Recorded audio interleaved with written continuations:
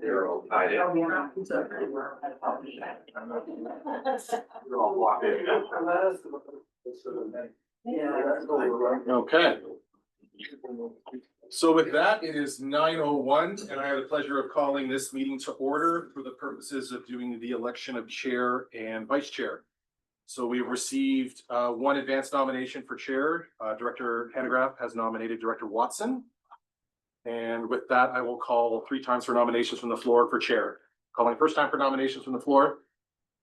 Can I just clarify, is that nomination already, so seeing if there's others? Yeah, Or yes, that nomination is accepted through the advance. Thank you. Acceptance process. I don't have to ask for acceptance on that one. Thank you. And calling for a second time for nominations from the floor. And a third and final time for nominations for chair. Seeing none, by acclamation, your chair for the year is Director Watson. And moving on to vice chair, we've received no advance nominations for vice chair. So I'll call for nominations from the floor. Director Newell. Director Lockwood. Director Lockwood, do you accept the nomination? Yes, I do. Thank you. I'll second. Okay, thank you. Calling for a second time for nominations from the floor. Director Tierney. Aiden, McLaren Cole. Director McLaren Cole, do you accept that nomination? You got a thumbs up? Yes, I do. Negative. Thank you, Director DeBoon. And a third and final time for nominations for vice chair. Okay, hearing none, we'll give each candidate 2 minutes to address the board. I tend to go in alphabetical order by last name, and this is as close as you can get. So Director Lockwood. Thank you. Thank you for the nomination. I appreciate the board and where we are today, and I can say that I'm not on a bunch of committees that are outside of the board. And I would be happy to come back to support the board in going forward for another year and making sure that we're all heard. Yeah, you all had me for, I guess, 2 years. 1 year, 2 years, I don't know, I don't remember. And I would look forward to supporting this again, with the municipality lens, as we have a rural lens, to make sure that we are going forward boldly. Thank you. Great, thank you. Director McLaren Cole. Thank you, Stuart. I would be honored to have another year to contribute to the executive. I think we've made some good strides this past year, particularly in terms of refining the way we do meetings, how we have approached the budgeting process, both of which are recommendations that I have brought on behalf of other directors to the board. I'm sorry I can't be there in person today because I'm in Vancouver at UBCM meetings. And I think supporting Chair Watson has been a strength of mine over this year. And those of you who were at the meeting in May know that I can handle a hard meeting with the ostrich situation that we had to deal with. And I would very much appreciate your support for 1 more year on the executive. Great, thank you. Wow, succinct. Both of those were under 50 seconds. So we'll move to election by secret ballot. So Mike will pass those out. Director Davidoff, Director Kaisley, if you can send an email to both myself and to Angela with your vote for vice chair. Thank you. Coming through clearly, I can see.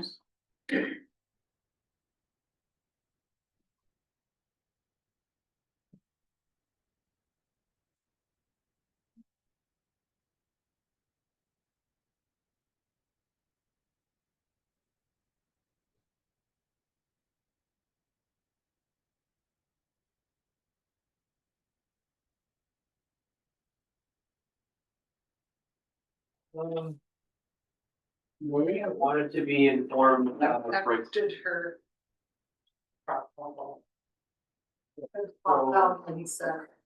Like, can we set one here for Marianne to be? Oh, okay. Oh, there she is. Great teamwork. They're Okay. wise. Consider, water, or. Thank you.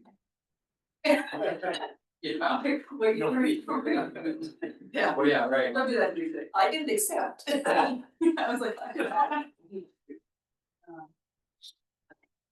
So I have the three online.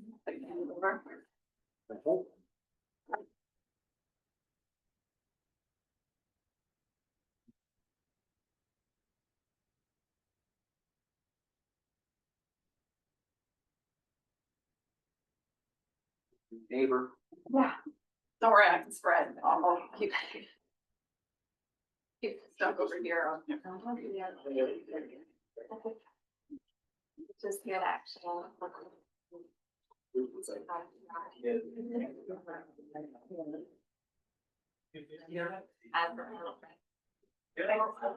So. Bring on. Yeah. Yeah.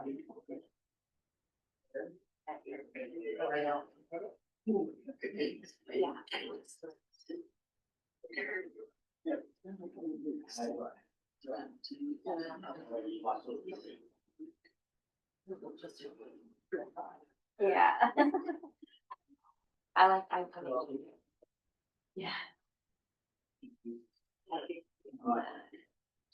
Short. I know. Yeah. Got all the. Kind of here. They're crooked. Kind of started. Yeah. Yeah. I tried to Already figured put things that in out. there. Yeah, and I'm like. Good job, Mike. Keep it up. It's like that, so much yeah. Maria. Action.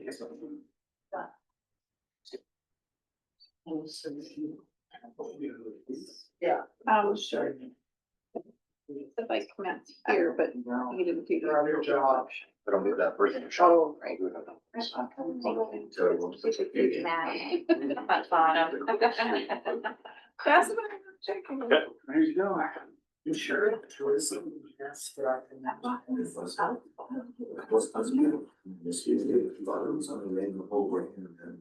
So is your car just on the side of the road, Leah? Yes. No, I'm so sorry, but what incredible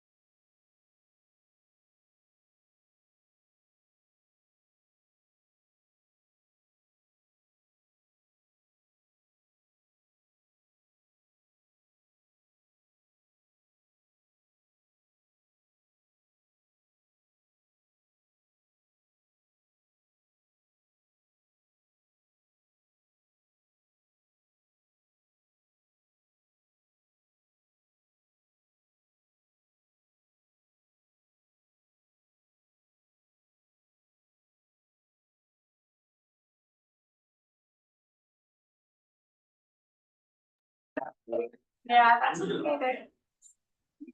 It's a tie. Oh, that's okay. We were just talking that. I know, we can count, it's a tie. That wasn't the struggle.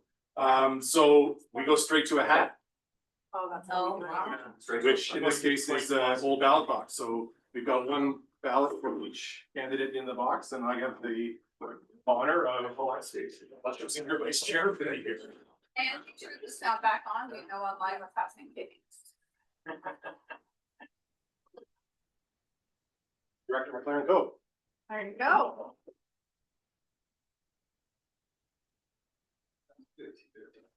We were all just talking about How that was break it gonna up. work. Yeah, well, our procedure bylaw speaks to a tie with three candidates where the lowest one drops off and then you re-vote for the remaining two. Great. But for two, it's straight to this, we can't ask anyone to change their vote by voting again. So with that, I'll call for a motion to destroy the ballots. Thank you. All in favor? Those opposed, carried. And I will pass it on to Chair Watson. Thank you. Thank you.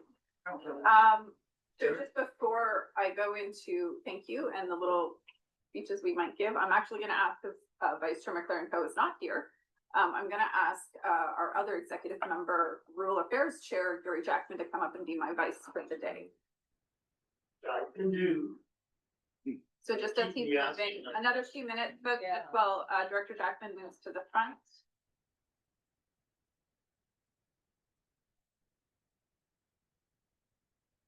I think this is the only meeting McLaren Co has missed, so. I forgot to tell you, I pre-planned if this was the way it worked, that Gary would step in for you. Thanks, Amy. Oh, no, I got your space, so. No, there's lots of room here. All right. Okay, you good? All right. So to the board, my fellow colleagues, thank you. I am sincerely honored to continue to represent you and lead this board into continuously tumultuous times. However, I do want to really acknowledge how much work we've done in this past year and how incredible it is to see us have very differing views and understandings and yet work as a team. I hope that we can continue that trajectory. This is the last year of this term. And so we do end up getting into what they call the silly season about halfway through. But I think we are all here for the reasons of our community. And I think that intention will continue for us to keep doing the best we can. And I will be here for you. Should anything arise, you know how to get a hold of me. So thank you for your support and do let me know when I can help you out. Thank you. McLaren Co, do you want to go ahead with your? Sure. Thanks, Chair. I just want to say mostly echo your comments. Appreciate the support and the coin flip that worked in my favor there. And I just want to express my gratitude and appreciation for what we have accomplished over the past 3 years. And I'm looking forward to this last year of this term. And much like you said, Chair, I'm here to support you, the rest of the directors in this last year as we ramp up for whatever happens in the next term. And yeah, it's an interesting time to be doing this kind of work. So again, thanks for the support, and I'm here to support you as well. So reach out anytime as well. So thanks, Chair. Thank you, guys. All right, then, folks, let's continue on.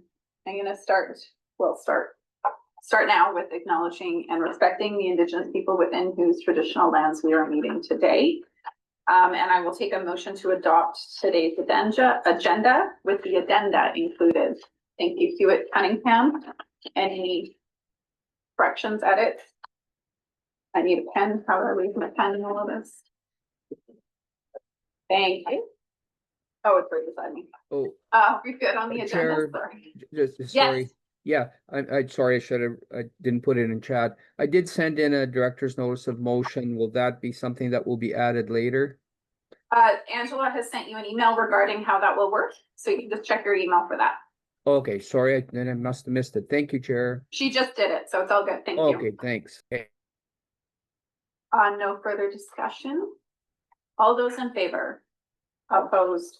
Carried. And adoption of the minutes from October.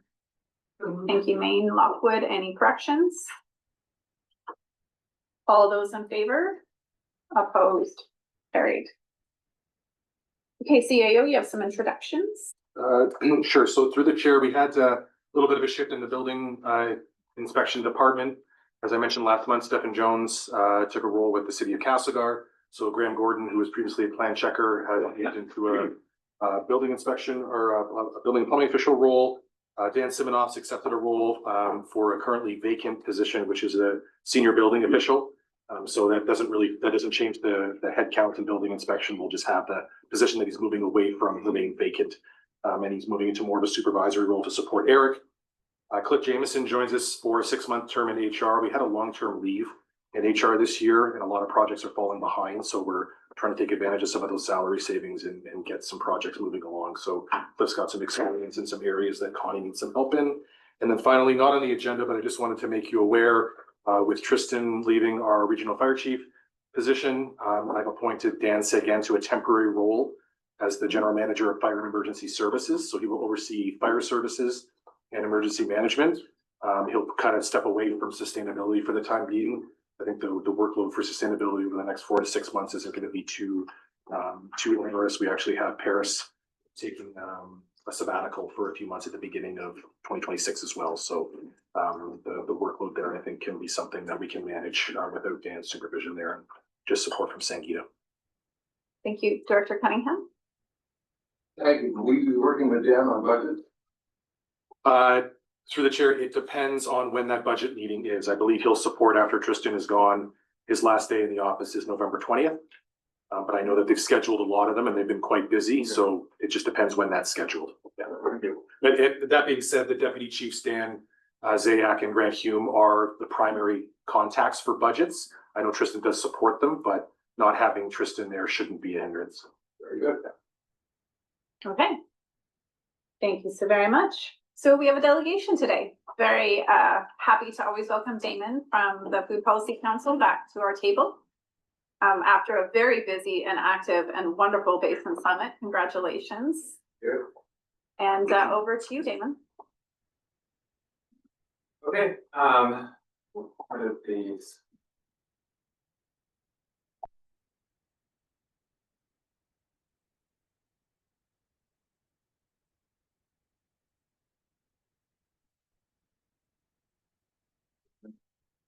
Here. Okay, thank you for having me. My name is Damon Chenard. As you know, I'm the executive director of what is known as the Central Kootenay Food Policy Council, which we now are also going by the name Kootenay Food Council. Quick presentation overview. We're going to look at some of our highlights from 2025. Quickly do a high-level look at our impact and alignment with the RDCK and review our gaps, opportunities, and priorities for 2026. And we'll quickly jump through proposal I'm looking to put in the Kootenay boundary food procurement network in what do I say? So we have a number of exciting highlights from our 2025 council meetings in our council in general. We have 4 council meetings brought together more than 40 regional food leaders this year and local government representatives and community partners. These gatherings continue to support regional momentum, knowledge sharing, trust building, and opportunities to identify collaboration and regional initiatives. Of those 4 meetings, we had 3 virtual council meetings, which held a range of engaging topics that you can see listed there. And we had 1 in-person meeting in Salmo this year for our AGM, where we held some exercises and workshops, did a tour of the RCK composting facility, which was extremely enlightening, and there's a group of us sitting outside of the first compost pile that's produced at the site there. We elected 3 new board members this year, which I just want to highlight come from a range across the RCK, from Crackton, Newcastle, and the Spokane Valley. And with the increased support this year, we've been able to update and strengthen our communications. We were able to hire a new communications coordinator to help provide support with comms and engagement efforts. And the organization adopted its new public-facing name, the Kootenay Food Council, and developed new branding materials to the company.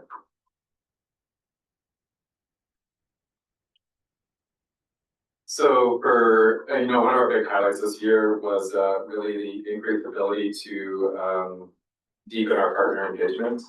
And has really hit new levels. Much of the council's impact happens through a number of one-on-one and small group conversations. Our capacity to engage at this level has been instrumental in strengthening our ability to build trust and understanding as a regional partner within Central Kootenay and beyond. Throughout 2025, we met regularly with stakeholders to explore alignment, share opportunities, and identify needs. These engagements vary across a large cross-section of regional and community representatives and food stakeholders. Additionally, we focus to ensure that our work is aligning with broader efforts taking place in other parts of the Southeast Interior by taking part in opportunities for networking and collaboration with our outer region community organization for provincial bodies. Engagements are directly translating into new partnerships and forming priorities moving forward. I'm not going to run through all the partners there, but I think we have that in front of you. So, while we also increased our unique partner engagements to over 30 plus, this past year has marked a significant increase in our overall reach within and beyond Central Kootenay. This has been achieved also through 8 regional initiatives, which you can see the yellow circle kind of highlighted as like that these impact the entire Central Kootenay. And we've been participating in over 20 local engagements this year. With our strengthening capacity, project momentum, and deepening partnerships, we've broadened our impact and engagement within Central Kootenay while also beginning to represent the region's needs and opportunities on a broader scale.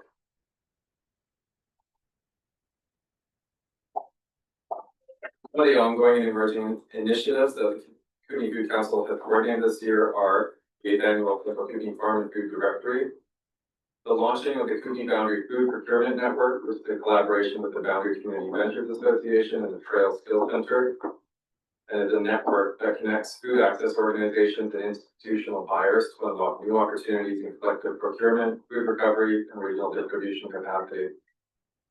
The Grow and Connect and the Kootenay Pilot, which we highlighted here a couple years ago, continues to make advancements. This year, it has formed as its own nonprofit association, called the Grow and Connect Association now, and it will continue advancing the development of a regional logistics software, networking and aggregation tools, and consulting services now.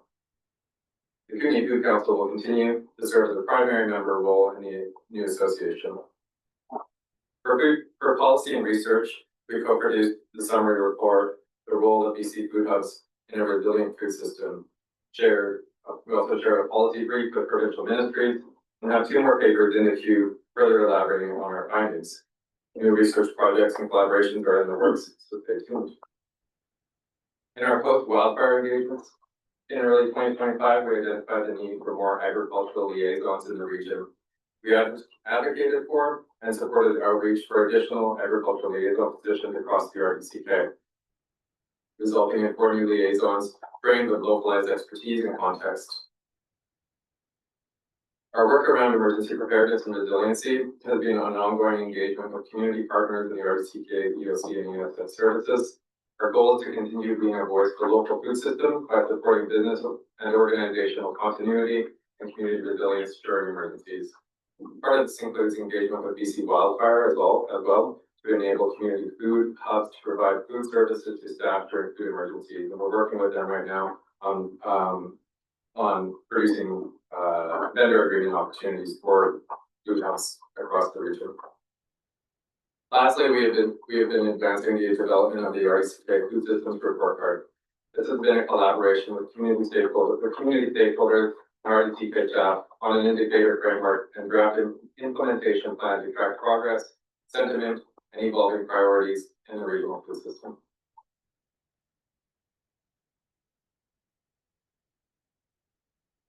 Through the RDCK support, the Kootenay Food Council is looking to advance the district priorities in climate and emergency resilience,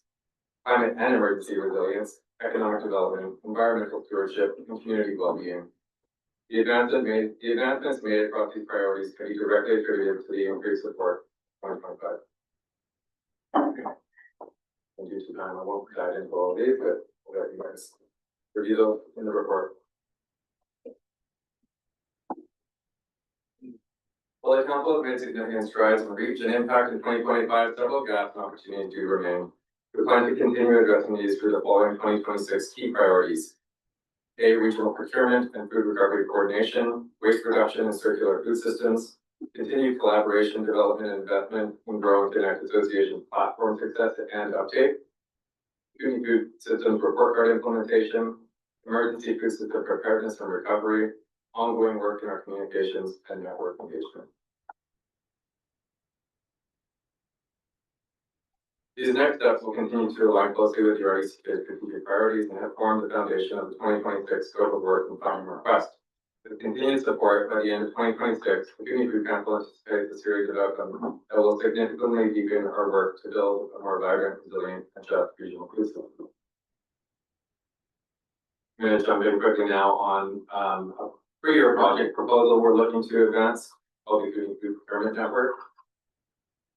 Now, to avoid any confusion, I'm identifying this request as the Kootenay Food Procurement Network, which is underneath this other project. I thought I would be able to read off of this, but I'm having a little trouble. I might actually need to grab my computer here, but oh, thank you so much.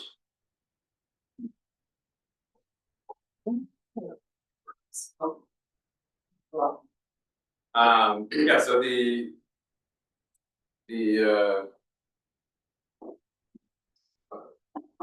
so the Kootenay Boundary Food Procurement Network was initiated under the United Way's Collaborative Food Impact Program. It's a 6-month pilot that we're halfway through right now. And it's a cross-regional partnership with those partners I identified earlier, the Trail Skill Center, the Boundary Community Ventures Association, and the Kootenay Food Council.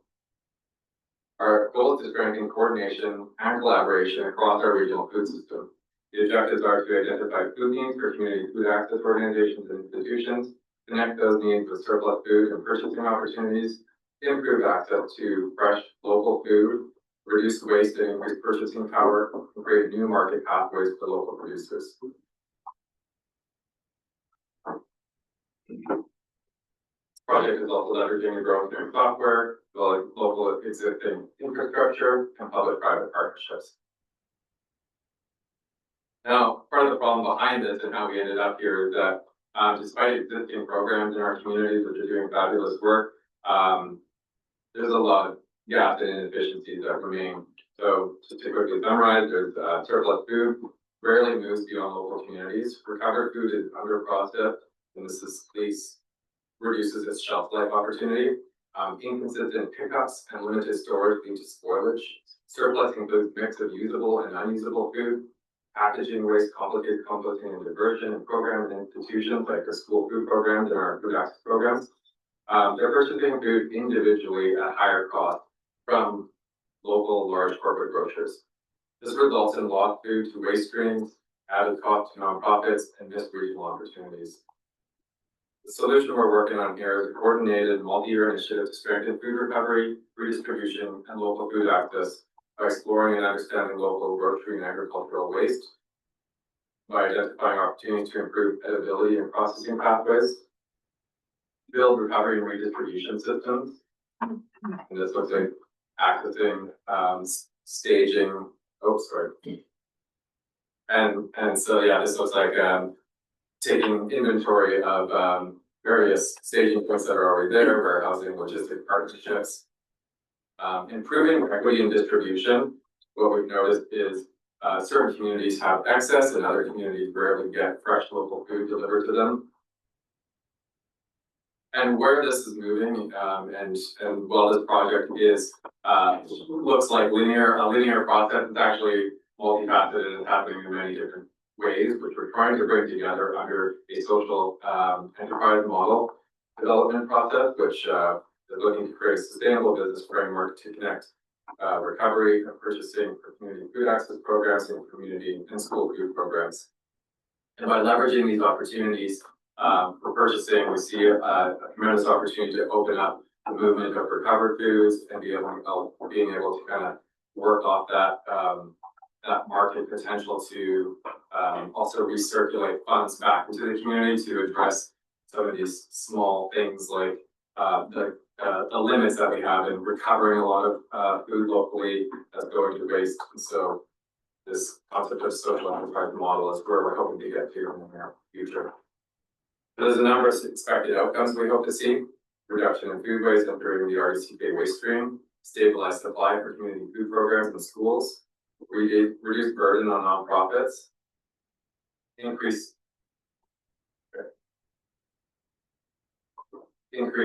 cross-sector collaboration, new circular economy enterprises within logistics and processing, better environmental outcomes, and regional food equity. There are comparables to a project like this in the regional district of Kootenay Boundary. They've been providing an annual contribution of $20,000 to the Boundary Community Ventures Association annually to their Boundary Food Security Network. This is a modest amount, but it's allowed them. This consistent investment has enabled significant progress in cross-sector collaboration through recovery and market coordination. And we feel a similar level of support from the RDCK would enable comparable advancement in the central Kootenay, building a stronger foundation for waste diversion, equitable food distribution, and improved economic development pathways to local food.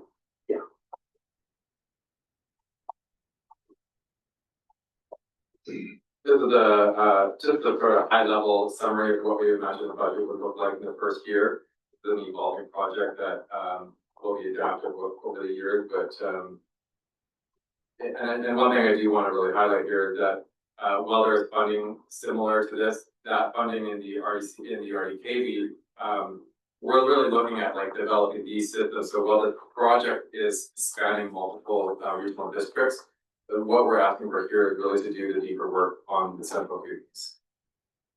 And then these funds would be leveraged. This is an ongoing project. There are already other funding streams going in. We've already made applications to REDIP, and we're looking at working with the Ministry of Education on developing these enterprise models. This project is also taking place at a larger regional scale too. We have partners working across the Okanagan and East Kootenays. And so this concept of collective purchasing and leveraging buying power is going to be a regional movement, not just a localized one. In conclusion, this project work laid back with several RDCK priorities, and the $20,000 investment positions the Kootenay Food Council to act as a key partner in turning food waste into value, ensuring good food reaches those who need it most, and to strengthen the local food economy by consolidating new market opportunities. Sorry, that's off on my two computers here. Thank you, everyone, for your support and your time. And yeah, if you have any questions, no. Thank you. Yeah, so we have a few questions. Directors, we do have an item later on the agenda regarding a request that was put in by staff, so we can have a lot more discussion at that time now. But if you have specific questions for Damon, this is where we can ask them. So we will start with Director Newell. Yeah, hi Damon.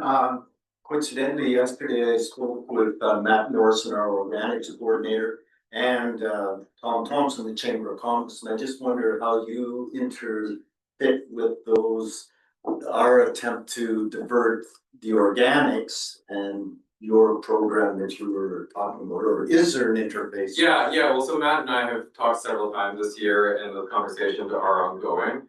I think there's a lot of opportunity to not only address what is, so we have a couple different issues. One is that there isn't enough ability to pull all the food, say, out of an area like Preston, or even find ways to process, all the old apples anymore in all these communities. We've lost a lot of that funding. But more specifically to sort of some of the issues that I see with my conversations that I've had with Matt is, well, vegetables and like fresh foods are being diverted and finding a place. Quite often what the challenge is like packaged foods, and we need new solutions for these types of things, because a lot of that packaged food sounds like it's ending up still in the landfills, or we're also not putting maximum use to these products anymore. So they may get diverted.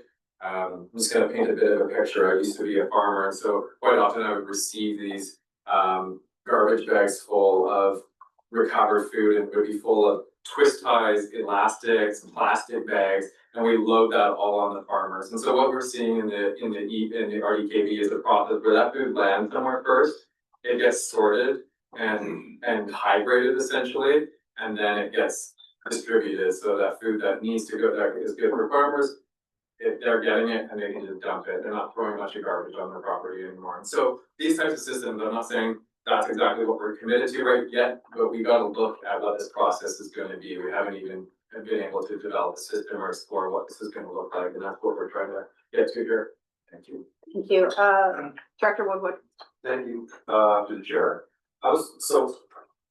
When you talk about this program, I see in my head a lot of rolling things, like you're gonna have trucks, refrigeration, that kind of like hardware. Yeah. And maybe this is too early in the process, but is that something that you're? We're already working on that, yeah, so in some of the pilot stage we're in right now with the procurement network is and because we've also been coming out of this with Grow and Connect, where we've been sort of mapping and building these relationships and sort of getting an understanding of where infrastructure is and where the fleets are.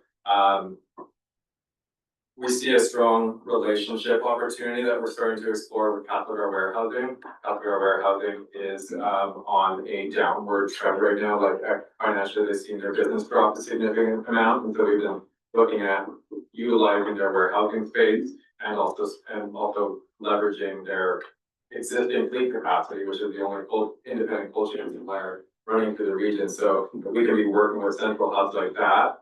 We also have the Preston area where the food hub there is working. We're still trying to find that one bridge from Preston.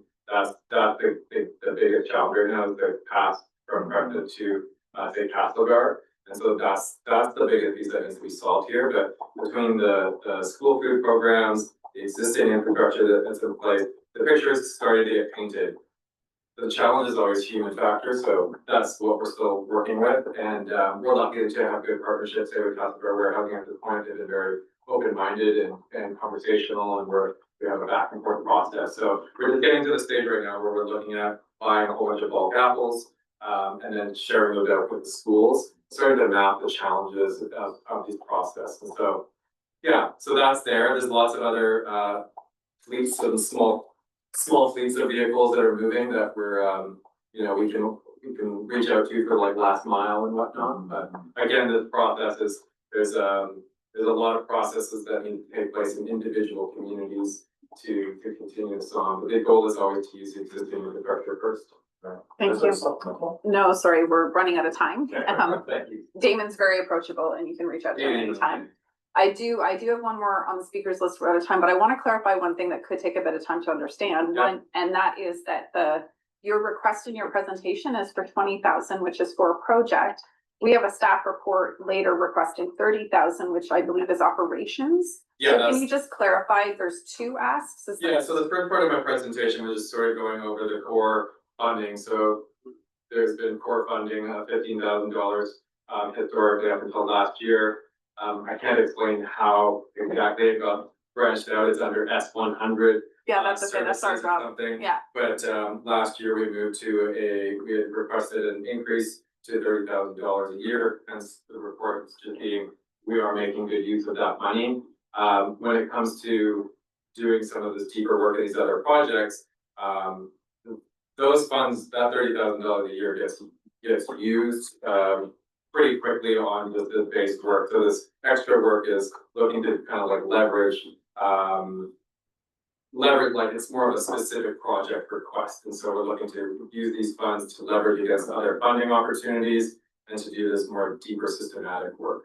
Okay, thank you for that clarification. Maine, I'm going to allow you to ask your question. Yeah. And then we'll close. It really is a quick question. Under your networking, you have a number of organizations listed. My question is the Fire Week Hub in New Denver part of? Oh yeah, absolutely. Fire Week Hub in New Denver is Mickey has been a longstanding council member of ours and regular meetings. When it comes to aggregation, I know they're putting in a new cold storage or storage space that we're looking at integrating into the Grow Connect platform and working with them because it's going to be a very critical point of distribution opportunity there. And then we're also through this procurement network, we're in conversation with the local food bank there as well. Just a very quick. I didn't allow other stuff on the case. I'm sorry. I have to be fair. We actually have two other presentations today, not at this time, so do bear with me as I keep us moving. Thank you so much, Damon. I do want to acknowledge that the food systems work in this region over the past 20 to 30 years has grown incredibly. And it's been great to watch the Policy Council, which was initiated by this board in 2 other districts. So great work, really good stuff. I will follow up with you separately in terms of the 2 different asks and how we deal with those. So we'll address your operational one today in the agenda. The other one, I'll come back to you the process for that. Thank you very much. And thank you. All right, directors, we will keep moving along. We're all good. And did you know, we had Selznick for about 30 seconds and then he left. So I'm not sure if you're watching that. Yeah. When she shared the presentation, right? Yeah, that's why I wanted you to know. On the chat, it says when he came in and came out, but I told Stuart he was here and then he left right away. So I don't know if he's back. I don't think so. Well, he left. And so I don't know if someone wants to email Director Selznick and ask if he's trying to connect. Thank you, Teresa. Okay. All right, Brian Dell, Commission Minute.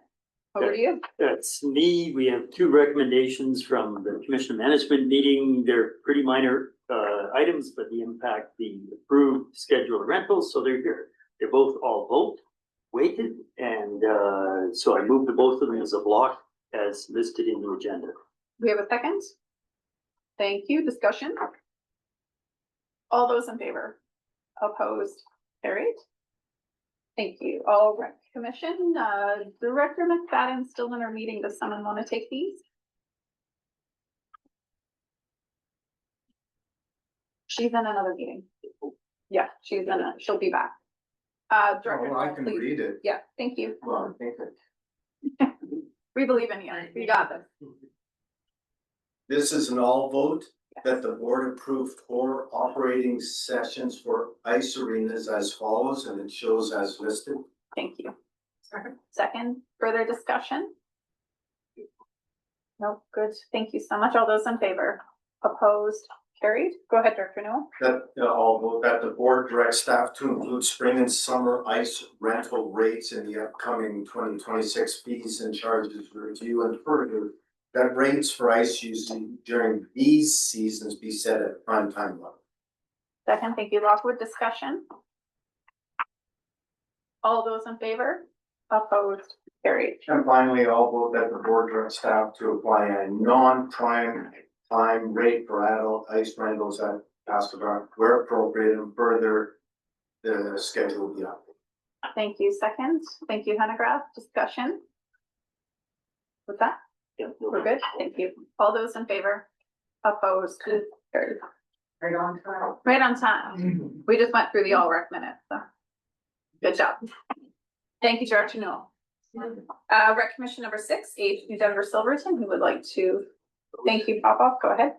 Yeah, that the board approved the payment of the following grants from the Recreation number 6, New Denver, Silverton, and Area Service 229 2025 budget. Spokane Lake Arts Council $900, West Kootenay Football Club $2,000, Silverton Community Club $600, Spokane Lake Golf Club $263, North Spokane Trail Society $1,000, the CERN Parent Advisory Committee $1,500, Valhalla Fine Arts Society $1,000, Spokane Lake Purdue Learning Society $487. We have a second. Thank you, Maine. Discussion? All those in favor? Opposed? Carried. Thank you. Participants only. Creston Valley participants only. Director DeBoon. First motion is, that the board approve the payment of the following grants from the recreation facility president and area of B and C and defined day service S24/2025 budget. Town of Preston, $5,000 for the Christmas parade. We have a second. Thank you, Jackman. Discussion? Participants only. All those in favor? Opposed? Carried. And you have another one there. Go ahead. That Director Vandenberg be delegated to the Crescent Valley Public Library Board as a non-voting member, with the provision that he submit frequent posted course. I'll second the first part of that. Thank you. Can I just ask procedurally, we usually do appointments. Appointed. And so does this land in a different way or is this gonna get where it needs to get, Ange? You'll make notes, Okay, but it really, yeah, doesn't affect us. okay, good, thank you. So it's an appointment, that's technically what it is, just clarifying. Okay, further discussion? I look forward to your book reports. This is all votes. All those in favor? Opposed? Carried. Remember book reports? Wow. Reports of work. Yeah, called our agenda now. Joint Resource Recovery Committee, Director Baba, you chaired that yesterday. You want to go ahead? And you don't have to read all the motions. You can do the general if you'd like. Yeah, thank you. The first recommendation that the board approve RCA extend the current prison service agreement with GFL Environmental and with costs to be paid from Service 188 Refuse Disposal West Region. Do you have a second? Thank you, Director Main. Discussion? All those in favor? Opposed? Carried. The second recommendation, all vote, that the board send a letter of concern to the Ministry of Environment and Parks regarding the proposed new fees under the Environmental Management Act. Thank you. Do we have a second? Thank you. Director Davidoff, go ahead. Yes, Chair, I will be adding a director's motion, just opposing, it's a director's motion that will not deal with today, obviously, with respect to further action on this item. Thank you. Further discussion? With that? That is director's motion. No, his director's motion can't be in the middle of a motion. It'll be at director's motions. It'll just be a notice of motion with the title, and then next month we'll see the motion. No, director can, through the chair, director can put a notice of motion on the table at any point during the agenda. There's no section. But we have a motion on the Yeah, table that's right fine. now. Yeah, that's fine. I'm just saying, it doesn't have to wait till the director's motion section. Oh, that's Director good. can put a notice of motion on the table at any time. Okay, then let's finish this and we asked him to do that. Okay, you can put it anytime.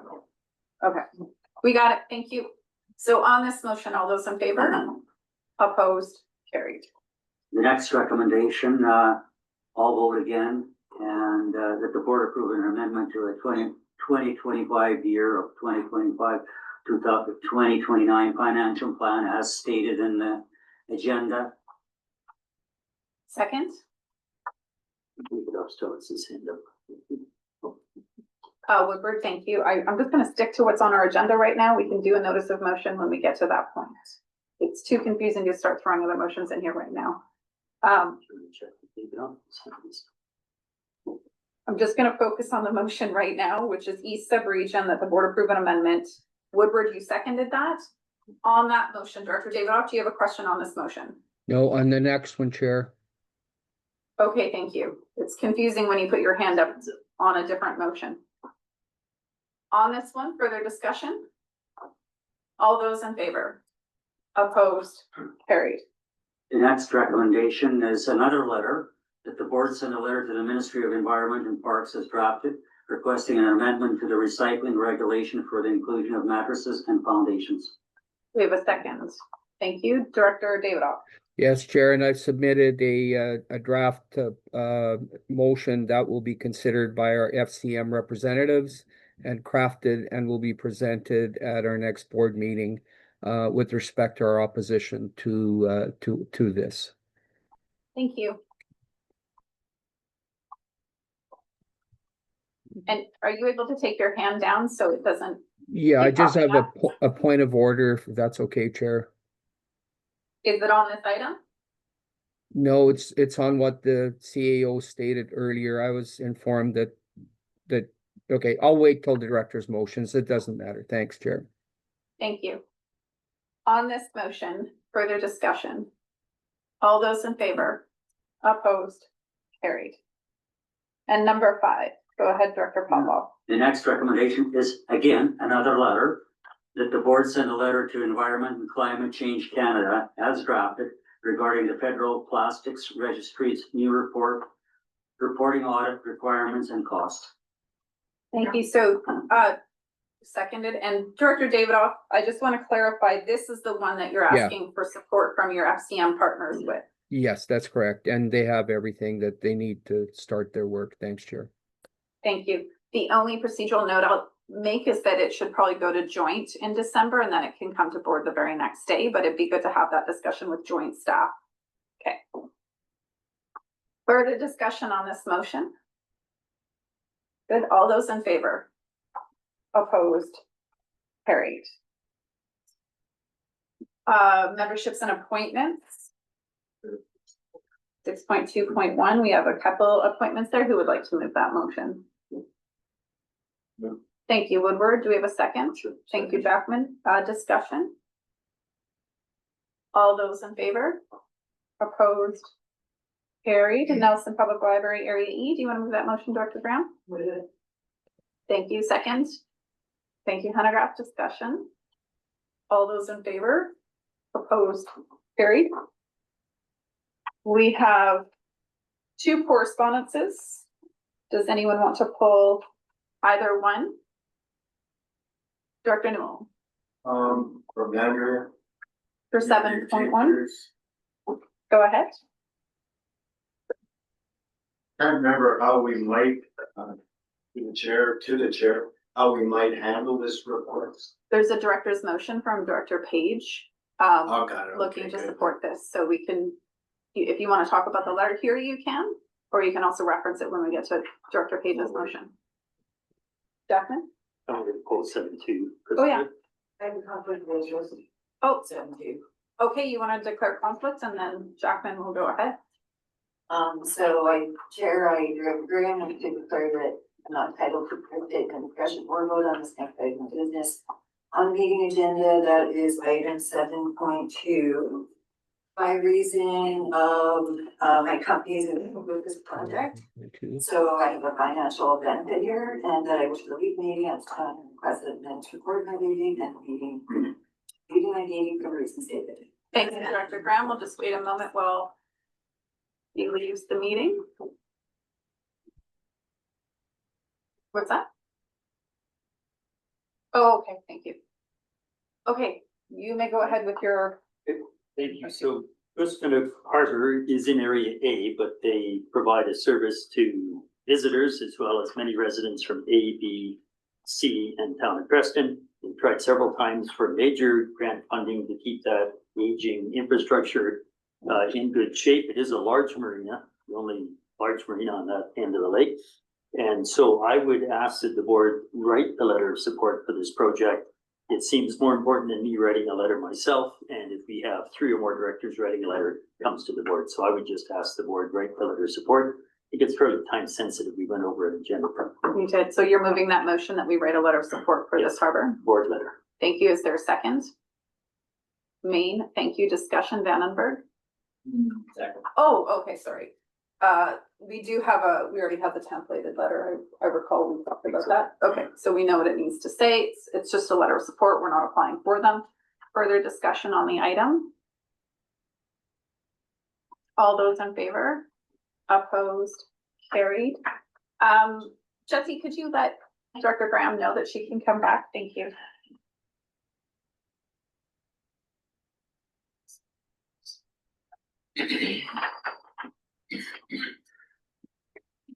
Thank you. So 8.1 and 8.2 were pulled at this time. They're gonna come back after inspector approval. Is that correct, Anne? So there's no items there? Okay, Yeah, so thank you. Chair, just a question on the process here. On bylaws, yes, go ahead. Yeah, so why they were pulled, and why were they pulled?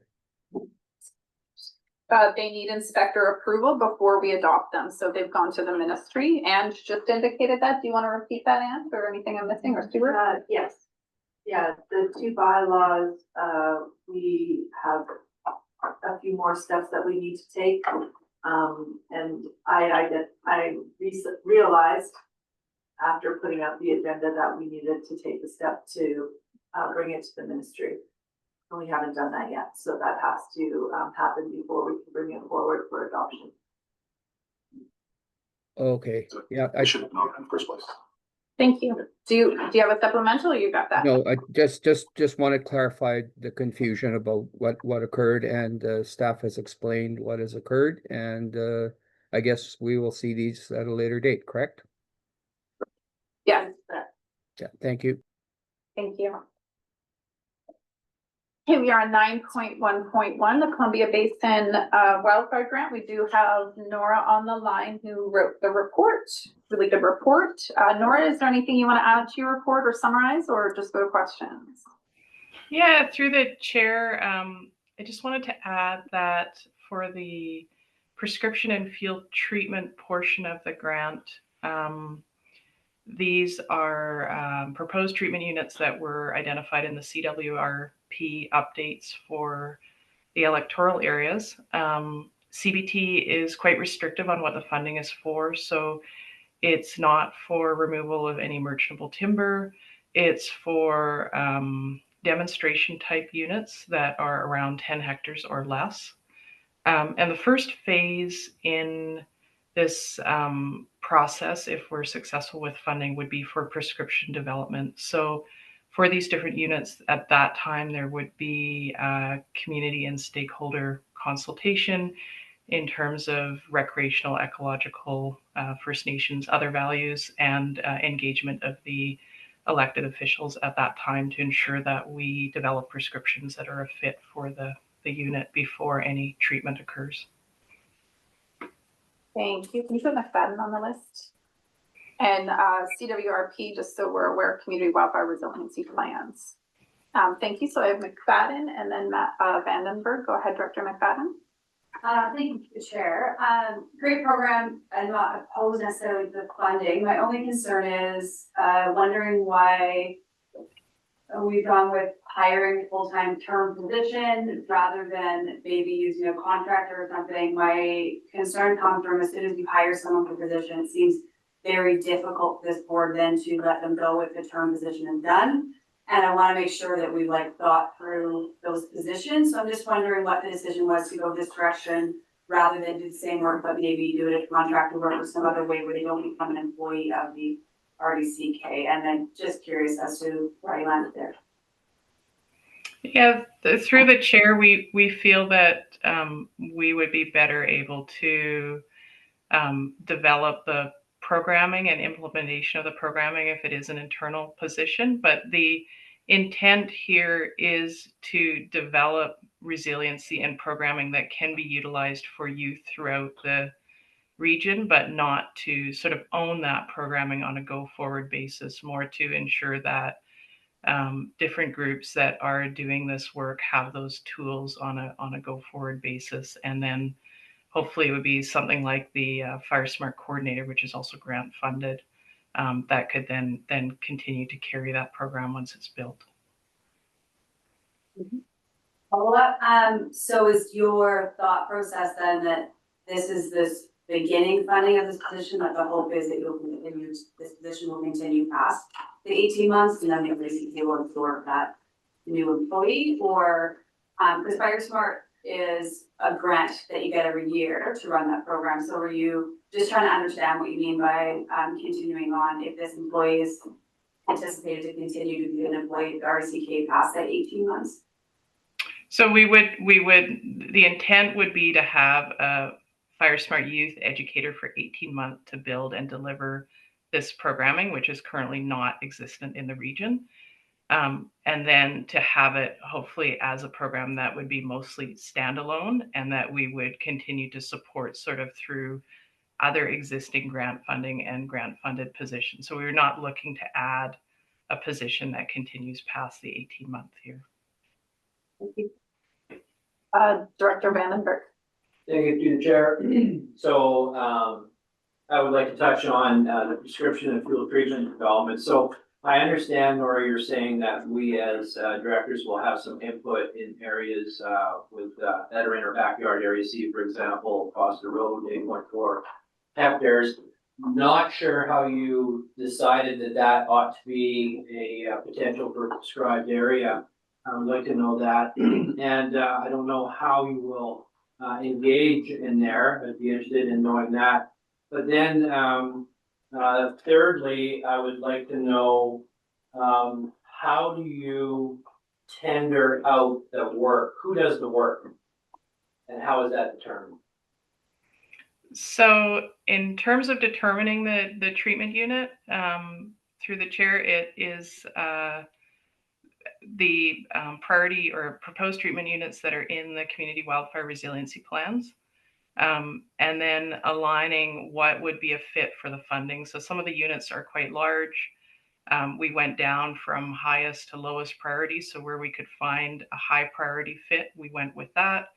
We met with BC Wildfire and Selkirk Resource District staff to discuss the units, and then also ensured that the licensee or land manager was also in concurrence with the work occurring where it is their tenure. So in this case, it was Canfor's tenure. So that was sort of how we determined which units to put forward and to propose.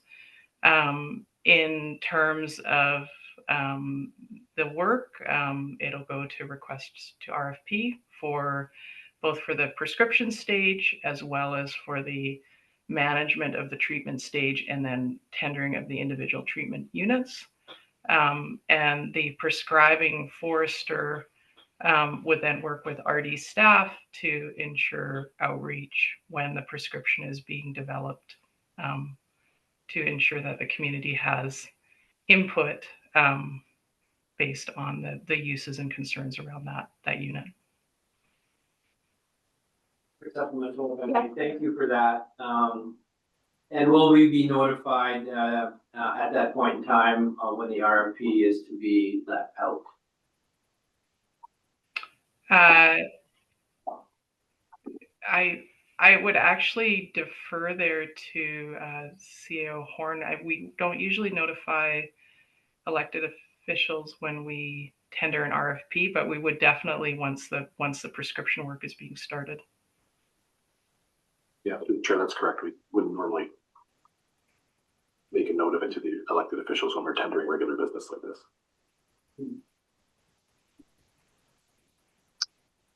Director Weatherhead. Thank you, through the chair to Nora. Just a question on how the areas themselves were prioritized. You may have said something here and I may have missed it. How it was determined which area and in which area. Yeah, through the chair. So when the community wildfire resiliency plans were renewed, the forester that was engaged there would have worked through reviewing the units, either new units being brought forward, proposed treatment units, or existing proposed treatment units. Reviewed those further with BC Wildfire and Selkirk Resource District staff. And so those are the units that are in our community wildfire resiliency plans.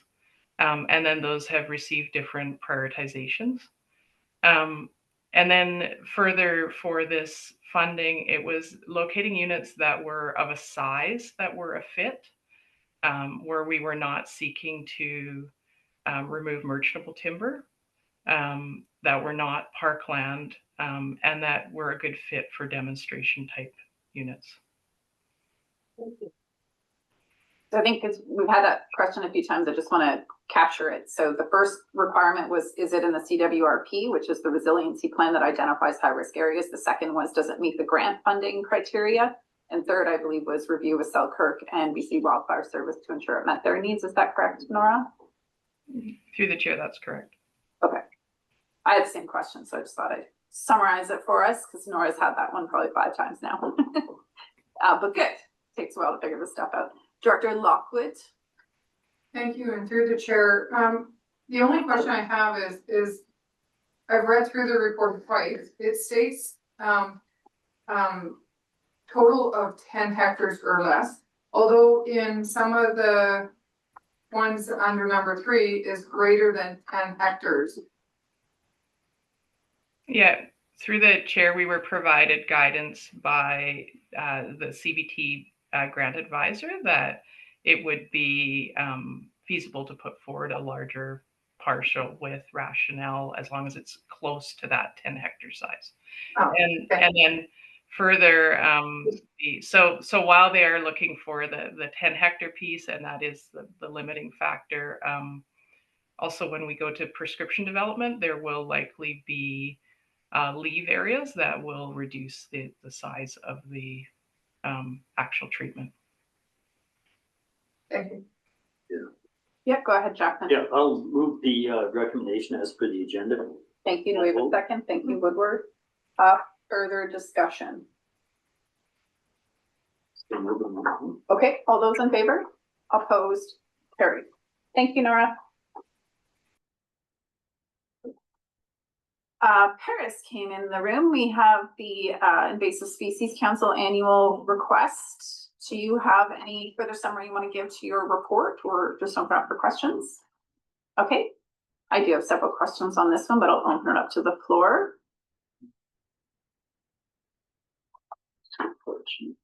All right.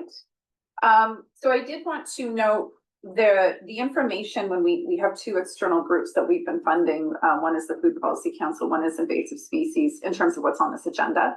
The Food Policy Council provided extensive information regarding what they were doing, but I do have to say that it then made me go back to the CCIS request and note that we haven't seen minutes from those committee meetings, which they're not an RDCK committee, but they are one we requested. So a little bit more meat to what they're requesting would be helpful. So let me just go to my questions. What is the total budget and how much comes from other orders of government is one question. I did want to note that when we put in this is my other piece, and this is for you, Paris. When we put in a report that the resolution to be endorsed, it's not quite accurate. We need to do resolution to be considered. We're not endorsing it until we've considered it. So I just think we need to be careful about that language because it just assumes we will endorse it. So the question just on the budget, do we have an idea of the whole budget and what comes from other orders of government? Thank you, Mr. Chairman. I vote. Thank you. Okay. Do you have a speakers list? Vandenberg. Okay, Vandenberg, go ahead. Great, thank you. I'm familiar with this group because I'm one of the members that sits on the committee. And I can, to the chair's comments in terms of funding, I'm going to go back to our terms of reference that we developed in December 2024 and put forward in January of 2025. We do have partners from RDKB, and during those conversations, we discussed their ability to help in that funding. And so I think this is that period of time which we could take that opportunity to reach out to them to see if they feel there's value as being part of the group and what their funding commitment could be. With that said, I would be more inclined to defer this to December, and so till we have those conversations to find out what financial offering that they could come forward if they at all. Right now it's a call for 15,000 to run the program. And we did spend time talking about that back on the terms of reference conversation. So that's what's in my mind on this at this point. So I'll hold yeah, go ahead. Well, I'll just hold your motion to refer. We'll go through the speakers, and then if that's what we do, I'll come back to you to refer it. Go ahead, Paris. Thank you, Mr. Chair. Thank you for that specifically. And so, yes, there has been an ongoing request because RDKB does participate in the working group to for them to contribute financially. And that request is only from staff to staff, so not through me, but through Lori, who's the executive director of CCIS, through RDKB staff. At this time, they haven't brought forward a motion. They are in discussion of best how to do that. And CCIS is covering the cost of their participation on the working group. Can I go through? I'll go through the rest of the speakers list and then come back to you, Director Vandenberg, for a referral and any other further. Is that okay? Jackman.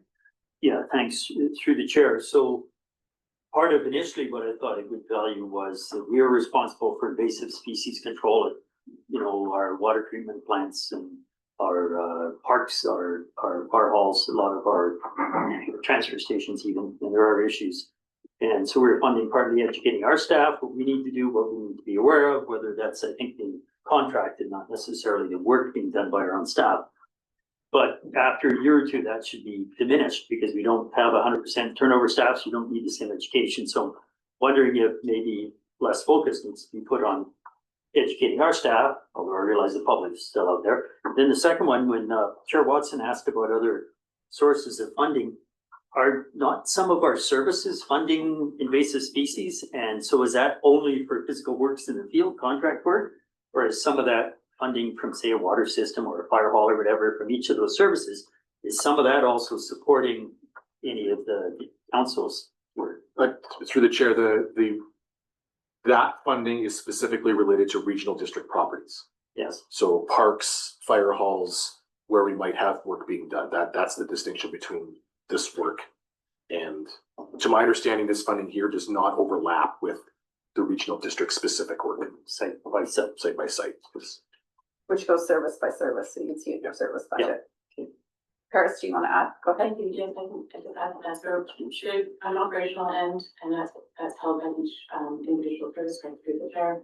And then the intent of this funding is really to support the working group in building the capacity at the regional level to help understand how we manage the issues that are happening at a regional level. So it's an invitation to municipalities to participate in the working group and also regional directors, and to learn, and there's been extensive learning that's been provided to the working group of what are the risks that we face and then how best to operate or to address them. Thank you. So I have Davidoff Newell, and then, yeah, go ahead, Davidoff. Thank you, Chair. My question is through the chair to the directors that sit on the CCAS board. And this concerns my support for funding. So that's why I need this question answered. Is the board aware of the 2025 federal court ruling stated Health Canada must review the approval of glyphosate products because it failed to transparently assess new scientific studies or potential risks? And I know when I sat on the board, I resigned actually after I realized how much glyphosates were utilized, and there was uncertainty, and they are banned for use of in forest management, crown land, and forestry in Quebec, and over 40 Canadian communities have restrictions or bans on glyphosate. So is this a debate or a discussion at the CCAS board table? And basically, what is the current position of CCAS on use of glyphosate? Thank you, Director Davis. So I'm first just going to check in. Who is on the board of CCAS? Board, not the working group, the board. Who is on the board? We have no one at this table on the board. Who do we have at this table on the working group? That's Woodward, Maine, Vandenberg, Hewitt. Okay, so we don't have anyone from the board here, David. Are you okay to hear from the working group? Paris can actually answer as well, so we'll go there. I would like directly from the advisory committee because they're the ones that are dealing with this every day. Paris is not, right? Well, Paris has a response, and then we'll go to one of the committee members as well. Thank you. Paris, go ahead. Thank you, through the chair. United States passed a motion reflecting that any CCAS activity not include glyphosate as chemical, and so RDCA honors that direction. And so any actions that happen on RDCA land do not include glyphosate. I think it's the general operations of CCAS because in some cases that it is the best treatment, and they from what I understand, they use it responsibly. But from our operations, it will glyphosate used. So that's for our operations. To the committee members who would like to answer if they're aware if this as a whole is considering the impacts of this. Go ahead, Vandenberg. Thank you, through the chair. Being that we are a working group and our role is to provide some invasive species strategies is the role of our group. We have not specifically spoken to glyphosate, that chemical, but it may have come up in conversations in passing. So we have not had a specific item of conversation around that.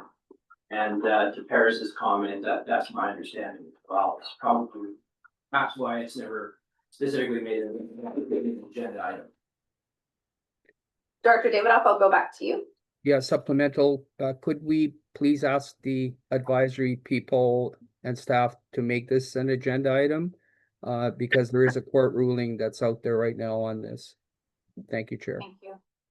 I think what I was going to suggest was we likely have a motion to refer this. It would be really helpful if CCAS came and did a delegation as per they get funding from us, so similar to Food Policy Council. So I'd suggest that we request them to come as a delegation, and then we ask these questions And also then we could consider their funding request. I think that would be appropriate.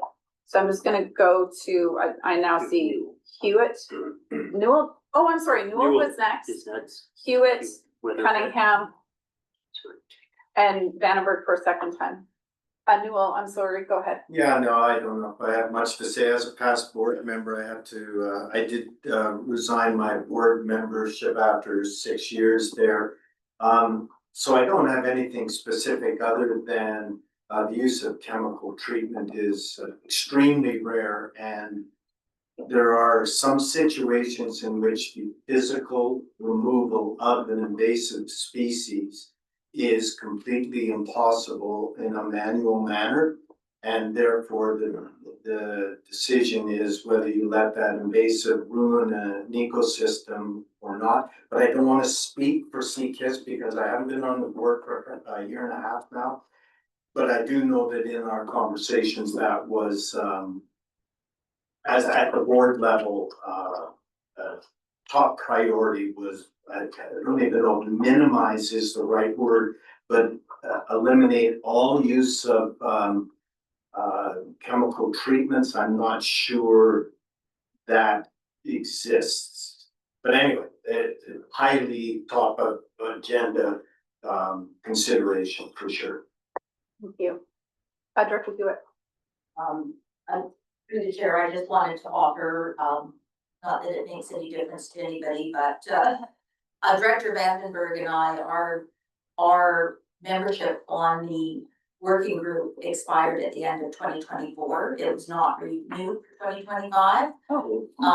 So I sit at that table because I was duly appointed by my council to sit there. So that's the reason I put my hand up, and same with Councillor Main or Director Main.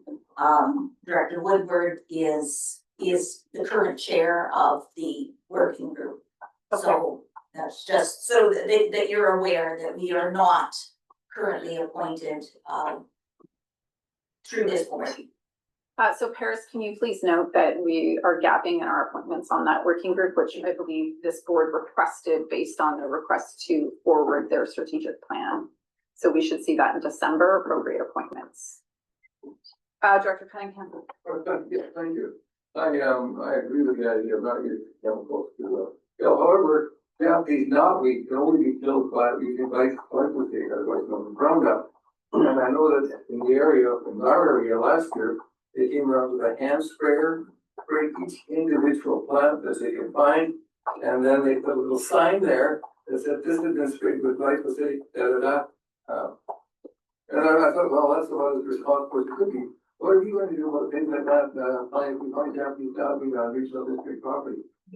What is our approach? Because according to everything I've read, that's the only way of killing it.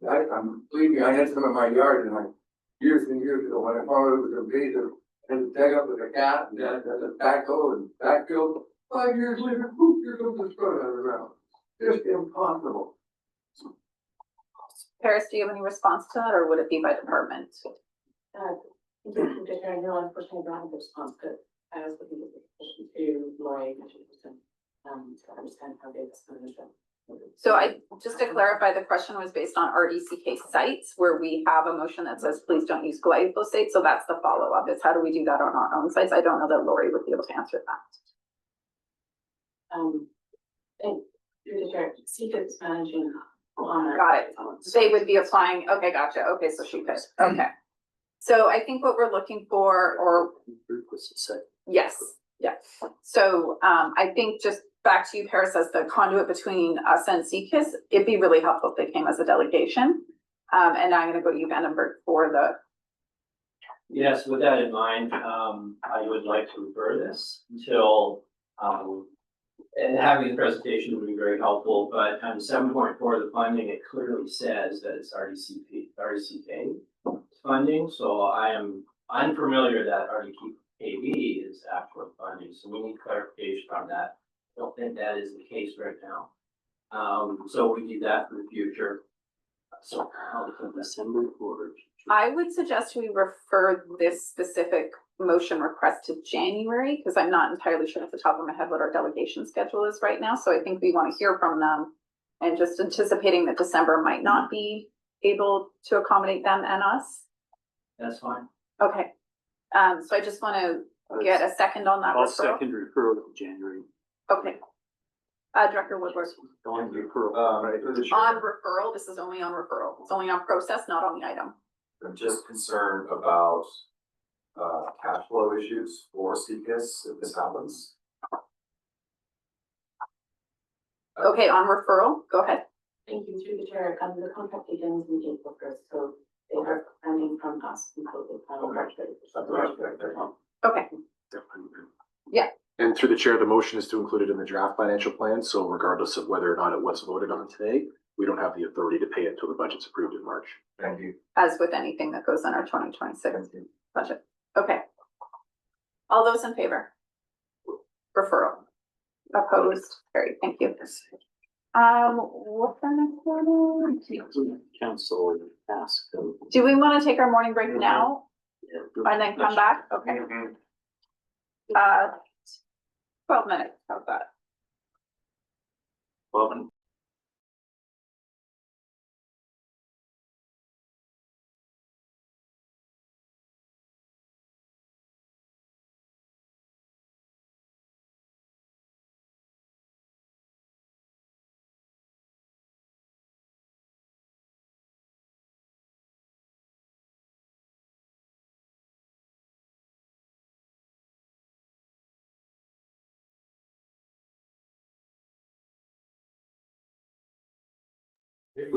Oh, okay. Okay, we're back. Thank you so much. We ready? Yeah, so we are on item 9.1.3. Paris, you're back at the podium. Is there anything you want to add to this report or articulate? Go ahead. Yeah, thank you, through the chair. I just want to clarify, I apologize there is a bit of confusion. There's actually two funding asks that are on the table, as Chair Watson clarified at the end of the presentation. This report is for core funding, so operational funding for 30,000. And then we can bring an additional report in December for the 20,000 request, which was being alluded to at the presentation. So one is for core funding, and we funded for numerous years, and then the other one is a new project that we're taking on there. Thank you. So you'll bring that one forward at another meeting. We'll only discuss this one today. Thank you for that clarification. Jackman. yeah, thanks. So through the chair, this ask in both report and in the actual recommendation talks about a maximum value of $30,000. So there's a nice little chart in the report, 4.1, portion of salary, 20,400, communications, 5,400, etc., totaling 30. But I don't see anywhere where, how would we meter the money out? Because quite often there's just, you put a number on the page, 30,000, and they just budget for the full 30,000, here it is. When this says maximum, when you see these things, are we gonna see a quarterly invoice and we pay based on how many events were held or based on level of activity? What if we say this isn't working so good and by next September we say, no, you're gonna get 25,000 or something like that? Why does it say maximum? Is there some hourly rate or understanding of the value per event, per hours work? Where's that at? Thank you, through the chair. We do check in at the end of the year just to, sorry, Ian, go ahead. Yes, please go ahead. We do check in at the end of the year just to ensure that all the funding has been spent. That there's never been a case where the funding hasn't been spent, but it could arise. Also, this is part of our standard resolution template is up to a maximum. And so, again, we might have just been an administrative piece of system for having this get figured about it, but we don't want to make assumptions that we're allocating. Supplemental. Quick supplemental, and so I think it'd be entirely prudent to have an expectation set of a quarterly update, not the end of the year. Because otherwise, we're really, this implies we'll have some interaction. I appreciate a quarterly. I'm just noting, I believe it's McLaren Co. who's on the Food Policy Council as per our appointee. Is there anyone else, Vandenberg? So I know that yes, we can get quarterly reports from the entity themselves. And I've noted in director's reports that they will provide the newsletters and updates. So there is that vehicle happening there too. So McFadden was next on the list. Go ahead. Thank you to the chair, and it might be to Director Manager being on there. Just a couple questions. One might be staff as well. What we funded them in the past couple of years, I don't remember. And the second question is around, are they fulfilling, like, within our agricultural network? Are they doing that job for all of them? Because I know there's a lot of agricultural organizations within our district, like within their district, but I'm just trying to figure out why we fund this one and not all, or another one, or what the difference makes this one deserving of our funding and not the other dozen that fall within the regional districts. So I guess that would be my couple questions. Can I just give a brief history on how this started? So the council was actually came out of the 3 regional districts agricultural area plans. We had the food, the KBFA, which was agricultural liaisons. They were identified as a gap because we didn't have extension agents. And then the other one was the actual kind of policy piece around food system development, which was not so much up to the farmers on the land, but more so all of those organizations. So the council was developed as an umbrella to bring all of those organizations in and work with all of them. So the intention of the council is to be that umbrella, and then they work within them. So that also we wanted to see something referencing us as a table at the time, where we didn't have all these one-offs and we could see some regional coordination. So I'm just going to see if Parrots from a historical point, did I miss anything? The only other thing, sorry, was that we were really clear we did not want it to be an RDCK service. We wanted an external entity operating this, which created the council. And sorry, Paris, any other on the history? Thank you, Secretary. Yes, because we essentially developed the Food Council in partnership with others, and so it was a project. It was an idea, a project, now it's a program. And so we maintain an ongoing relationship with it, and it is intended to be that umbrella as well as liaison with local government or food producers on the ground, how to navigate the system and understand our policies. And yes. Vandenberg, as the committee member in the room today, is there anything you want to, corrections or anything you want to add to McFadden's question? I would say that there are, so the KFC has done a really good job of reinventing themselves and inserting themselves into the community and bringing in appropriate members. The funding, the umbrella aspect to it is something that I'm searching for in terms of the ag representation out in particularly the Crescent Valley area. So that's an interesting term. Never really thought about it that way before. I'll leave it at that. I have other comments.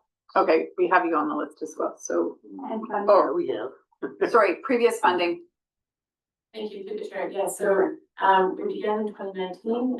We made a commitment to fund or 2018 rather, to fund for 5 years at 15,000 per year. In 2023, we reevaluated that funding because it was for 2024 because prices are getting more expensive. It was less possible to do the work with 15,000, and so 2024 to 2025. We're now 1 year off. Last year was the first year that we increased that funding to 30,000. At that time, the local grant was adopted into multi-year funding, we had funding commitment again, and the thought was to do it on an annual basis. So that's how we're doing it.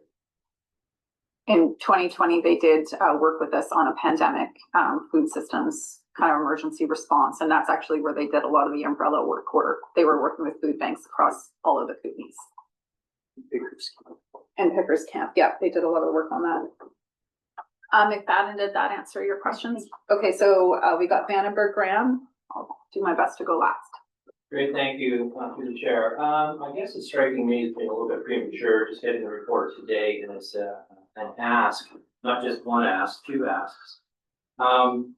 In Valley Services for Crescent Valley, we've got food, Fields Forward, we have the Food Hub, we have the Crescent Valley Food Action Coalition, all doing momentous type programs. There is a board representative that just started with FAC.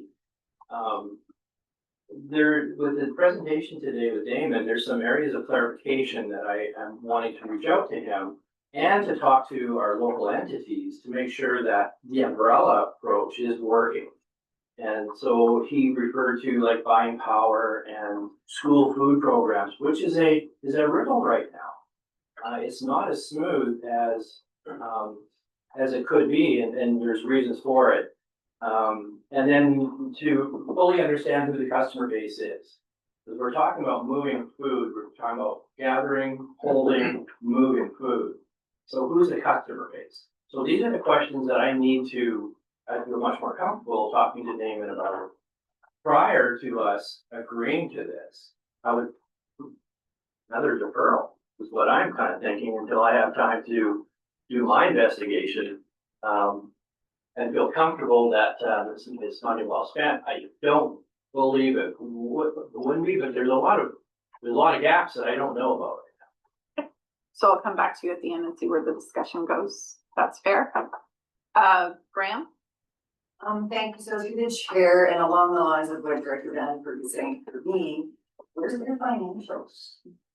Like, when somebody comes for a grant, like I typically like to see the financials of the organization. Like I look at this and I go like, a portion of salary, like $20,000, like what portion is that? Is it 20%? Is it 80%? Like I don't know if I don't have their sort of financials to understand, like how much is this communication, like how much is their full budget? We don't know. So I think along the lines of what Director Vandenberg is saying, I think we're missing information. And Paris, can I assume that you will communicate this back to Damon in terms of pieces that we might be seeking? Okay, thank you. Weatherhead. Thank you to the chair. Just to add to this discussion, the gaps too that, I mean, I'm only seeing one society connected to the Kootenay Food Policy Council, which is trying to, you know, I mean, connect. That is, we don't have SB10 is not included in this. So our school district's not. I don't know why that is.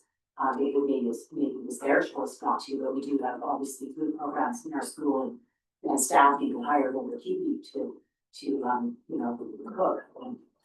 And so I would also just like to understand how Area K is connected. I know there's a few growers. I know we are not lost a lot of our agriculture many years ago. So, but again, it's just, I find it head scratching, although we do have Nikki Morganowski from the Village of the Pass.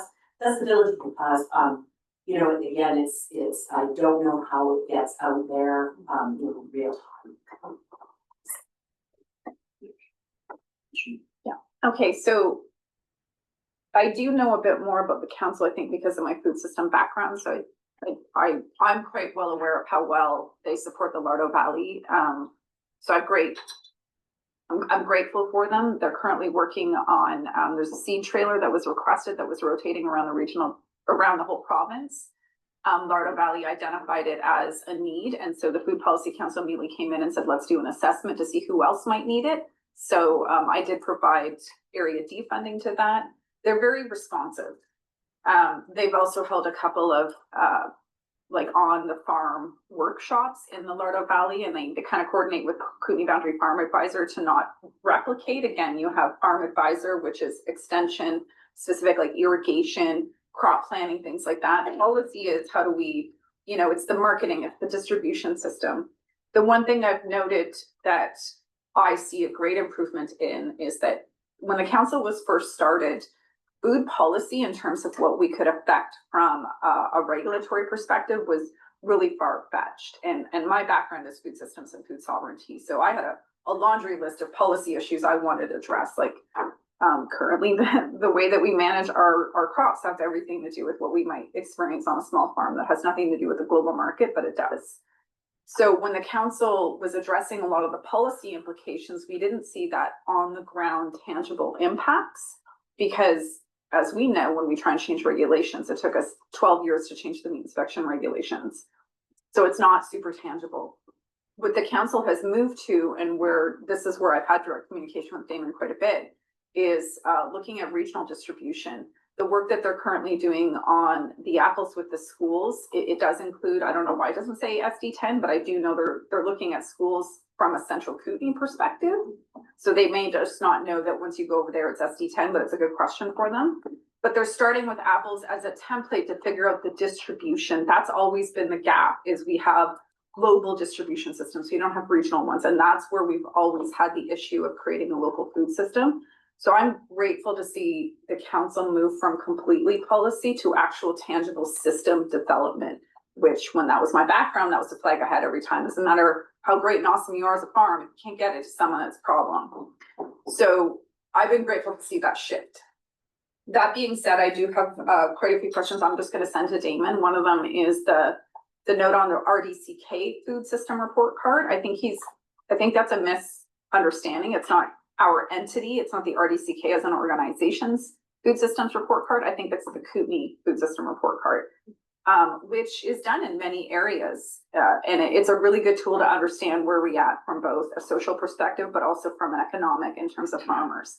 So I have some one-offs that I'm going to send to Damon just to understand better. But I do want to note that the policy aspect was very difficult to see the tangible results on, and that was hard. I see them moving to a much more system development piece, and that for me is way more functional. So I'm grateful for the work we're doing, because that speaks to economics, it speaks to social, it speaks to the global system we're in that is not going to support us for very much longer. So I'm grateful. I think it's good. Director Woodward. Thank you, Chair. Yeah, I think one of my concerns, because it seemed like they're trying to move from this kind of policy to more of like on the ground operations.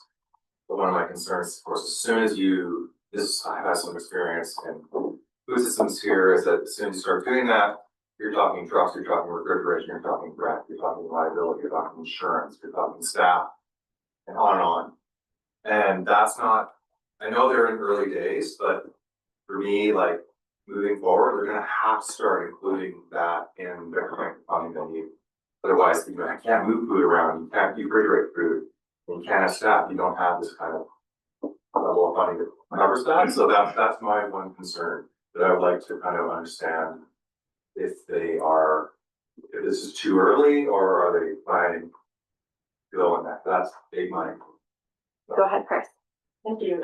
So the project is called Grow and Connect, and it's a multi-partner project. There's a few policy conflicts participating and supporting, and I'm happy to provide additional information about that. But yes, it is quite large, and they're in the implementation stage, and they have considered all those different components.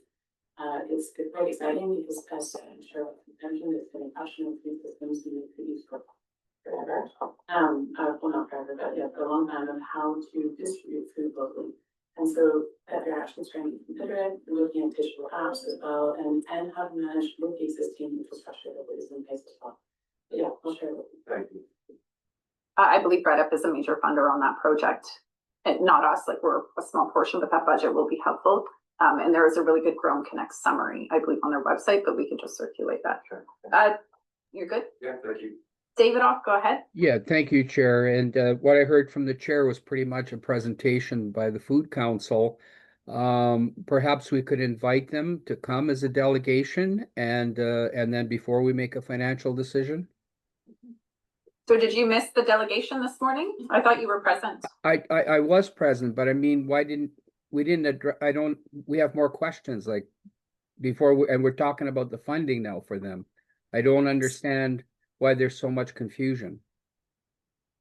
I don't know. We had questions for Damon, and then we did indicate that the request was on this agenda as well. So I think it's a very complex entity, and we have a lot of questions that we want verified. So I think we'll end up going back to Vandenberg for potential referral and getting information that we want more on. So Chair, I just have one more supplemental, please. Yes, go ahead. I really appreciate the discussion because we took a look at what happened in Kelowna with BC Fruits and I couldn't believe that if you can't make the stuff work in the Okanagan, how are we gonna try and do this here with on a much smaller scale? So just a really good debate. Appreciate it. Maybe more questions. Maybe we may refer this thing to budget discussions. But food for thought. Thank you, pun intended. Thanks, David. Jackman. So BC Tree Fruits came up. It's in the news now, and I don't know if everybody's aware. One of their holdings is in the Creston Valley. It's a big three generation, I'll call it, cold storage, fruit chilling, and higher tech, more modern, smaller refrigeration unit within it that's highly, sensitive to temperature control. Been limbo for years, getting access to that. The brewery uses it a lot. In their old model, they would load B trains with pre-chilled beer, take them to the States, go direct into mega beer stores, and they're sold right off the practically truck to shelf to the customer. So that model may be changing. I gave Damon a heads up that we need to find out, is that for sale? Is it part of this new private entity that's taken over BC Free Fruits? What's going to happen with that? And of course, our interest, I think, would be just to get a leasehold of a little piece of that, some valuable equipment in there. Those kind of things, I think Damon, now being aware, will work on. This is the importance, like Director Vandenberg mentioned earlier, that whether it's a rep from Creston or a new rep from the cusp or whatever, I think Director McFadden also mentioned it, he needs to be aware of all these little entities. They made their ask. They could have doubled the 35,000 pounds of food that they collected and redistributed in Creston Valley, would have doubled if they had cold storage. They don't need a system, the distribution and planning and mentoring and how to do that. They just need storage, because as it is now, the food's going to compost. So these are the issues that are in play. And because BC Tree Fruits is mentioned, yeah, that is a big current factor that I would expect they would be helpful. The council would be a good umbrella to look into that. There may be other facilities available. The only one we heard about was Castleton. No, former Director Wall is now on the council in terms of representation from Creston Valley and the Fields Forward over there. I'm gonna go back to you. Do you want to refer this to next month with the information to come back to us? I would, because there are some important clarity items to the deputy chair, assistant chair. No, vice chair. rural chair. Vice chairs, who I'm not aware of, but that particular unit is purchased by a local producer, and it's on the list that Fields Forward is working with right now to take advantage of that. So there's that. The school food program that was mentioned a little bit earlier, actually Fields Forward in Crescent Valley manages that. And that's the ripples that I'm referring to. There's some issues to do with that, but I would like to refer this to next meeting so that I can bring back more information that verifies some of the good work that Damon's trying to do, just a clarity around that. And then of course, the comment on the financials, where they at would be good to know as well. Should be understood by this group. Motion to refer. Do we have a second? Thank you, and that's to December. We've had a delegation, so I don't think it's the time consideration we had for CKIS. All those in favor? Opposed? Carried. So Parrot, I think the budget and a few of those questions, if you noted them, I also want to encourage directors with the deep down questions. Like I have a few, I'm just going to send direct to Damon for my own information. Please do that as well.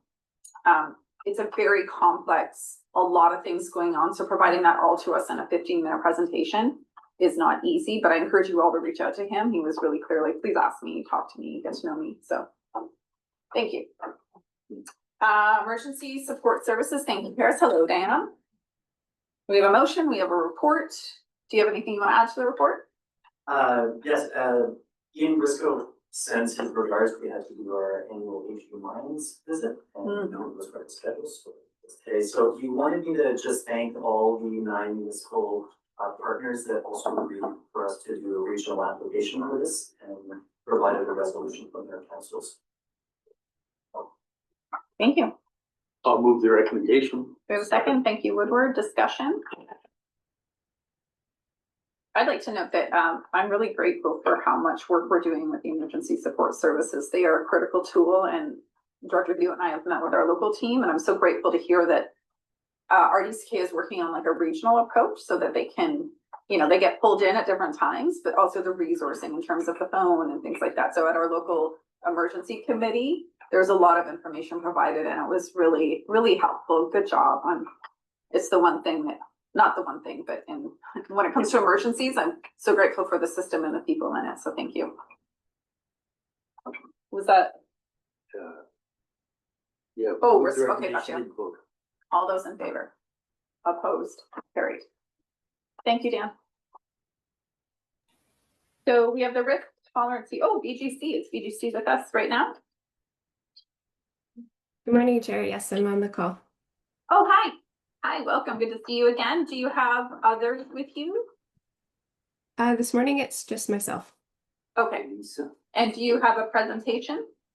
I do. Let me share my screen. Okay.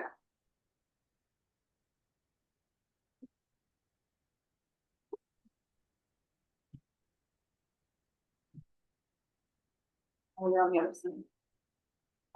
Is that coming through? Oh, no, maybe not. Let me try it one more time. No problem.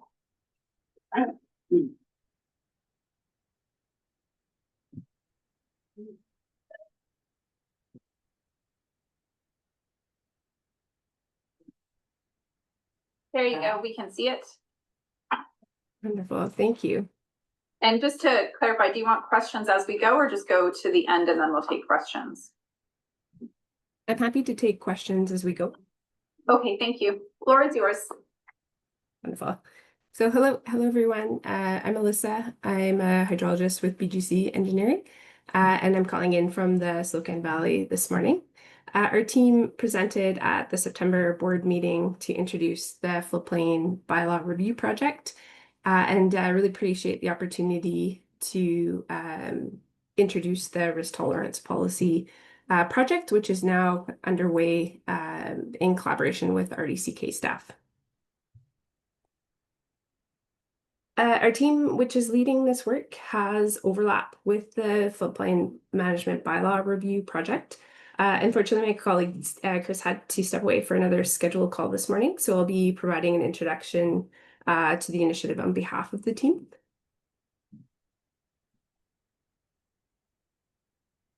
The intent of this project is to support the development of a risk tolerance policy as a tool to help manage natural hazards in the district and to guide land use planning decisions that require certification that the land is safe for the use intended.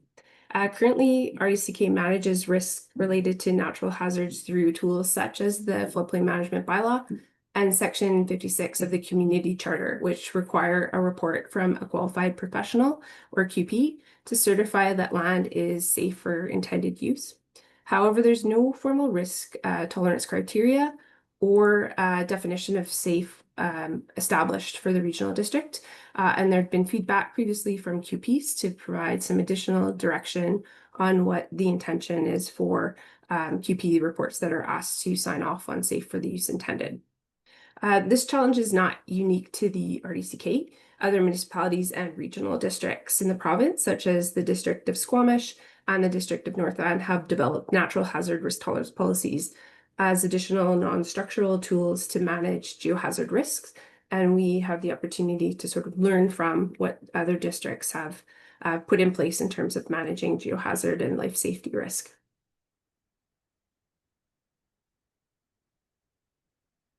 Risk tolerance policy can clearly define the level of acceptable or tolerable risk, which provides a consistent basis for development applications to meet safe for the use intended. A policy that defines safe helps with communicating what that means and provides some clarity for QP reports that inform land use decision. This criteria can also help support risk reduction measurements for measures for new and existing buildings, and can also potentially support risk evaluations for existing mitigation measures such as flood protection structures, debris barriers, or diversion structures. This example that I have here is one from the town of Canmore, where they've provided direction on life safety risk that is part of their documentation that's available to QPs that are doing those types of assessments for applications. This project has a relatively narrow focus. It's really helping to define what safe for development building permit decisions in hazards areas means to RDCK and where risk assessments have been required under regulation. For purposes of community planning decisions, the focus is on life safety risk or loss of life risk tolerance criteria, Like other jurisdictions, this will consider both risks to individuals and to groups, and geohazard related risks to support decisions about development in areas subject to a range of hazard types that occur in the RDCK, including floods, steep creeks, and landslide hazards. Under this framework, hazard, exposure, and vulnerability are evaluated to estimate the risk for development in hazard prone areas. Our team is currently conducting a broader review of relevant hazards and risk tolerance policies and best practices related to risk tolerance. As I mentioned, we have that information that is available from other BC jurisdictions, and also understanding what other municipalities are doing in Canada and internationally. We've also developed a stakeholder engagement plan to inform and engage First Nations, RDCK staff, and qualified professionals. Key deliverables for the project will be draft policy language and recommendations for RDCK.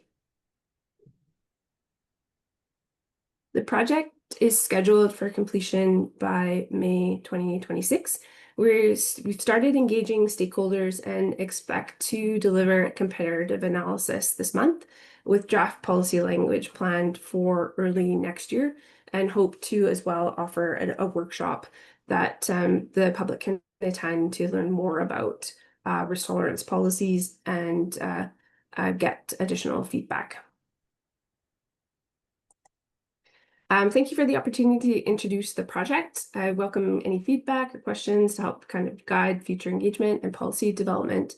And again, really look forward to working together to strengthen risk management across the RDCK with this project and with the floodplain bylaw review project as well.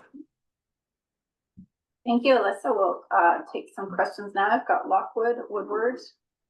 Go ahead, Director Lockwood. Thank you, and through the chair to Alyssa, how would this policy affect homes that are built in those areas already? As I look forward to what's going on in our province right now, there's a lot of uncertainties of land and stuff like that. Can you give us any indication of how this policy could affect those homes? Yeah, it would be, I mean, it would be applied to existing development as well. So that would be if a permit application includes expansion of existing facilities or change in the use intended for a facility, that risk tolerance could be applied. It would depend as well on the scale of the application and then the type of development. Yeah. I'm not sure if you can answer this question or if it's something that we end up having to go to legal or something like that, but how does that, if somebody has built and something happens and we have this risk tolerance policy, and their insurance, they can't get insurance anymore because of the policy, how does that come back on the board, or can it come back on the board? Yeah, that's a really good question. I'm not sure if I can fully comment on that one, but I could take that away and get a little bit more clarity on how that might potentially impact board decisions based on the policy language. Thank you. And Dan's in the room and Nora's online. If staff want to add anything to that, please do. Go ahead, Dan. Thank you, through the chair. I think I'd just add that the risk tolerance policy isn't a risk assessment. We're not going to be reclassifying risk across the regional district for this policy. This is a framework that helps make decisions, as opposed to saying in this particular area, this piece of land is now considered extremely high risk. So we'll find out more as we go, but it shouldn't be directly impacting this policy. Go ahead. So with Dan saying that, we heard that with the Fire Smart assessment, that it's never going to affect our insurance, although there's certain insurance companies now that are actually asking, do you have Fire Smart assessment? Because it will affect your insurance. So even though we said this when that first started coming, even though we're not at that point, that is a concern of going forward. So that's the only reason I brought it up. Thank you. one of the pieces to the Fire Smart is we actually did advocate that insurance agencies recognize it. So there was advocacy through UBCM for that. Not saying that insurance won't look at this, but next on the list was Woodward, then Davidoff. Thank you, Chair. My question is around, well, it is a little bit about insurance and risk, but also with the changing climate, risks are evolving and shifting. So do you feel like this document be flexible enough to include that kind of change and shift over 5 to 10 years area? Yeah, that's a really great question. Thank you for that. The criteria that developed will integrate climate change within to the broader risk assessment process. So for context, the influence of climate change is typically assessed as part of that risk evaluation. And so the QP is responsible for determining how climate change is incorporated into risk. So in accordance with professional practice guidelines. So the estimated risk is then evaluated to determine if it's considered acceptable, tolerable, or unacceptable risk. So as it relates to this policy work, risk estimates for both current and projected future conditions can be compared against a single set of risk tolerance criteria. So if estimated future risk is considered higher than today, greater effort will be needed to reduce future risk to within levels considered tolerable. And that would be part of the work of the QP. But this process would allow some direction on what is considered acceptable or unacceptable risk. Yes, supplemental. And just like, I'm just thinking about, let's say, snow loads and shifts in snow loads that have been happening. And then over like a 10-year period or a 15-year period, those are definitely going to be shifting and changing. So that would have to be built into that. But then of course there would be, with less snow load, there's less water, there's more wildfire risk, and all that builds up as the climate shifts. So it'd be really great to have that built in, that flexibility. Thank you. Anything from staff on that one, or you're good? Okay.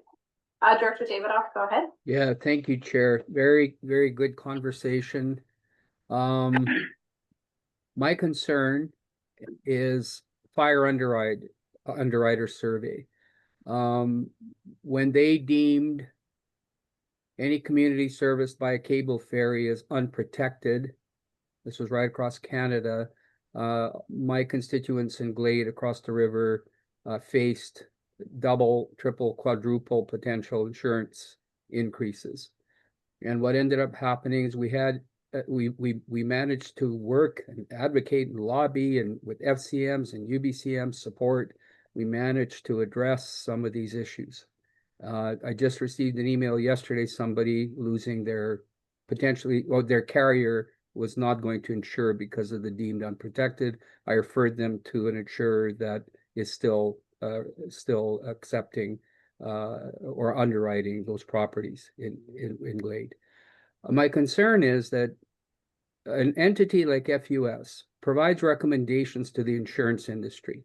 If we generate a report and GIS mapping and everything else saying that the certain areas where people live now are not, like, the risk is not acceptable for future development, or even for expansion of properties or anything that's currently there, an entity like FUS would definitely be looking at that and potentially making recommendations to the insurance industry.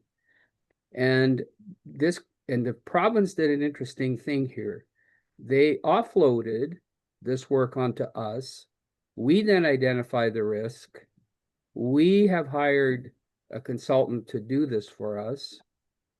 And basically then we have to work on what is safe and what isn't safe. So in essence, we as the RD become the entity making that decision, not the province or a provincial agency.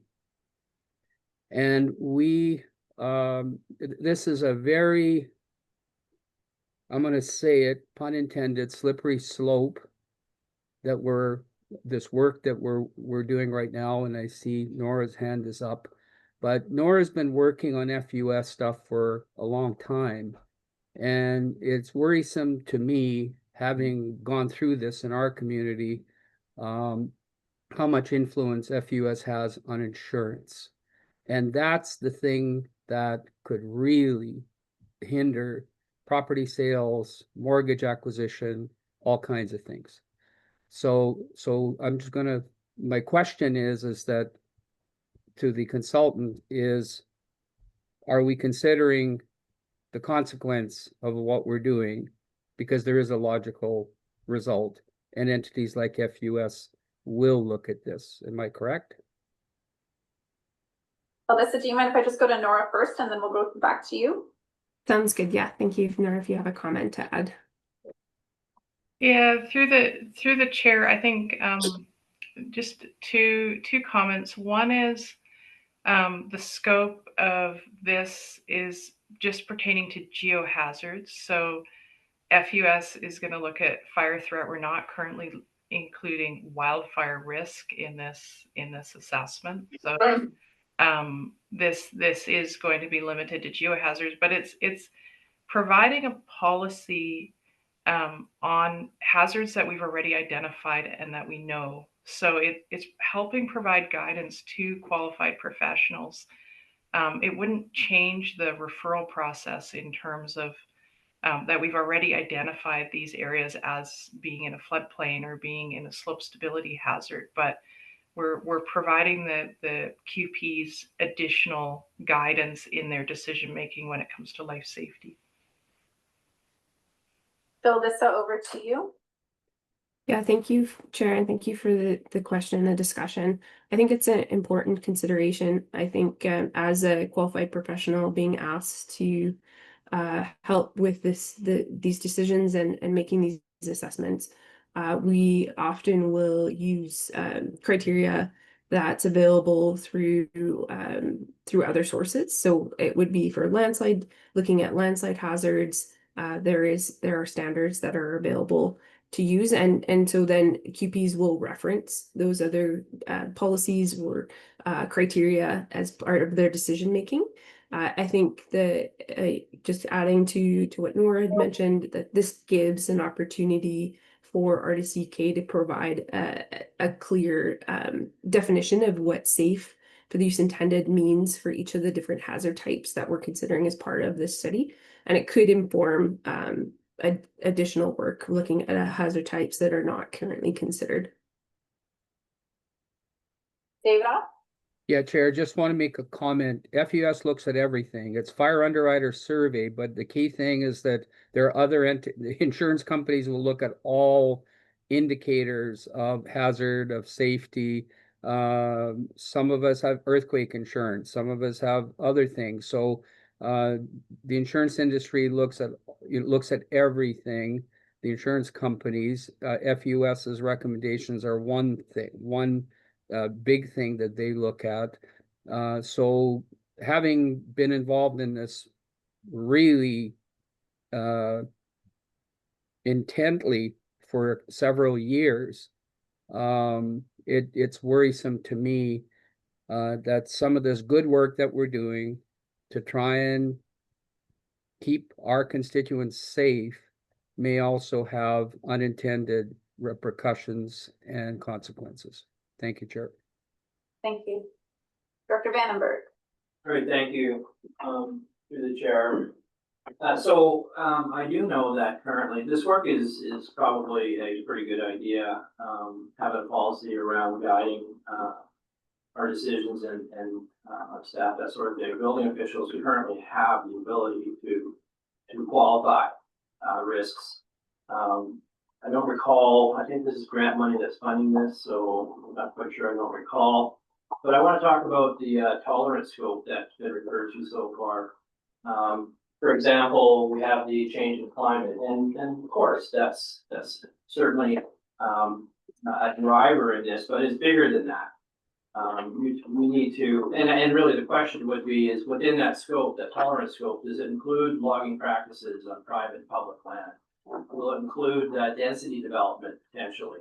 What's been referred to, what's it gonna look like in 5 and 10 years? Well, density development is a contributor. Diking infrastructure, failure, and the ability for us to ensure that diking is looked after. Are these elements that are gonna be wrapped into the scope as well, would be my question. Over to, I don't see staff with their hands up. Alyssa, if you wanna. Yeah, I think that's a really interesting discussion, and I think we can acknowledge that risk tolerance criteria can be broadly applicable to across hazard types. We've focused the work on specifically on geohazards that we know are of significant concern within the RDCK, and so part of this. A part of the work that we're doing through looking at sources of information from other municipalities and districts will help kind of identify other hazard types that might benefit from risk tolerance criteria for decision making. And we, through this process, would provide recommendations to consider and further review and make this policy more broadly applicable. The supplemental, is this grant funded? I don't recall. I believe so. Nora, what's the budget on? Oh, go ahead. You have your hand up. Go ahead. Yeah, through the chair, this is funded by a community emergency preparedness fund through UBCM. And just further to Alyssa's response, so in terms of, say, diking or flood protection works, this may provide additional criteria to inform what those might look like. But in terms of, say, a density application, I don't know if there's anybody in the room from planning, but this really would just apply to the sort of safe for use intended. So whether somebody's looking to construct 1 home or 5 homes in a slide prone area, it would be applying that criteria in terms of the life safety risk, and then any other land use planning would further apply to inform density or further development. Good. Dr. Cunningham. Yes, thank you. Excuse my standing up. I've got cramps. What's that? Yeah, the thing is, I remember with a lot of this is covered under things like building permits. Snow loads are covered under your building permits when you get them. And times may change, but I know the snow loads have changed also that are required. I think I also recall that we were dealing with something where somebody built a house without a building permit on the side of a creek. And we, I believe, forced them to remove the house because it was just in a dangerous location. This 3-4 years ago, perhaps, is, and it is, but yeah, I'm thinking about slides, for example, the one in the area D there. Some of the properties are, you can live on, and some are still in the, I'm sure, in the danger zone. I think having that area broadly mapped out and said, okay, yeah, this is tolerable, this is okay for you to put your barn on, but you can't live there, that's the kind of thing. I don't expect that we're going to get specific because we are busy spreading a policy, aren't we? And also an FUS, they're a private company and they can say whatever they like, and insurers can do whatever they like, and unfortunately, that's the problem. And I sympathize with the director. With the director talking about it. However, it's yeah, I wish there was something we could do, but it is what it is. And we still, all we have to do is redo our policy, and everyone else can use it as they wish. Thank you. So, Dan, go ahead. I mean, just one comment, because and through the chair, I think if there is a tension, and when we're developing these policies, they do have outcomes potentially for residents. And when we start looking at policies for disaster risk reduction, if we think of it as this is a mitigation measure. So as opposed to us having to respond to a situation where we've got flooding with houses where they may not have necessarily needed to be, or we didn't understand what tolerance we had there, this is a foundational piece of policy that helps us going forward with what we're gonna need to be doing with regional district, as opposed to modeling up, we're trying to get ahead. So if we think of, like, when we put in a dike, that's a structural mitigation, this is a non-structural mitigation tool. So there are more pieces like this that we're gonna need to be putting into our practice as the climate is changing and it's impacting, especially in an area like where we are, where we've got significant geohazard because of the steepness of the mountains and depth of the valleys that we're in. There's more of this that's going to be coming to the board. This is one of the first pieces that we'll do. Thank you. So we're close to 30 minutes. I'm going to take another question, and we don't have a motion. This is just a mid-project update for us. So Director Hewitt, go ahead.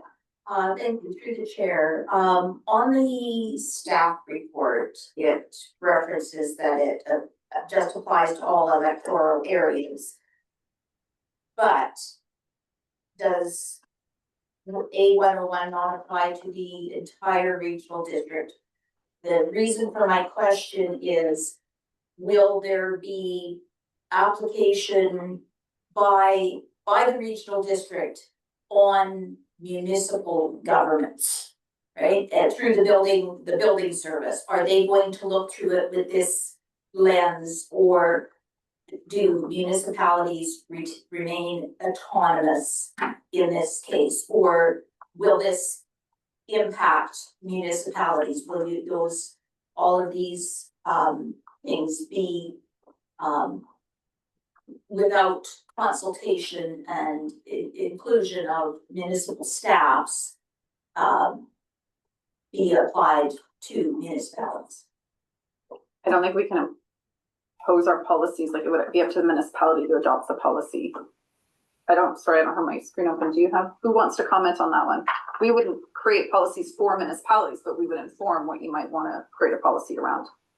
Dan or? Nora. Oh, sorry, my screen wasn't working. Go ahead, Nora. Yeah, through the chairs. So the municipalities are autonomous. The grant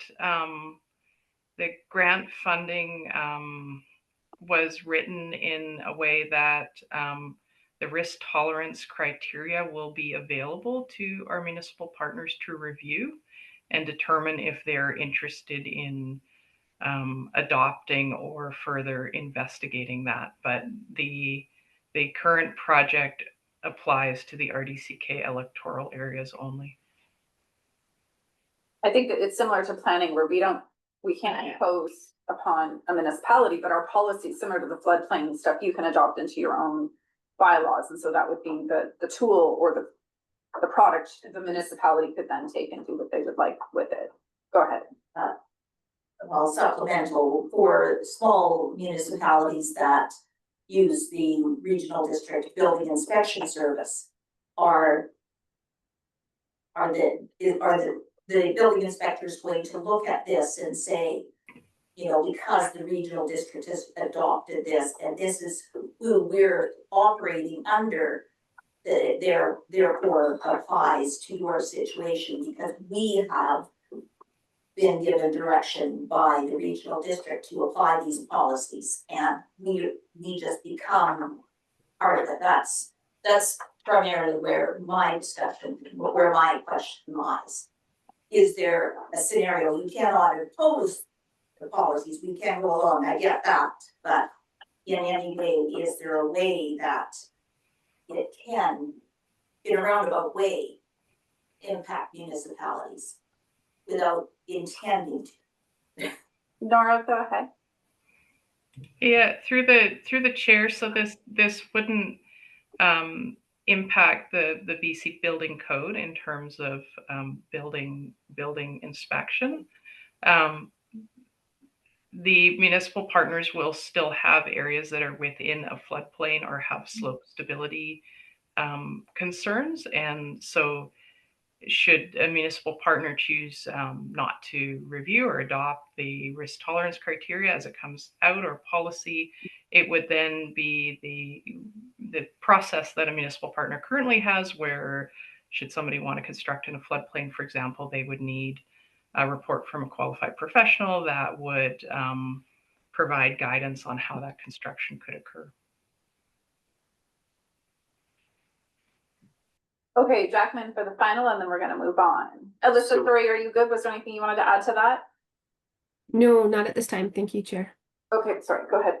So we need to loop it back to building, but the authority having jurisdiction over the permit has always had a separate authority when they feel there's a geotechnical hazard to require a geotechnical investigation. I've had that happen on my sites. And that may be the situation that you're talking about, Director Hewitt, where they would say, we believe there's a need for geotech before we can move forward with the permit application. But we really need building inspection to weigh in on that in the future as this policy comes out. And through the chair, they could make that determination. However, they couldn't use the regional district risk tolerant policy as the reason for asking, because it doesn't apply in the municipalities. It is an LGA or a separate authority they have. Yeah. Okay, thank you so much, Alyssa. You're giving up. We appreciate the, I'll take myself off the list. That was a good conversation. Anything else from you that you want to mention at this time, or we'll see you again? No, thank you There for you the go. opportunity to give an introduction. I really appreciate the comments. Thank you, Chair Watson, and we'll definitely be providing additional updates as we move forward with the project. Thank you so much for being here and for the work. Thank you. Thank you. Bye. Okay, directors, we're gonna keep moving along. We are on, 921. thank you, Community Services Financial Access. This is the change on a policy number. The first one. So Yeah, so would anyone like to? I'll move the recommendation. Second. Thank you. This is an all vote discussion. All those in favor? Opposed? Carried. And the second one? Thank you, Lockwood. Second, McFadden. Discussion. All those in favor? Opposed? Carried. So I think for the budget, let's start with emergency services and then see where we get. We might just break this up and take lunch in between, but given Dan's in the room, can we just start with emergency services? However, before we even start the budget section, go ahead, Dan. No, go ahead. It'll only be a second.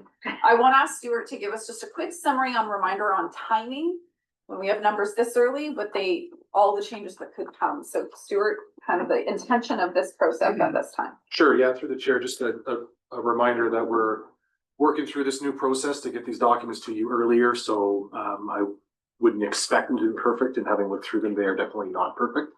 So there's going to be some questions that come up.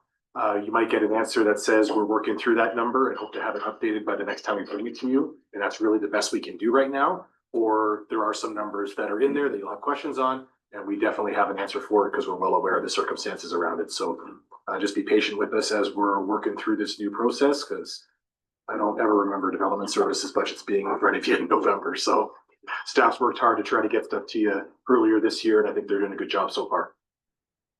Okay, so we'll start with a 101. Over to you, Dan. Is there a slide in? Or am I, should I be sharing? Well, I thought that, sorry, I would have to put it on to the. I can also log on and share. Yeah, maybe do that, Dan, because then you're in control. Yeah. Yeah, go ahead.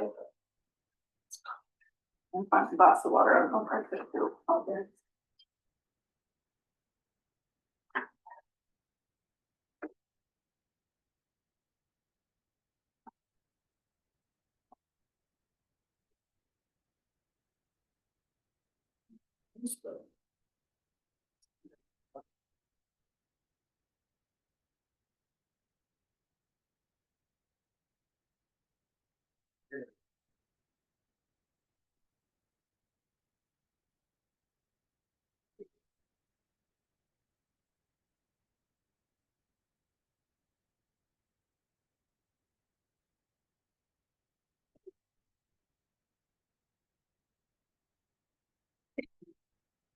Oh, that's great. Great. Okay, thank you. Okay, so what I am presenting is the Emergency Consolidated Services Budget, so A101, which is an allocation service. And this slide presents the different work orders that represent A101. And these are essentially the pockets of funding that we pull from and try to keep separate in terms of different projects and work orders so that we can understand where our spending is going. After 2.5 years into this position, I've looked to simplify the work orders that we have in A101. Because what we noticed is that there was at times budget going into certain work orders that wasn't getting spent. So for example, some administrative or equipment related budgets that were allocated to different work orders. Instead of having a series of different work orders, we're bringing that all into a much more simplified version of it. So we're going to be taking away an overhead. So OPR 4 here, which is the general overhead, as well as the wildfire mitigation are going to be conflated into OPR 501 so that emergency management is seen as all four pillars of emergency management are landing in OPR 501. And we also want to keep track of our emergency operations center. So what's that cost of being ready to respond that we want to keep a handle on? And emergency support services is going to be held separately because the city of Nelson and town of Preston also participate in that one. So it's important to have a separate understanding of their position there. And OPR 505 will acquire operational field treatments, and OPR 507 Fire Smart are fully grant funded, so we're in a separate role as well. And flood mitigation, as we're working through that, there is the potential for it to become that there be a need for a service, so we're keeping track of that separately. OPR 402 and 680, which I skipped over at the top, emergency response. OPR 402 used to live in this service, so in A101. Those are all the response costs that used to or that are fully refundable from the province.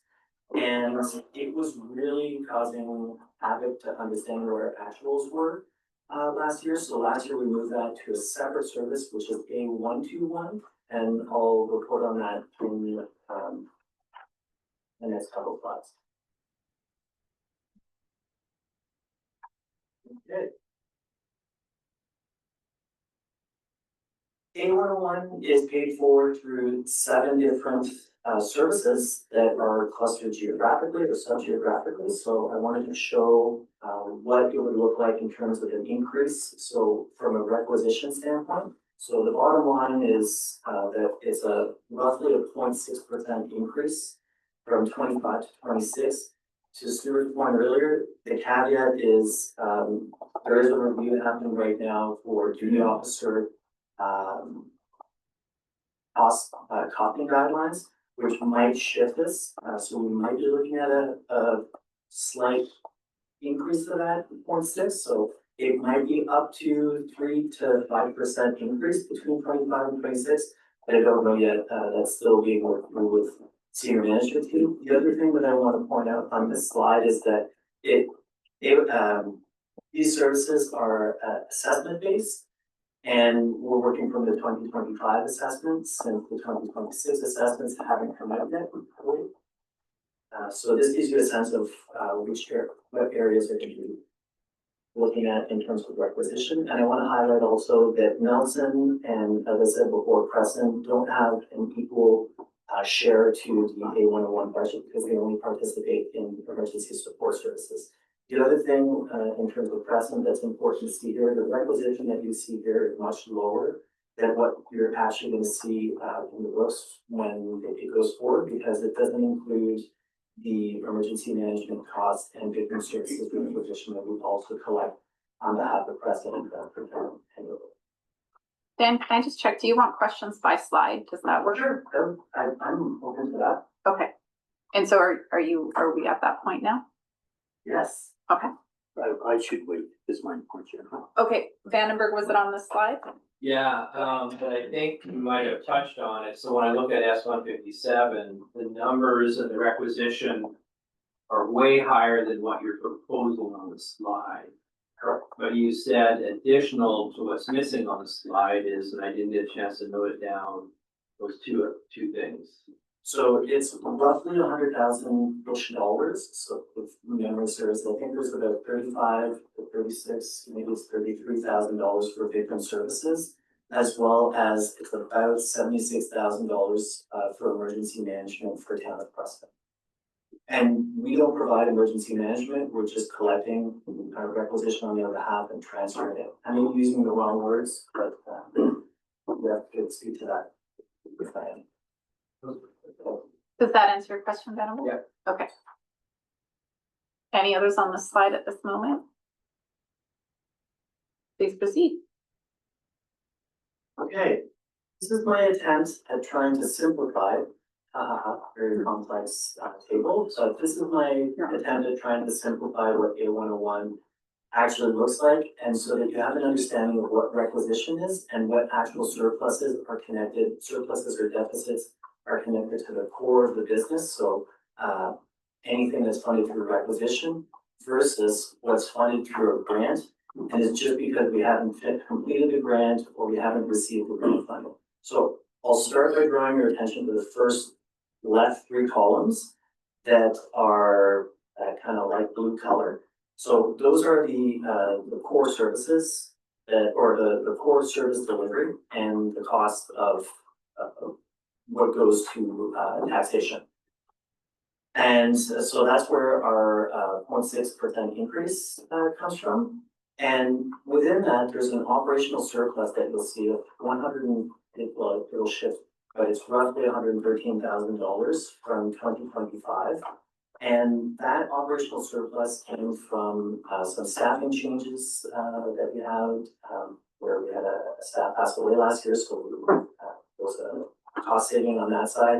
There were projects that were associated to that staff that we were unable to deliver on as a result of that. There were also more significant surpluses that came between 2024 and 2025. So those have been carried over as well.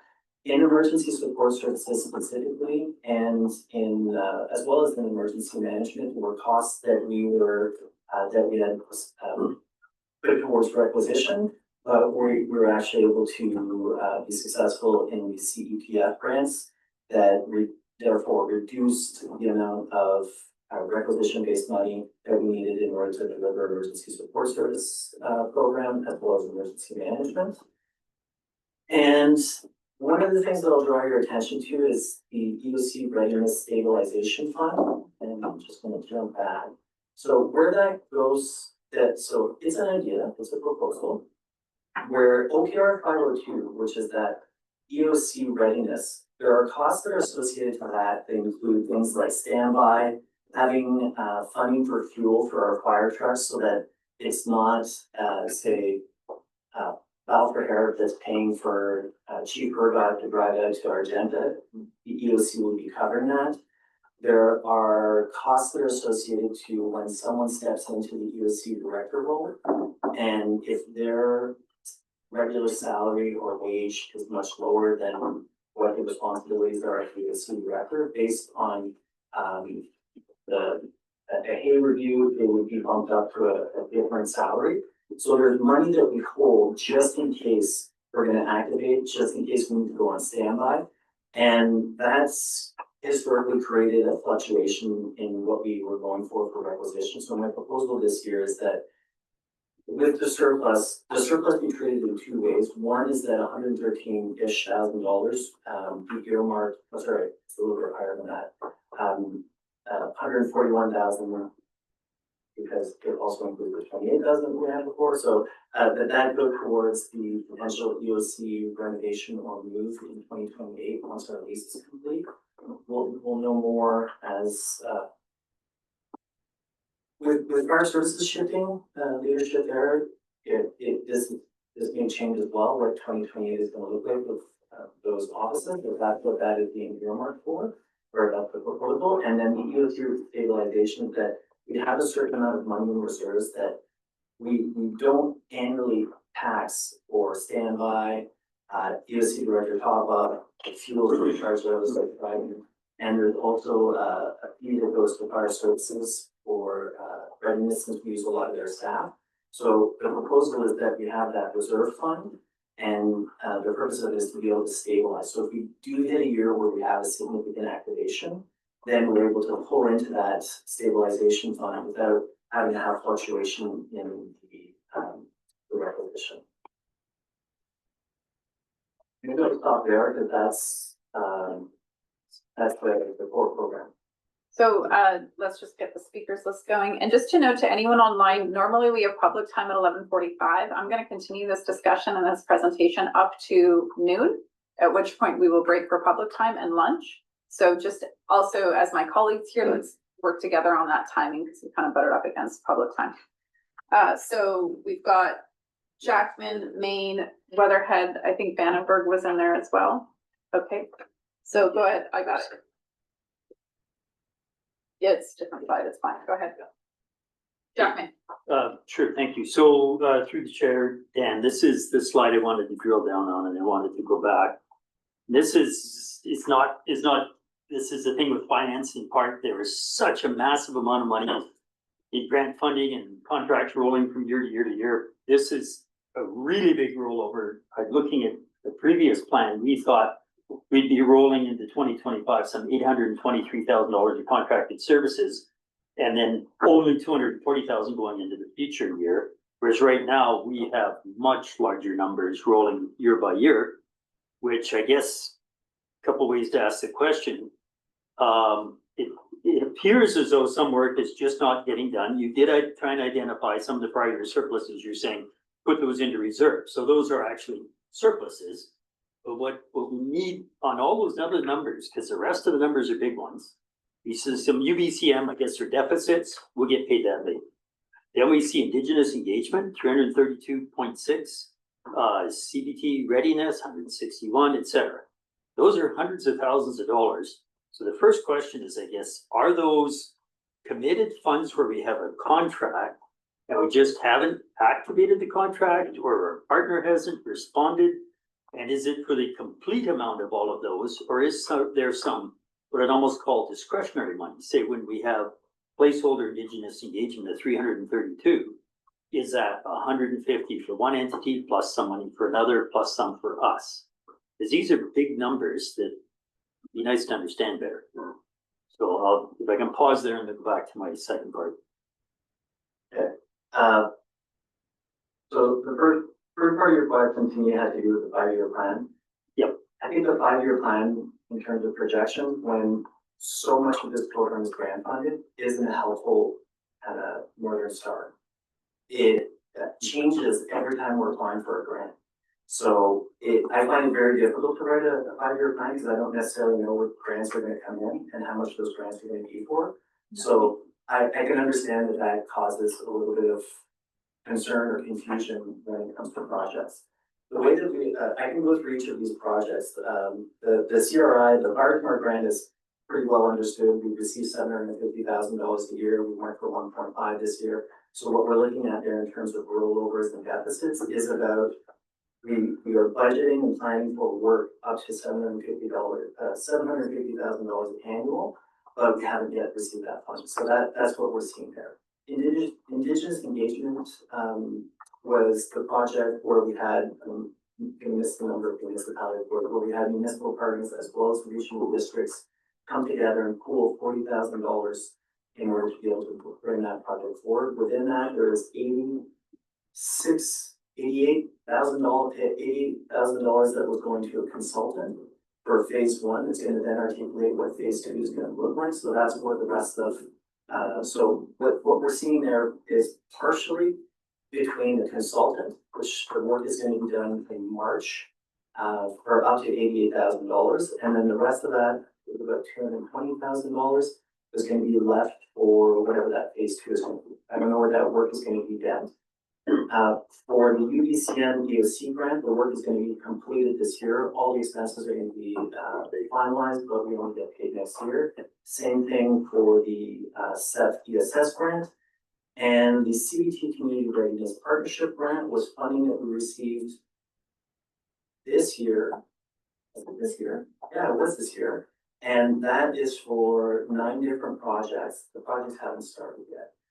We're just starting to have the terms of reference, or not terms of reference, essentially a memorandum of understanding between the RDKB, CK, and EK in order to be able to deliver those projects. Each of the projects are going to come to board as we're going to either contracting, but that is all going to be contracted. It's not going to be for us. Risk tolerance policy, and we spoke about that, so that's funding that goes towards consultant. And same for the Crescent Valley flood mitigation. So then, if you, so my understanding then is, yeah, I can understand if you apply for a grant and you think you can get the work done in a year and you don't hear anything back for 6-8 months, you're not starting. So there's a lot of lag. It's just a huge amount of lag. Then coming out of that though, the current 5-year financial plan shows these contracted services tapering off to nothing by 2028, whereas the previous 5-year plan showed more. So I guess that's just you're maybe being honest about, you don't have any idea about, that would be all future grant work and you have no concept. So then the second part of my question is, when you do make a recommendation to put something into reserve, and EOC costs and operations fluctuate wildly, I understand that, but you're recommending placing quite a chunk into reserves, $170,000 roughly. So the current reserve, just trying to read, is 20,000 plus earmarked for this year. I'm wondering, when do we know if that's too much money? That does start to sound like a lot of money. The total in reserve will be substantial. So when we see this presentation next round, it'd be nice to see prior year surplus, what is a firm contract or obligation tagged or flagged money? It's got to go to this versus a real true discretionary amount of money, which could either go to reserve or could go back to the taxpayer or whatever. I'd love to see a little better detailed breakdown when we get to this the next month or two, because it is a lot of money floating in this service that's not quite pinned down in my mind. So thanks. Yeah, go ahead, Dan. May I clarify just to make sure that I bring it back to you? So right now, out of the, if you look at just the prior year surplus line, we've got on the far right, total by account, 587,000 minus 113,000, which is what the operational surplus is. And so you'd like to see what that number is to understand what the grant rollover total is? Pretty much. Okay. Be a little better defined. Sure. Great. Thank you. Okay. So we have Maine, Weatherhead, and Vandenberg, and about 6 minutes to noon. So we could either break now, do public time, and reconvene at 1 with our questions, or we can take the questions and go over time. Right now? No, I am sorry, you take me off the question. Oh, okay, so we're done. Dan, how many more slides are in your presentation? That's it. That's the last one. Okay, let's just keep going. I think, okay. So Maine, go ahead, and then Weatherhead, and then we will do public time. Thank you. Through the chair, despite Director Jackman's very complicated question and explanation, I just have a very simple, I just want to know the EOC Readiness Stabilization Fund, that $64,000 plus.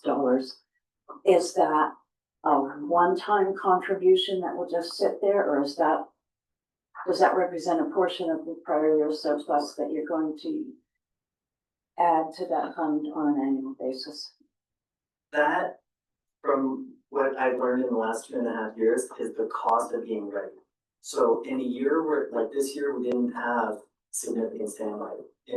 Last year, we had a whole bunch of standby that we had to pay for. That's not cost recoverable by the province. So this year, if we'd had, say, the stabilization fund in place last year, that money wouldn't have been touched. On a year where we have a high activation, then I'd have to come back to the board and say, we had to dip into our stabilization fund this year. I would request of the board to either allocate surplus from a prior year to replenish that stabilization fund, or that we need to go to taxation to requisition in order to establish that fund. Thank you. Good. Director Weatherhead? Thank you, through the chair, just trying to make the connection to these core services and the requisition amounts, the variance is just noticing customary case quite a bit higher with other areas. Is there just a quick and easy reason for that as to? It's assessment based. So whatever the assessments that are coming back from those areas are how the split is set. So assessment from 2020. in this case, it's 2025. It will be updated to 2026. So the splits are going to look different once we get the assessments, but those aren't out yet. because of how early we're doing the budgets this year. So, I actually don't know when we get those usually, but once we do get them, those will get adjusted, and so all the S 157 to 163 will reflect their actual. Thank you. Okay, so directors, I do want to honor public time.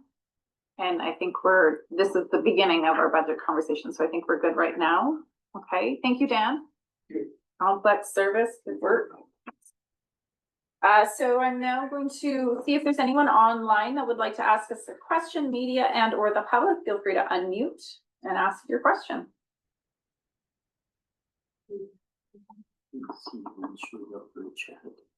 Again, just in case it takes a moment.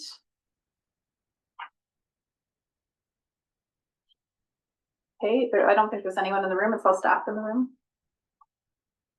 Well, then there we go. Okay, thank you very much. Any last burning questions for Dan? You got a minute. Yeah, go ahead, Graham. Put in clarification, Dan, just way back to Director Jackson's question with regards to the reserves. So were you saying, just so that I can understand here, you're saying that these reserves you would then minus out this 176,644 and not for the accumulated operating surplus? Is that what you're talking about? I'm not following you. Can you say that again? Okay, so when we were talking about these large increases to the reserves, which weren't planned for in the financial plan, right? So now they are there, which I also caught. And I'm just trying to understand when you were saying, is it this, are we minusing out these accumulated operating surplus? Is that what we were doing when we were saying it's actually less? I'm not following on the minus. Okay, that's not under. Sorry. We can take it off. But the idea is, We can take it off. so the 5-year plan, what I would offer is the 5-year plan, whatever was in there in terms of surpluses, is not accurate. So, because it's shifted, in the 5-year plan, it doesn't differentiate what is an operational surplus, which I can get a handle on, and I can understand that, versus what is grant funded and is purely project based. So those two things aren't differentiated within our 5-year plan. Everything rolls forward as a prior year surplus. That's why this kind of side spreadsheet is what I was trying to offer as a way of differentiating between those two things. So, it's very difficult to know what the 5-year plan is going to be because we get a new grant, we finish a grant, and so on. So that's what I was trying to offer with the spreadsheet. And I can swap that. Do you want to add to that? No, but to the chair's okay. I can. Okay. Okay, let's break for lunch. Thanks, everybody. Terrible.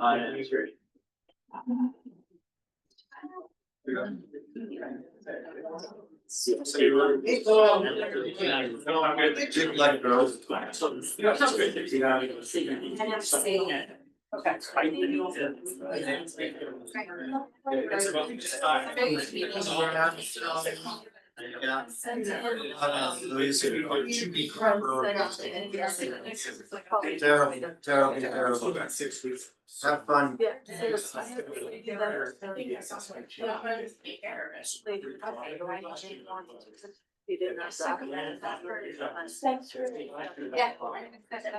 Yeah, Chair, we can hear everything online that's being discussed in the room.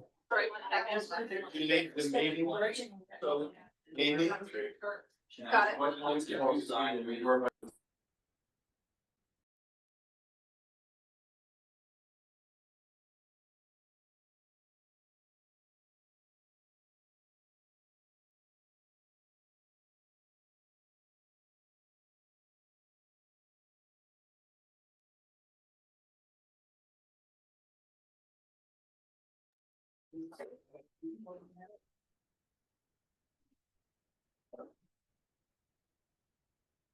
Okay, great. Director Davidoff, how's your sound? Good. Can you hear me okay, Chair? Yeah, we're good. Thank you so much. Thank you. I'm just gonna see, do we have New Denver with us? Oh, no, that's public server. Can you watch on chat for Paisley to join or McCusp as well? Okay, and so we're ready to roll, but Director Graham did have one more question on emergency services, and I'm just gonna see Dan's online. Let's see if he's actually there. Dan, are you there, Sige? Okay, we got a thumbs up, so ask your question. Go ahead, Director Graham. Okay, thank you. So through the chair, so going back to the A101 emergency consolidated services slide that we had up last. I was asking about, and, 591, the accumulated operating surplus of $176,644. And, maybe Stuart, for the record, can just, because I would have expected to see that in prior year's surplus. And that's why I was confused with Jan saying it was minus out somewhere else or something like that, so. Yeah, through the chair, when we have an accumulated operating surplus in a line item there, that usually means that it's money that's been set aside that's not going to be spent. And there's probably two reasons to do that. One, it's earmarked to be spent in a future year. So say we had a grant application, 3-year grant project, and we got $300,000, and we're thinking we're going to spend 100 a year. We would put 200,000 in the accumulated operating surplus, have 100 elsewhere in expenses. But what should happen is if you see a line with the accumulated operating surplus, you definitely should see that in the next year's prior year surplus, because the expectation is we're not going to spend it.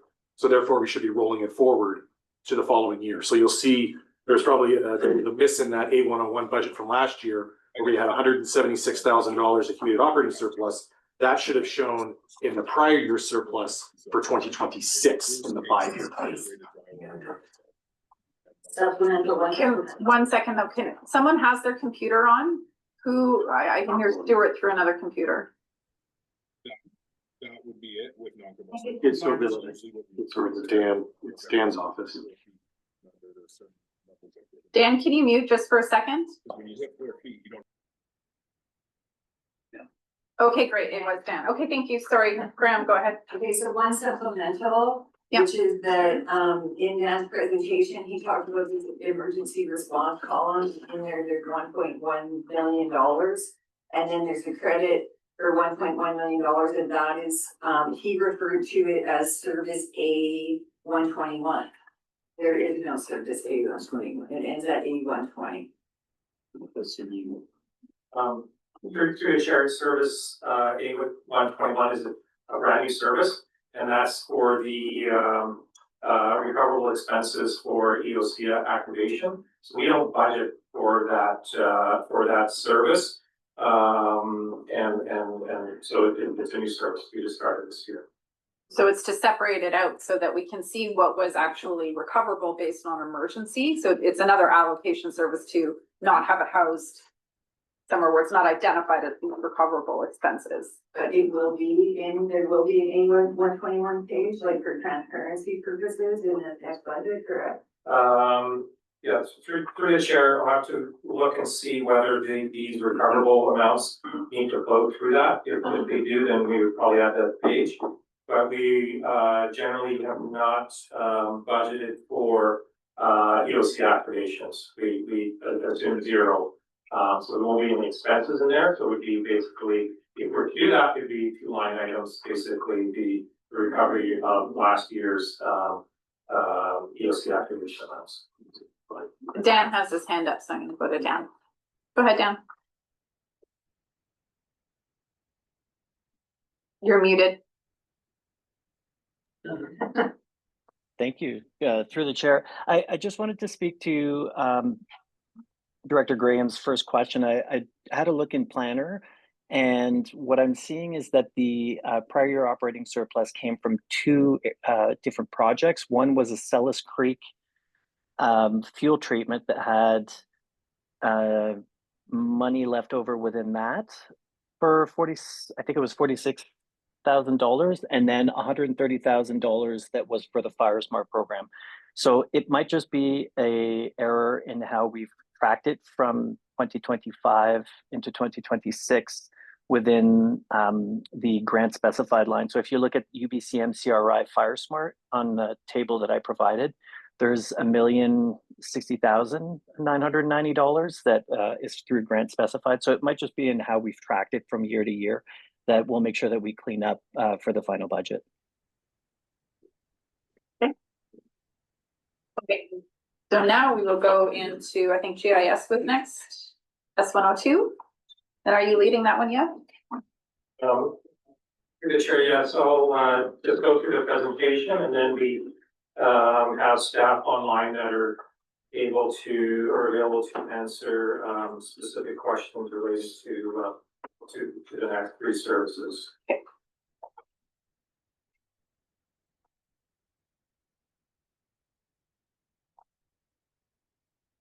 It should be good, yeah.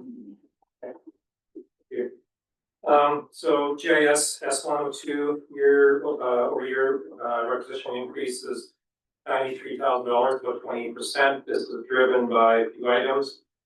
$40,000 reduction in prior year surplus. $47,000 increase in salaries and benefits due to extension of a term position and plus inflation. $32,000 increase in general admin fees, which is basically a correction from the previous year. And then this is offset by the $40,000 reduction in consulting fees.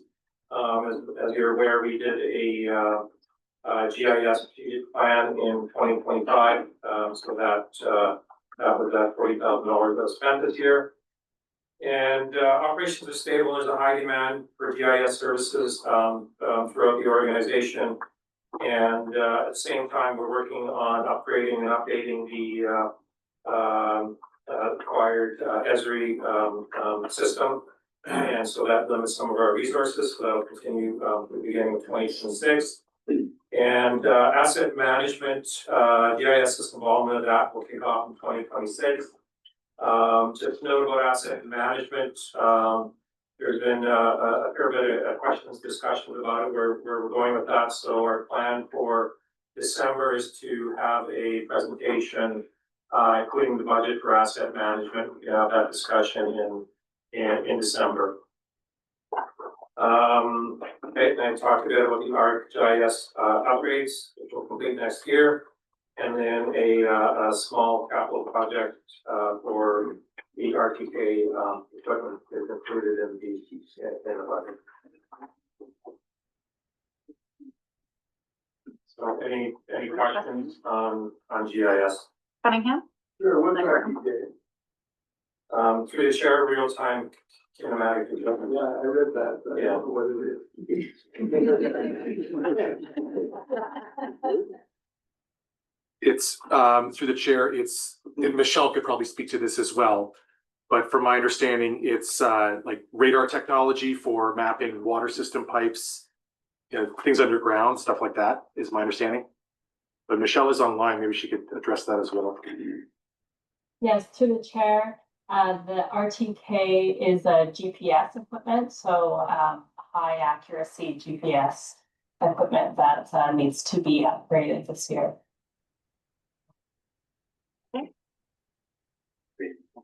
Director Graham, go ahead. Oh, sorry. And we'll add David off. Can you mute until we call on you? Thank you. Director Graham, go ahead. I'm just trying to wrap my head, sorry, through the chair, I'm just trying to wrap my head around how we had actually anticipated like a significant drop in our like requisitions from our plan from last year. We had gone from the $333,000 requisition to 282. And now, and we had like the overall budget going from 726 to 551.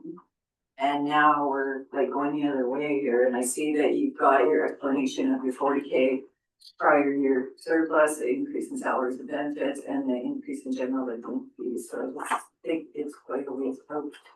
Stuart has a response. To the chair, one of the things that I'm still confirming after looking at this budget is we are, you can see the increase in salaries there from 25 to 26. That term position is related specifically to 911, the 911 next gen implementation and the support that GIS has provide to that.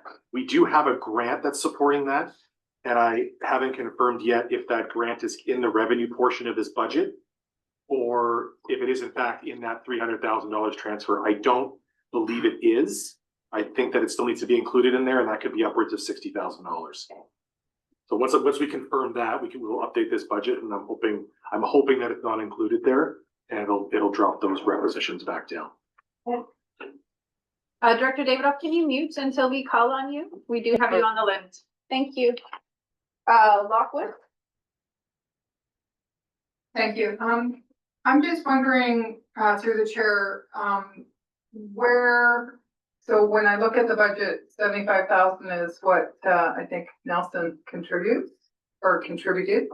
How is that going to be in 2 years absorbed by the rest? Through the chair, that's a good question. You know, the work in GIS has grown.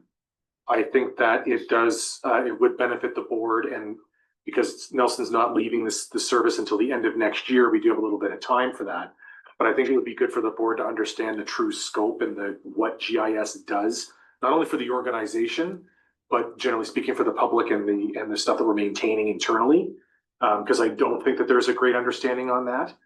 Part of that discussion would be, what do we do specifically for the city of Nelson? And again, Michelle can speak to some of the specifics, but in terms of specific support for the city of Nelson, my understanding was they used to get about, or they still do maybe, 2 days of staff time a week.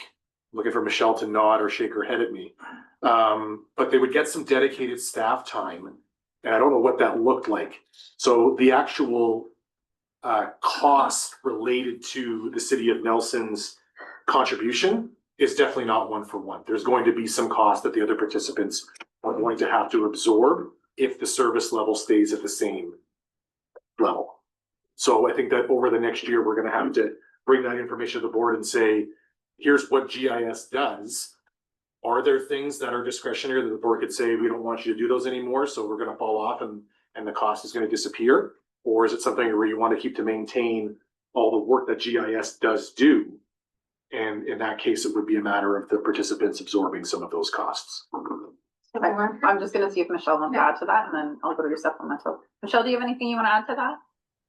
Yeah, I'll just add that, sorry, through the chair, that, yeah, the City of Nelson and other municipalities receive what we call like the GIS core services. And that is maintaining all of the like assets, the data assets, the web mapping tools, and all of the other tools that, you know, provide efficiencies within the organizations. And so, you know, that the amount of time that goes to the City of Nelson does vary a little bit, but those core GIS activities that kind of overarch the whole organization, you know, won't really change much. So it will require some kind of, you know, understanding from the other participants and possibly absorbing some of those. Supplemental? Yes, please. Through the chair, is there a possibility that we actually have this sitting in front of us like in around January, so we have some time to absorb it, to be able to learn how we're going to absorb it? And the reason I use June. I said January, June. I saw the scared look. Much more reasonable. I saw the scared look. Is because then we're not in summer and we're not getting into September where it's UBCM, and then we're not right into budget season. It just gives a little bit more time. So I'm just wondering if by the June board meeting that we could have something that. Yeah, through the chair, I think that's reasonable. Director Davidoff. Yeah, thanks. Some of my questions were already asked and answered, and I'm hoping that there is a pretty large error somewhere in this budget, because, you know, a $92,000 increase in GIS, and that's not even accounting for the city leaving.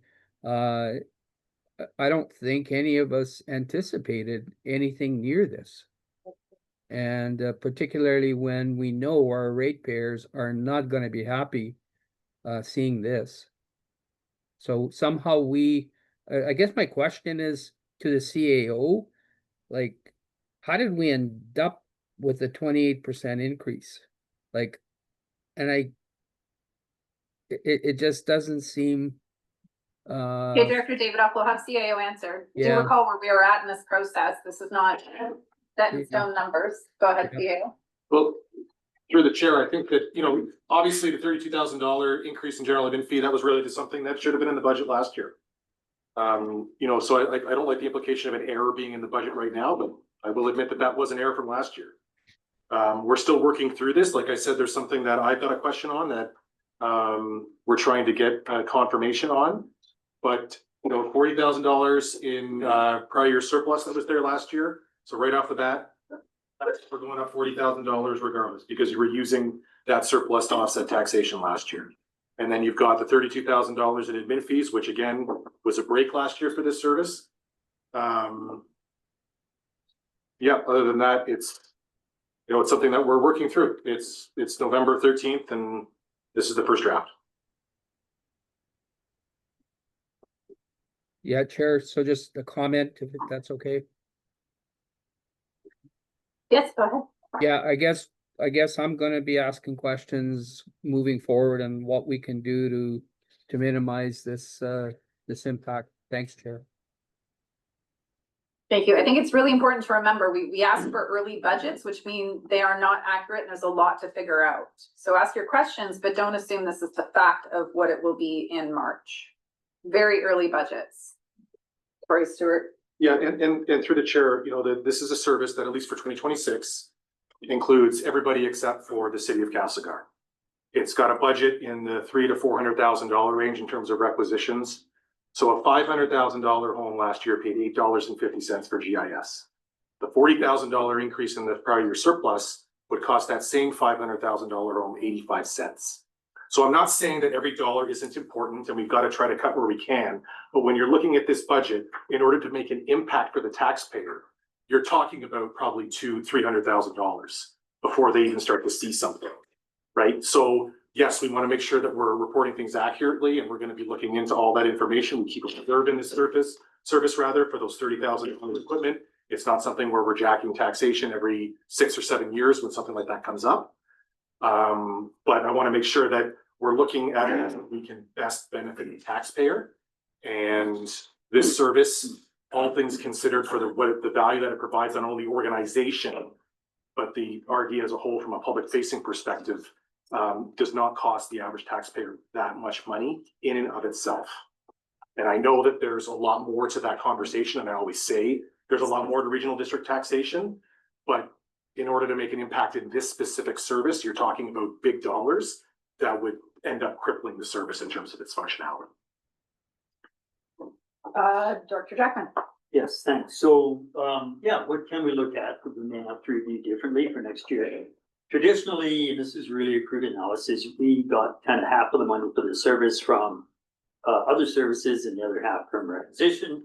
There was a public benefit stuff for the requisition part. So sort of targeting Director Lockwood's June thinking. What I'd like to see by then is what is changing and an analysis on that. So we're doing a lot of asset management. We had all these services tabulating. We have so many doors, so many windows, so many square feet roofs, so much of this, so much of that, all equipment, chillers, whatever, rec complexes, fire halls. Incorporating all that data into GIS is going to cost money. And that should all be costed back to the rec complexes. So whether Nelson or Castlegar are in GIS or not, they should be paying, along with all the other services or areas paying into rec.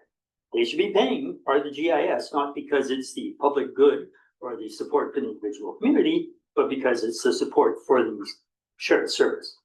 All the fire halls, which will have a higher hit on rural, but that's fine. Rural fire halls are great for rural people. We should pay whatever it costs to take all that data, incorporate it into our GIS system. So I'm hoping by June, we will see that analysis. Maybe we'll start to see the taxation portion of this should maybe be a third of the total budget.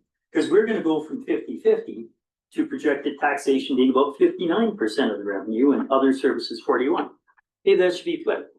Maybe honestly, we should have 2/3 or more of the cost paid by other services because we're building this asset management database for those services. And then we'll find out the remainder in taxation may not look so brutal. And you'll only pay because your service needed GIS support for its long-term asset management. So by June, I don't know if that's reasonable, but tweak our thinking. Did you want to speak to that? Through the chair, I'm just looking at the breakdown of that $300,000 transfer different to GIS from other services, and unless, Michelle, correct me if I'm wrong, I don't see a charge to asset management. So that amount will likely increase, and when we come with the asset management presentation in December, we'll show the asset management budget and where those costs are gonna go next year and how we've allocated that. So yeah, it's a good point, and what's difficult to project right now is the number of GIS hours that are required for asset management next year. So we're gonna have to take our best guess, and include it in the budget, and then flow it through asset management, and then the total asset management cost will flow through all the services that have assets that require asset management. Perfect. And through the chair, I think that the biggest unknown for that right now, like you have said, is the hours that GIS is going to require to spend on asset management, because he's already sat down and there's been a development of how we're going to allocate the asset management costs. So not including GIS, our asset management coordinator and the costs associated with that position, the potential software purchase that we might need to do. We've already got an allocation method ironed out in terms of how those costs are going to be allocated. So I don't think June is by any stretch unreasonable to have that nailed down. And we'd like to even have it nailed down for the 2026 budget, because there's going to be some support. So 2026 might be a little bit of a dart throw, but we're going to have to make sure we're properly allocating. Again, the service has to pay for the costs for the services that it's using within the organization, be that GIS, HR, finance. So we've got to allocate those costs out appropriately. It can't sit in this service on its own to support other services. The directors, I do want to propose that we actually move the planning budget to December meeting, given we're only halfway through our agenda, and we will see a work plan from planning at Rural Affairs in December. So does anyone disagree with that? Nelson, just because I saw you sitting there, I thought maybe I'd mention that was the plan. Thank you. We're roughly half an hour per budget, so this is my timing estimate here. So moving planning. Did you have an issue with that? No issue. Okay. I just wanted to qualify though that, or if I may. So yeah, these numbers are just really need to understand what's changing here, why it's costing so much. But my question is around the RTK unit. How important is that unit? Can you rent one? Can you hire one? How many hours did it put in last year? How important is that? Because it sounds like we got to keep spending money on it. So when we approach this again, just know I'll be asking those questions. Sure. Michelle can speak to what it's for. I believe we're using a reserve for that purchase. Michelle, do you want to? Sure. How essential is the RTK unit? The chair. So the RTK unit has been very important over the last few years, or last probably 10 years plus, for the environmental services departments and water services. We are using the drone a little bit more now, so there's less, less, I guess, wear and tear on that RTK unit, but it has not been replaced since 2017. And it's, it's at the end of its life at this point, and there is still a need for that unit. Well, you're making it, if I may, you're making an assumption that I know what it's for and what it does. I don't. I know what a drone does because I fly one. But what does an RTK do that the drone can't do, particularly if you have LiDAR on it? So, go ahead, Michelle. I know she did provide some of that earlier, but go ahead, Michelle, maybe a bit more detail. Like at the landfills, you're using it to measure depth, different things like that. Yes. So yes, through the chair. So the RTK GPS is a high accuracy GPS unit. So at times, like this year, it was used to calculate the wood waste piles at resource recovery sites. It's also used during laying of new utility lines, things like that, to accurately determine where property lines are and things like that. Also locating lines, things like that. So just really high accuracy GPS. Good, thank you. And perhaps you could replace the cost of new drones, by the sound of it. I'm sorry, I didn't quite catch that. we will have further discussion. Yeah, okay. It's okay, Michelle, thank you. Any other questions at this time? Okay, let's move into building inspection, which, are you gonna present or is Eric going to present? Unless Eric, sorry, through the chair, unless Eric wants to. Through the chair, it's no skin off my back either way. Okay, good. So we'll have Yev present and then we'll just call on you or put your hand up if you want to respond to something, Eric. Sounds good. Thank you. Thank you. Okay, thank you, Chair. So S-103 building inspection, there's actually a requisition decrease of $155,000, 14%. This is primarily driven by $130,000 increase in the prior year's surplus, a swing from basically a prior year deficit to a prior year surplus. And so we projected a $27,000 increase in building and permit revenue next year over the prior year. $90,000 in capital expenditures, planned for 26 for 2 hybrid SUVs to replace aging equipment. Installation of mobile Starlink in building inspection vehicles with fully utilized field devices and for improved safety check-ins.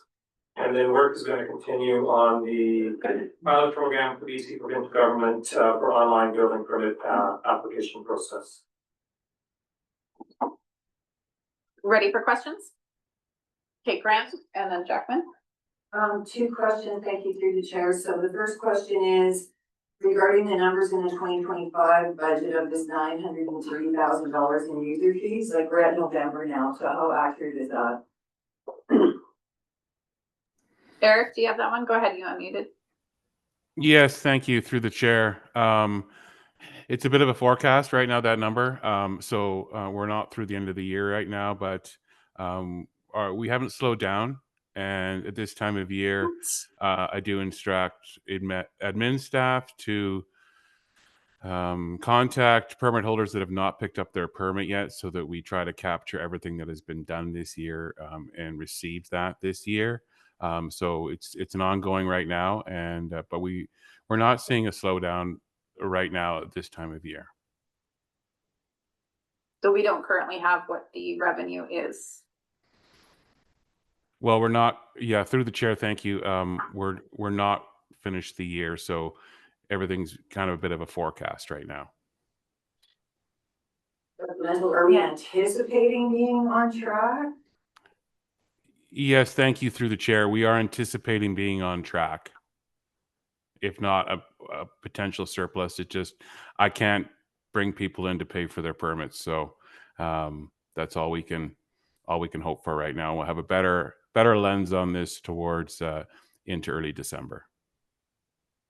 You have a supplemental? Yes, I do. Go ahead. Through the chair. Question to staff is we're transferring in 2026 $90,000 from reserves, but when I look at our reserves, we had a balance of 47. Yes, thank you. Through the chair, are you speaking to which reserve? For general vehicle or which one? We only seem to have one line of reserves on our financial plan. And it says reserves balance, opening balance, total reserve for the service for 2025 is $47,317. But we're in our plan for 2026, we're transferring from reserves $90,000. We don't have that much.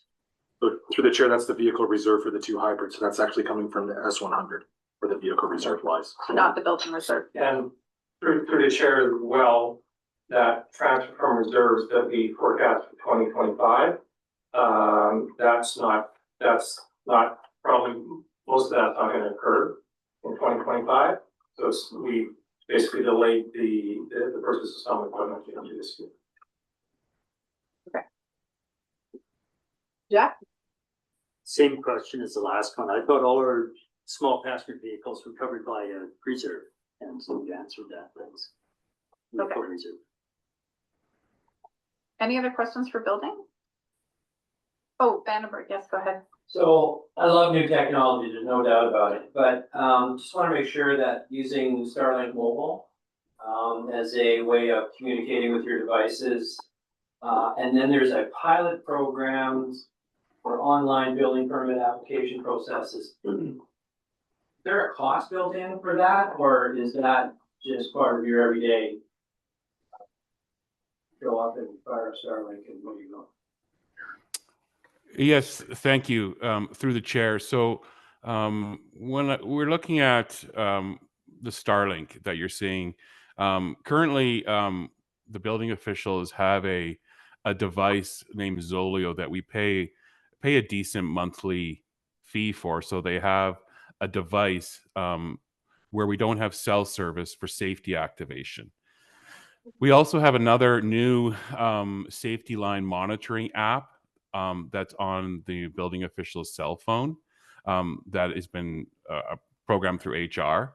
So when I looked at what we were paying for the Zolio satellite tracking, the fact that we have a new device, and also the fact that for efficiency's sake, a lot of the building officials, due to the lack of cell service in the region, they're not able to complete their field inspections on site. They do their inspection, and then they have to come back to the office and do the report kind of almost twice, because they've done it once handwritten and then they have to transcribe it into our system. So with the Starlink system in the vehicle, this is hopefully going to reduce and eliminate the need for the satellite tracking device for safety, so they can solely rely on the device that's on their cell phone, having connectivity everywhere they go, and as well being able to complete their inspection reports prior to leaving the job site. So that efficiency will hopefully show up back in the office, where they're not having to do their work twice at times because of that. With respect to the pilot program, we were approached by the provincial government, one of a few municipalities in the province, to volunteer some of our time to pilot this Archistar project for AI submissions of drawings. And it's an ongoing thing that's probably going to take, in my opinion, maybe a year or two to evolve. But there's no cost to that pilot program, and no anticipated cost at this time right now. Good. Hewitt? Thank you, through the chair.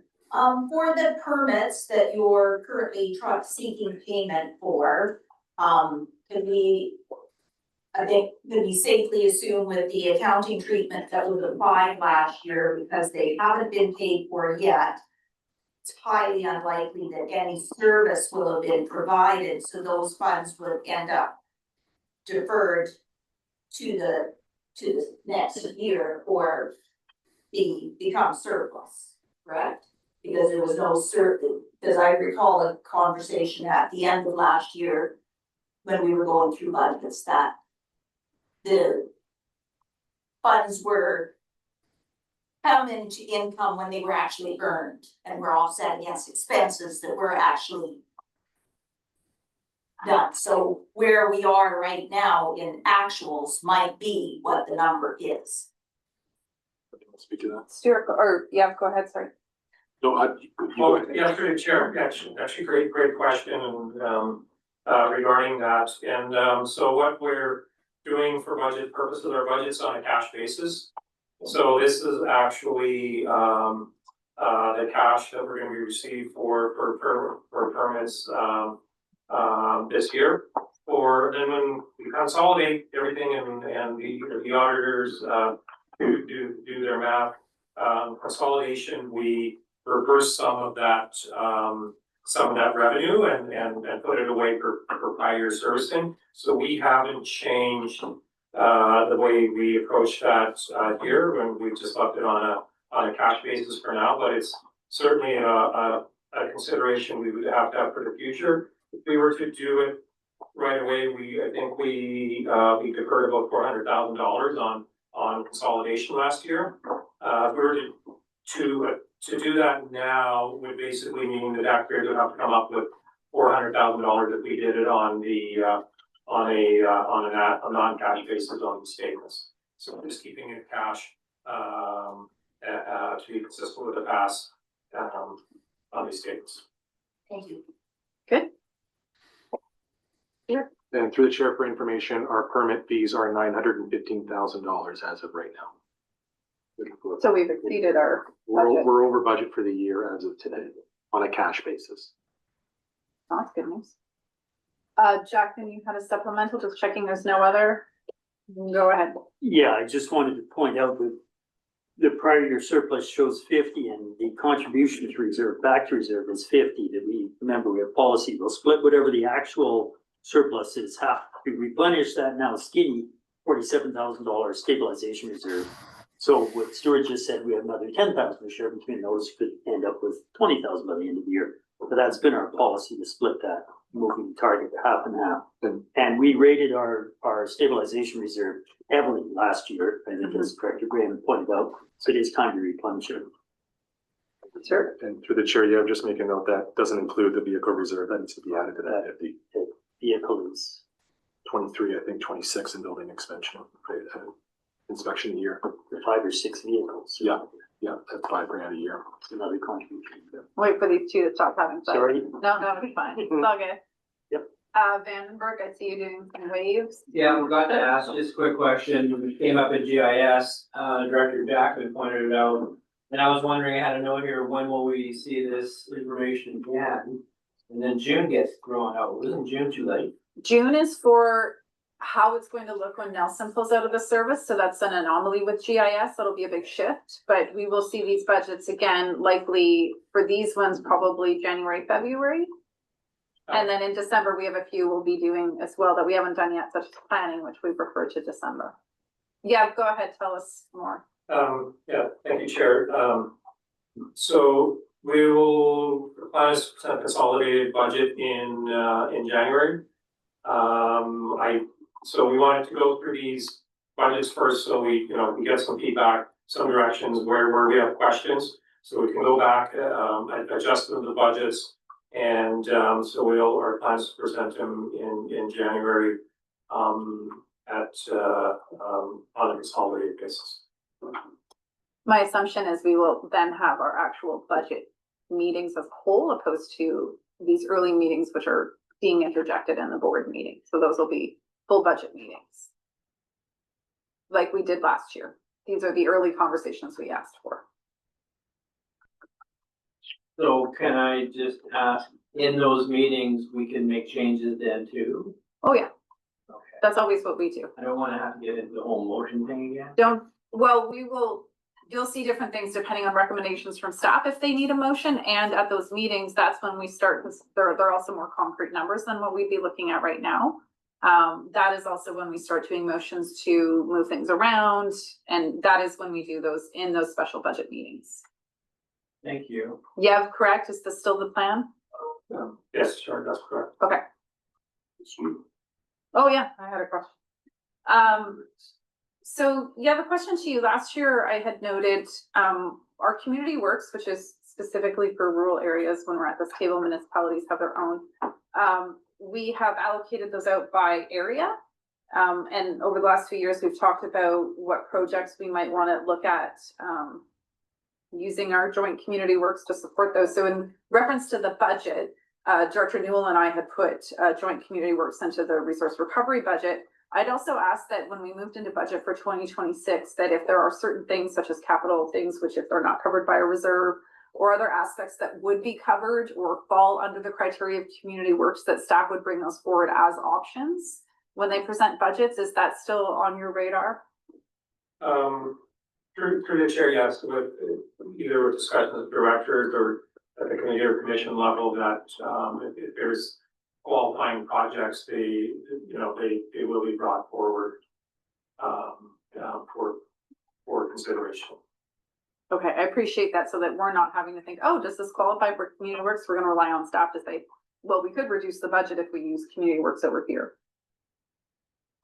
And it's our call. We still get to make that decision, but it just highlights it for us. Stuart? Yeah, through the chair, I like the idea of staff identifying opportunities, but perhaps they're sent to each individual director or just to let people know kind of offline.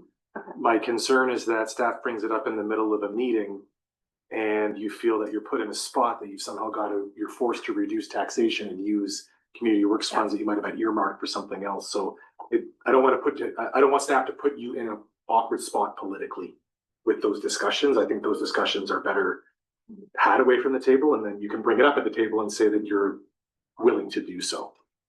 So the clarifying the process, if there's something within a budget that staff has said that would qualify, they will send us an email in advance to say, here's for your consideration. And as a director, you can say whatever you want back to that.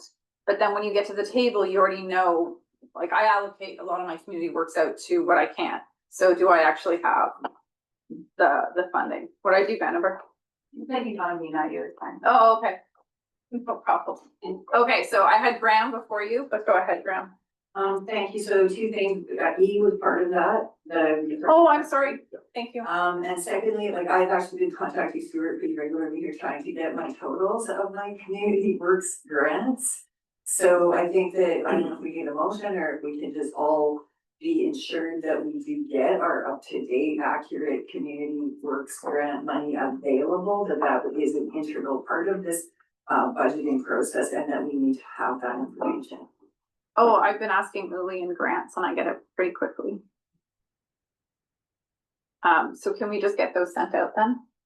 Yeah. Thank you. Yeah, through the chair, and there's some anomalies with Director Graham's. Yeah, we're working on a better way to track what I would call your commitments.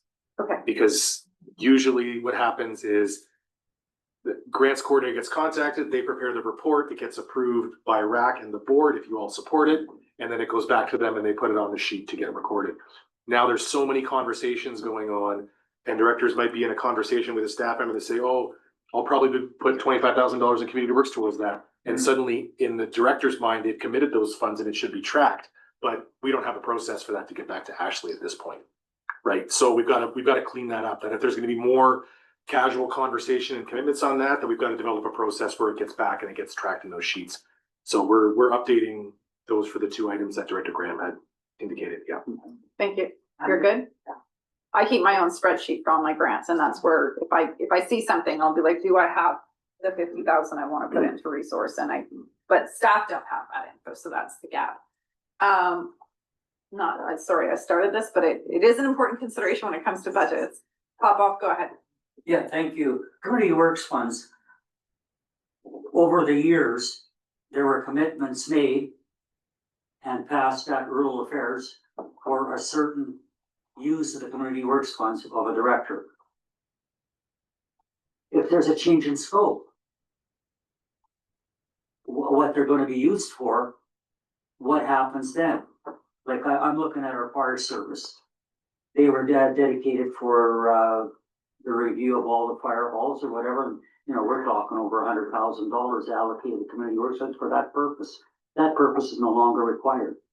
So it's a change of scope. The fire service wants to use those funds, and I agree with them. I'm quite willing to use the fund, but there is now a change in scope. What is the process in change in scope? So through the chair, building inspection is probably the least likely service to benefit from community works funds. So I have no idea how we got here. My fault. But they simply go back to the funds. The report that came to the board, basically canceling that project with the exception of 4 halls that needed the review. They're going back to the community works fund pot for that rural area.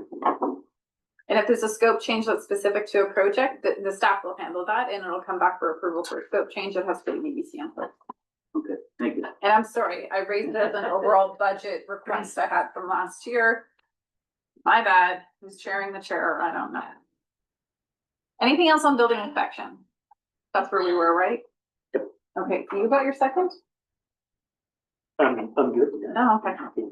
Okay, I think we're done budgets. We're gonna keep moving into the rest of the agenda. Planning will be in December. Okay? Good? Good. Thank you, Yev.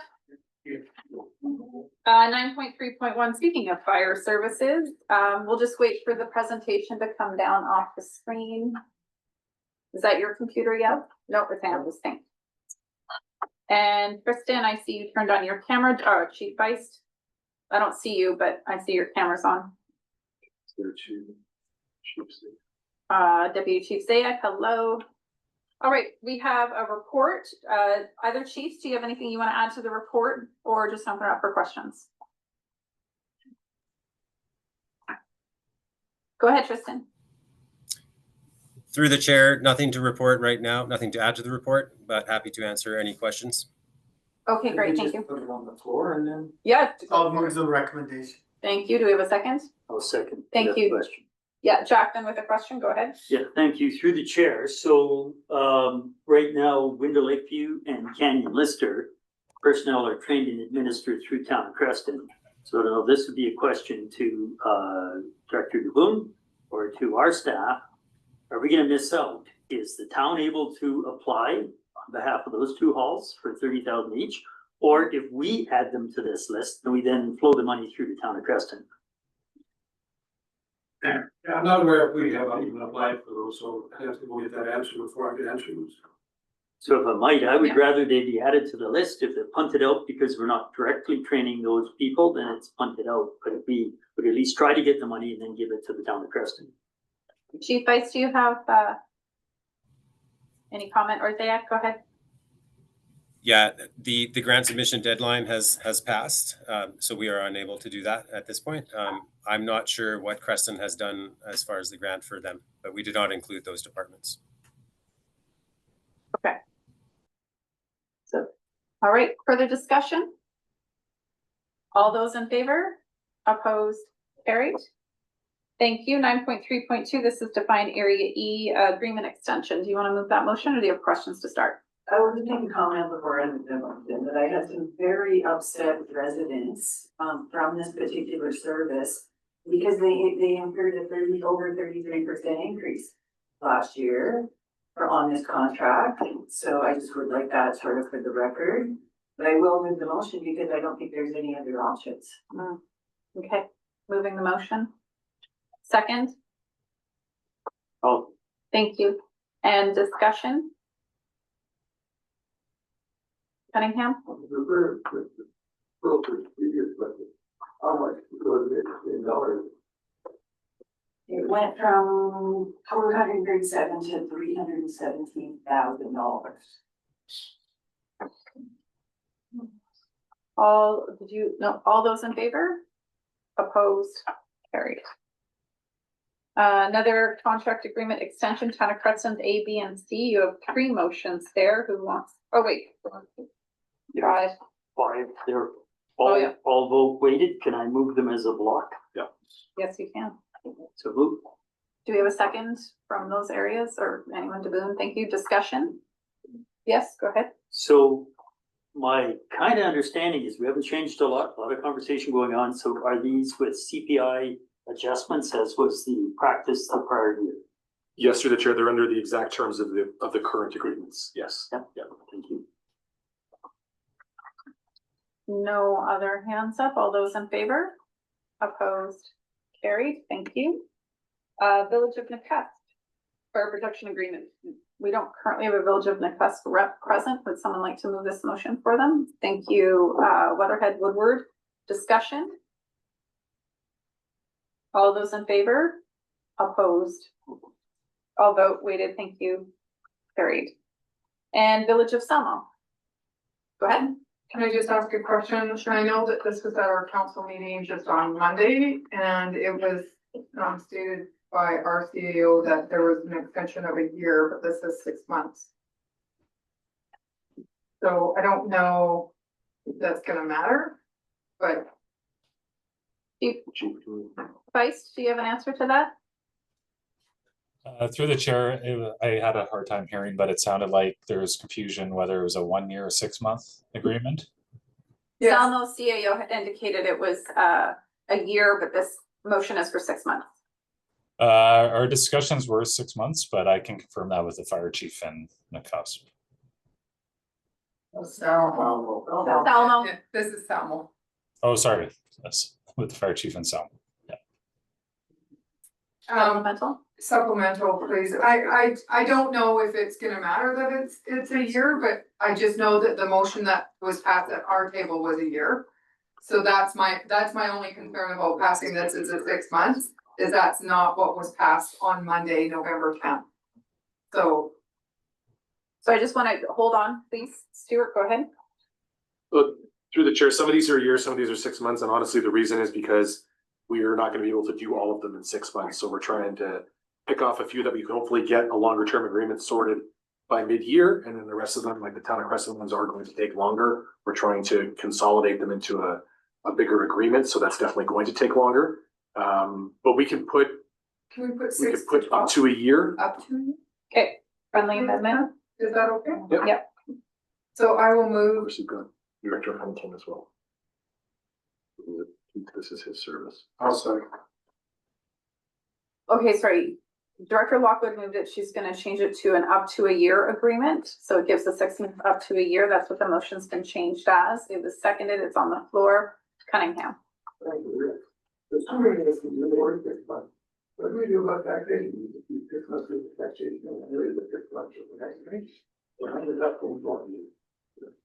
Yeah, through the chair, that's a very good question. You know, I think that our budgets for fire would definitely presume an ongoing service level, and that we would get to an agreement by the 6 month point. So we would recommend taxing for the full year's amount, but it's a good point. Can we not talk over each other, please? You're done. Go ahead. Okay, yeah, because otherwise it makes it very difficult. We don't know exactly what it's going to be, but we're still planning for it and what the taxation on that is. And it might be 6 months worth of entry. Or is it retroactive if we go for the year and then we have to pay that back 6 months the next year? I don't understand any of that, and I hope that we don't get into that kind of situation. Lockwood? thank you, through the chair. The unfortunate part is this contract ends in 2025 and it wasn't caught earlier. And then, of course, us having to purchase a new fire truck of up to $1 million. So that's where the discussion started, is that how do we make sure that everything is in this contract going forward for the next 5 years? That I will make sure that my staff and the chief hone down on it and try and get it done as soon as possible. But the only reason I had brought it up is because the motion had been passed up to a year. So I was concerned that it was just said on Monday, up to a year, and then that's not what this was read. So I'm still hoping that it's done as soon as possible, but I understand your concern about what will it look like. It should have been done in the summer of this year. Chief Vice, do you have anything to add to that? Through the chair, yes, as you may know, I'm leaving this position, but I am passing this information on to my successor and going to work with, or advise him to work with Chief Hearn to get this done as soon as possible. Okay. Currently, the contract as per this motion is for a year, up to a year, and that's what some will pass. So it looks like you've got a year. Yeah. You're good. Weatherhead on this motion? On this contract? Well, just on a typo on the last one, just because he used Selmo instead of McCaskill, he's passing this on to someone. I just wanted to clear up that typo on the last report. I didn't mention anything during, but it's just been mixed up with Selmo in the McCaskill report, just in the. Okay, so this motion's fine. Let's just stick to the motion. Okay, thank you. He knows. All those in favor? Opposed? Carried. Okay, grants. Would anyone like to move the motion for discretionary? Thank you. Thank you. Discussion? All those in favor? Opposed? Carried. And community development? Thank you. Discussion? All those in favor? Opposed? Carried.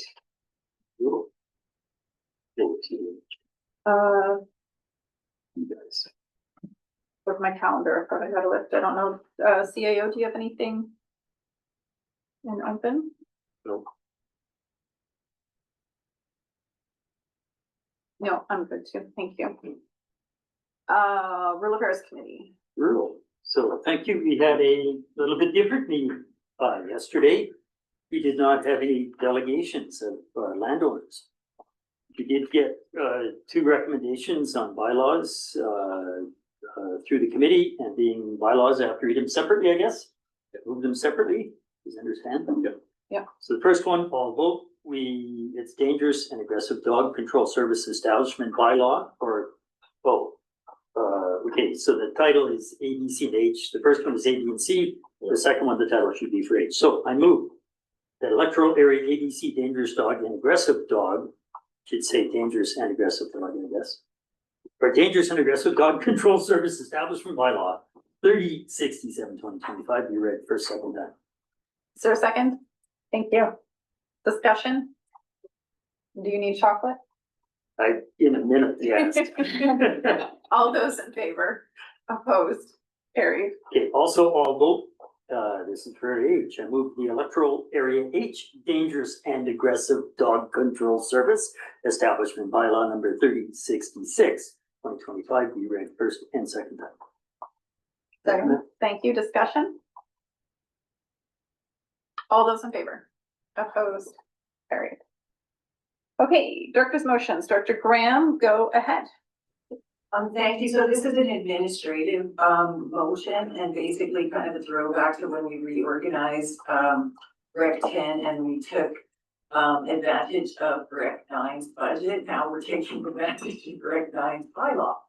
So we're looking to basically take a very old bylaw and move it into the new template that Rec 9 has. So if anybody was interested, they could look at Rec 9 and that's basically what we're seeking to adopt.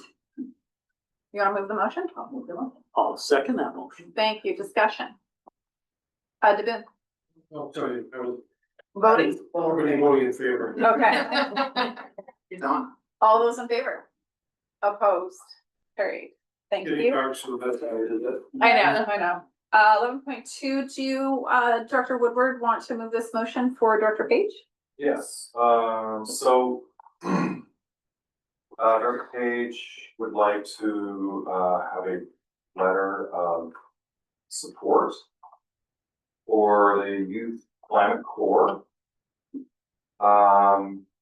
There's like a little blurb here from the Youth Climate Corps. Do you want to just move the motion and then you can speak to it? Okay, move the motion. Do we have a second?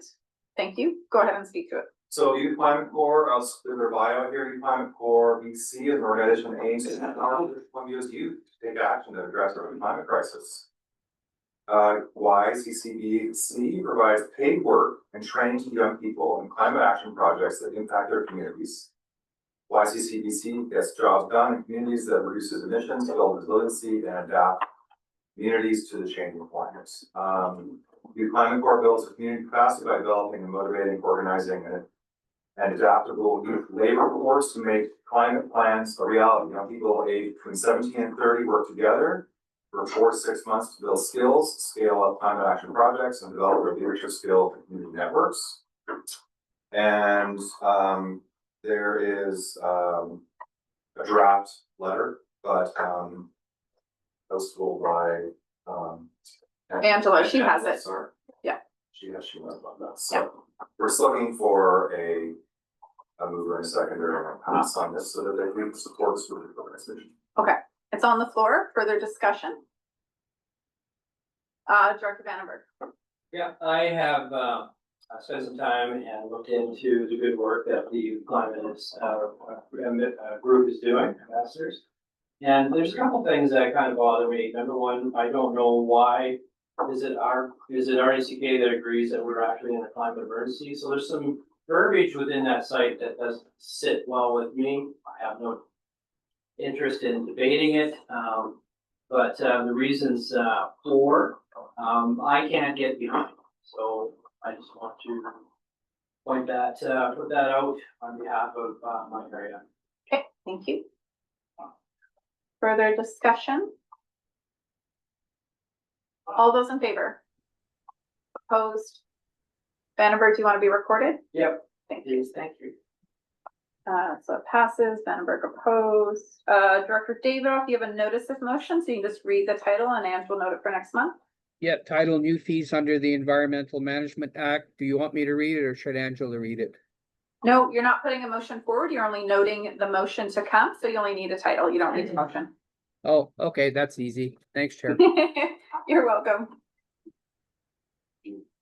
Would want a reminder on notice of motions? Tell us about the notice of motion process, please. So just through the chair, so everyone's available or aware and on the same page, a notice of motion can be entertained at any time during the meeting unless a motion is already on the floor. So you can, it can be something where you ask the chair to call upon you at any time and you simply state the topic that your notice of motion relates to, and that's it.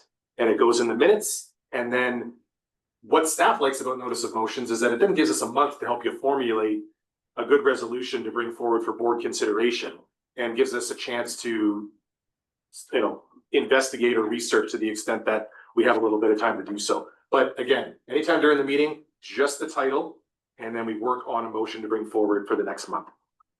As the chair, I'll just add that between Ange and I, we like it during director's motions because it's easier to track that it came from a director and that's where it landed. So yes, it'd be anytime in the agenda. Ange and I prefer during director's motions so we can easily track it. And a notice of motion is, I think you're clear on this, but is not debated at this table, or at this meeting, it's next month. So it's just a notice. We're gonna do this. Lockwood. Thank you. As I had spoke about the June, not January, would you rather that in a motion or was that good enough for direction? I think that's good. Yeah, no, through the chair, we were planning on doing that anyway. Okay. Anyway, we have, just like CSLAC, when people leave a service, there's always the desire to talk about that. So through the chair, we were gonna bring that forward. Chair, point of order, I guess. Yeah. Yeah, just clarification from the CAO. In terms of a director could also ask for the agenda to be varied or amended to address an urgent motion. Is that correct through the chair? Yes, through the chair. Are you referring to a late item? That would require 2/3 vote. And then that motion could be debated at that meeting. Yes, correct. Okay, thank you. So that wouldn't be a notice of motion, that would be a motion. Yeah. So thank you. And we did have one item that I made an error on. Thank you, everybody, for paying attention. I'm looking at McFadden for pointing it out. When we went through the correspondence, I thought we did have I thought Director Page's motion was for the rural immigration program. It was not. And so we missed that and Newell wanted to speak to it. So Newell, you're on the hot seat. Do you want to do anything with that correspondence? Yeah, subsequent to Andrea's presentation last month, I'd like to move the following motion that the RDCK provide a $40,000 grant to Community Futures of the Central Kootenay on behalf of the West Kootenay Rural Community Immigration Pilot for the year 2026. Is there a second on that motion? It's been seconded. It's on the floor. I just want to make sure Angela has it. Sorry which about that, service? Ann. Which service? Yeah, that's for Stuart to figure out. Well, you're the one proposing the motion. I think it was general admin previously. Whatever it was from previously. General admin, correct? Yeah, so general. Yeah, and that would be appropriate if I will speak to it briefly. What's that? Correspondence. Oh, correspondence, okay. Take me off the list. That was just a question that was answered. Okay. Some motions on the floor. I had hands in the room and then I've got David off online. So David off noted. Go ahead. Yeah, thank you. And if you look at the statistics in there, we'll see that the entire regional district is represented. Obviously the cities of Preston and Castlegar and Nelson, the more major centers, had more requests from industry or companies or businesses. And I guess as I was thinking about it, you know, our businesses, the property taxes, they pay actually a higher rate than residents. So this is an opportunity for us to show our support, economic support for our businesses. And we'll get into what survey we received a few months ago about business people and their happiness with the regional district. But here would be an example for us to show our willingness to support them at a real grassroots and important level. Thank you. Thank you. Director David, off over to you. Yes, I would like to refer this motion for a month and I'll explain why. Well, explain it first, because once we refer it, we can only talk about referral. Yeah, because I will explain it then, Chair, thank you. The Castlegar Chamber of Commerce has approached us about this. And the bottom line is that the Nelson Community Futures isn't the only entity that is doing this work. And they are applying for a grant, not for tax dollars, to do this work. So basically, I provided a letter of support for them to apply for a grant to do this work, not for it to be a burden on ratepayers. So I would like staff to investigate this, prepare a report, come back, and make sure that we are not using ratepayer funds when we can do this work through grants. So basically, that's why I'm asking for this to be referred for 1 month to give staff time to actually take a look at who within the RD is actually trying to do this work as well and has done it before. Thank you. Just, you got my pattern on the list too. So I want to clarify a few things from the presentation last month. Once was they are applying for grants. That was clear. They were applying to REDUP. They had a few other grants in there, and then this was a part of that. So that is known, and the second piece is I don't think this is staff's job to go and speak to figure out who's all doing this. This is a question to Central Kootenay Community Futures to ask who else is doing this work, and then also the ones you know of. I'm not super comfortable asking staff to go and do research on a project they're not involved in. So Chair, can I address that? Yes, please do. Yeah, so we're committing without a report, without a report from staff, without any investigation, we're committing $40,000 of general administration funds. And the key thing is that it's not that I don't support this, but we have to make sure that this isn't being duplicated in another part of the RD, like with the Cascard Chamber of Commerce. Are they competing with each other or are they working together? So that's why I would like this referred to allow us to look into this a little bit further. And I think a month is appropriate. So I have a speakers list. I'm going to put you at the end for referral, so we can ask. So, we get the clip. Well, I made a motion. If there's a seconder, Chair, then maybe we can discuss the motion. Well, no, a motion on referral. You can only talk referral, not the Well, discussion we're having right now. That's why I'm making the referral motions. I'm saying no because we have a speakers list. I want the speakers to have a chance to speak, and then I'll come back to you for referral. Lockwood. Thank you. Through the chair to, I don't know to who. I totally understand what Director Davidoff is talking about. My concern with this program is that I know personally 2 people that have gone through the program and have not been supported. And yes, they do pay a lot more taxes unless they're renting.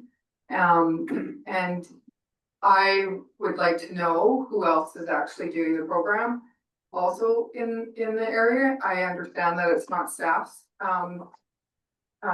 situation, but if Director Davidoff or anybody has the information of where this program is going, because we have lost so many international students in our area for our colleges, that I'm wondering how effective is going without, and why we're supporting the federal government when the federal government and the provincial government are the ones that put forward this program in the first place.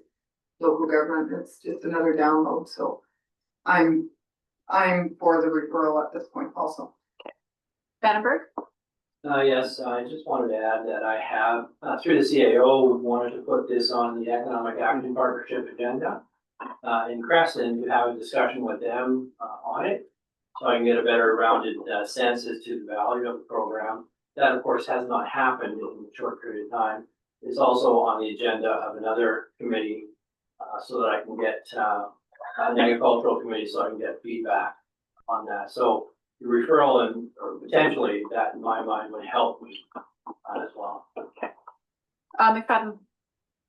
Yeah, just as some clarity, and I could be wrong, but to Director Davidoff's point, I believe that the program that he's talking about, Chamber, is actually not the same program as PNP program, which is a different program, this provincial nominee program. which is different than the community or the whatever, rural immigration program. They're different programs, they do work together, and I know that, as organizations on some of this program. So anyways, so they're not the same program, they are different. My only concern, looking at the amount of people that it has helped stay is the dollar amount per person of $40,000 for the minimal amount of people that helping stay in a region, the best use of our money for that? I don't know. That I do wrestle with that when I looked at the presentation, though. That's a pretty high dollar amount for the couple hundred that it helped. And I'm not sure if that's worth it or not, but on the programs, those are the different programs. Okay. Papa. On referral, I'm in full support of referral. One thing that I'm concerned about, what the impact is on the student employment. With us, providing tax dollars to support this program. It's not that I'm against the program, and also what impact has it on housing? And I know the people are already here, but the housing has been taken up by people coming into our country. So I'm really concerned about this, and I'd like to do a little bit more research on it before I either support it or not support it. Okay. Yeah, so David, I'll back to you. I would say that given some of the things we've heard, you might want to refer this to January for that time to, especially with the economic partnership. I don't think they're going to meet before December. So that was what I wanted to glean before you went to referral. Go ahead. Yeah, totally appreciate that, Chair. Thank you. So motion to refer to January board. I second it. Thank you. On referral. Seeing none, all those in favor? Opposed? Carried. Okay, refer to January. Thank you. So.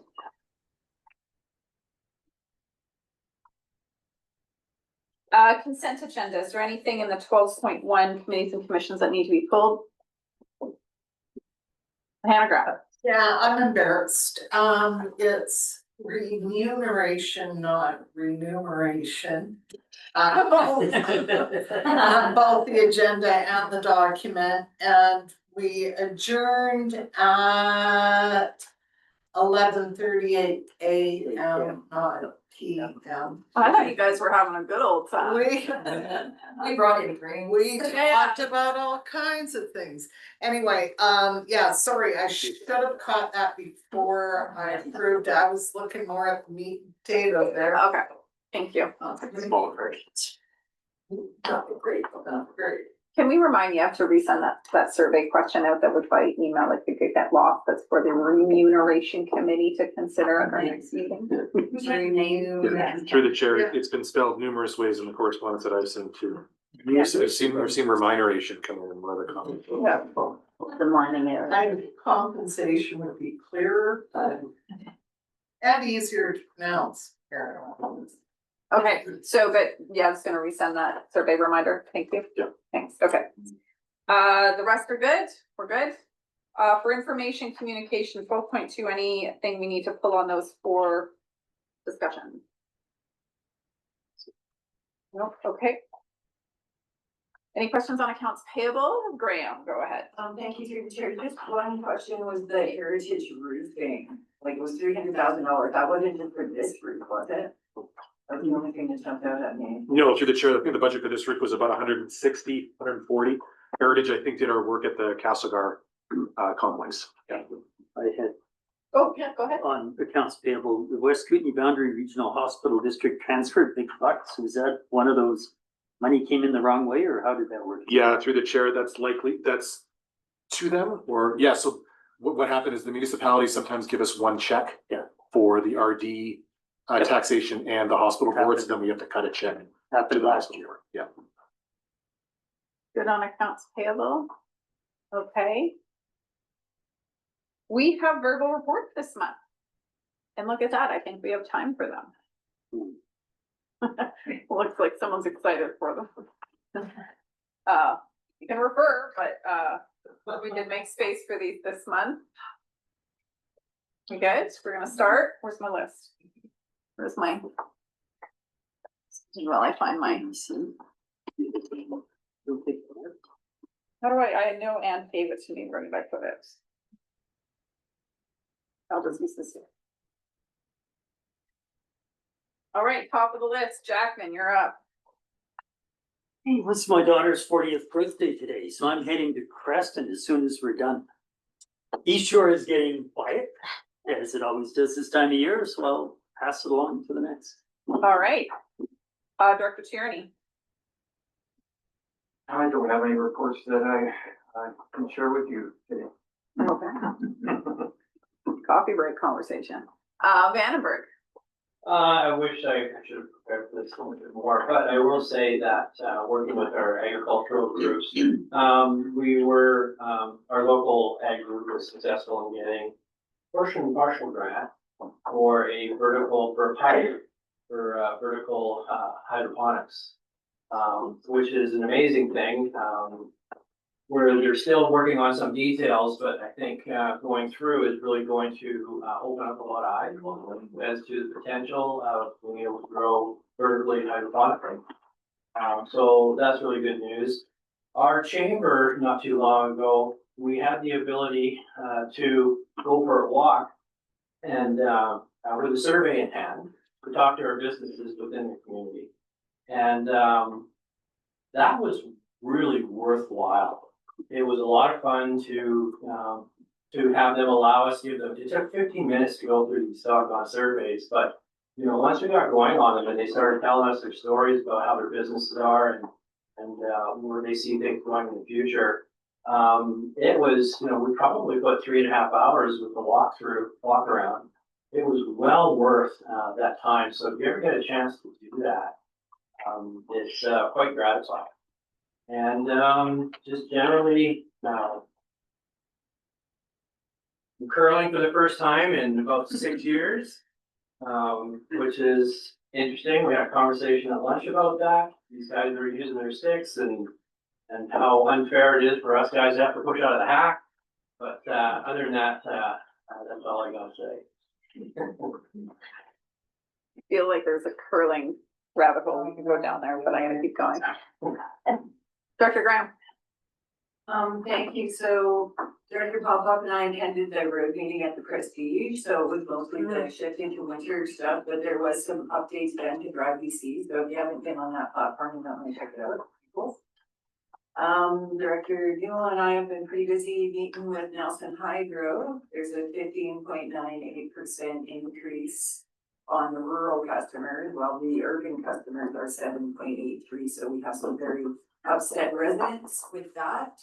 And we had a public meeting on Saturday at Developer Hall, and it was very mixed up, and maybe Director will talk about more about that, but there was an ad that went out that about pest management plans, and the public perceived that on December 1st, the area ENF were start getting sprayed with Roundup. So that was it really derailed the public meeting that we had arranged, but Scott Spencer did well and got through it. I'm working with the Harrop-Berry committee still, just hoping we can make some improvements before 2028 when that WPM contract comes up for renewal. The Balfour daycare is going forward. The septic testing is done. There's an RFP out till the end of the month to select a contractor. I did the Proctor Cenotaph on Remembrance Day and got to lay read. And I have a little personal information here. My youngest daughter Sonia donated a kidney in October to a second cousin on my husband's side. So it was quite a thing for our family and we were all really excited. Thank you, Director Graham, and thank you to your daughter. Director Newell. Oh, thank you. Great. Yeah, the Nelson Hydro meeting was interesting and FYI, there's a number of people that struggle with the concept of glyphosates and the use of them. So in case you deal with that in your public role, you will find there's quite a lot of people that don't support it. But thank you to Cheryl for organizing the public meeting, and it was a reasonable turnout, and we are concerned about the significant rate hike. I'm only with this the last time I'll say anything about the community works grants, but boy, oh boy, it's really disappointing. But Stroll Creek Trail, the Pulpit Rock Society, they're just a group of people that are looking after Pulpit Rock and what have you, and they took on license of occupation through rec parks and trails to also look after, they do some up on Whitewater, I believe, and then the Sproul Creek Trail, just a brilliant 5-6 kilometer trail. But it's got 3 bridges, you know, cost X number of thousands of dollars to replace those 3 bridges that are at end of life. And I plan to use Community Works funds for this local trail that is used by everyone. I was there on Sunday and people just walk by, and dogs. And now I've got to see if there's another way I can raise funds to support this. And no disrespect to some of the other things that I would have to use the money for, but this is right in the community right there. Anyway, that's the last I'll say of that.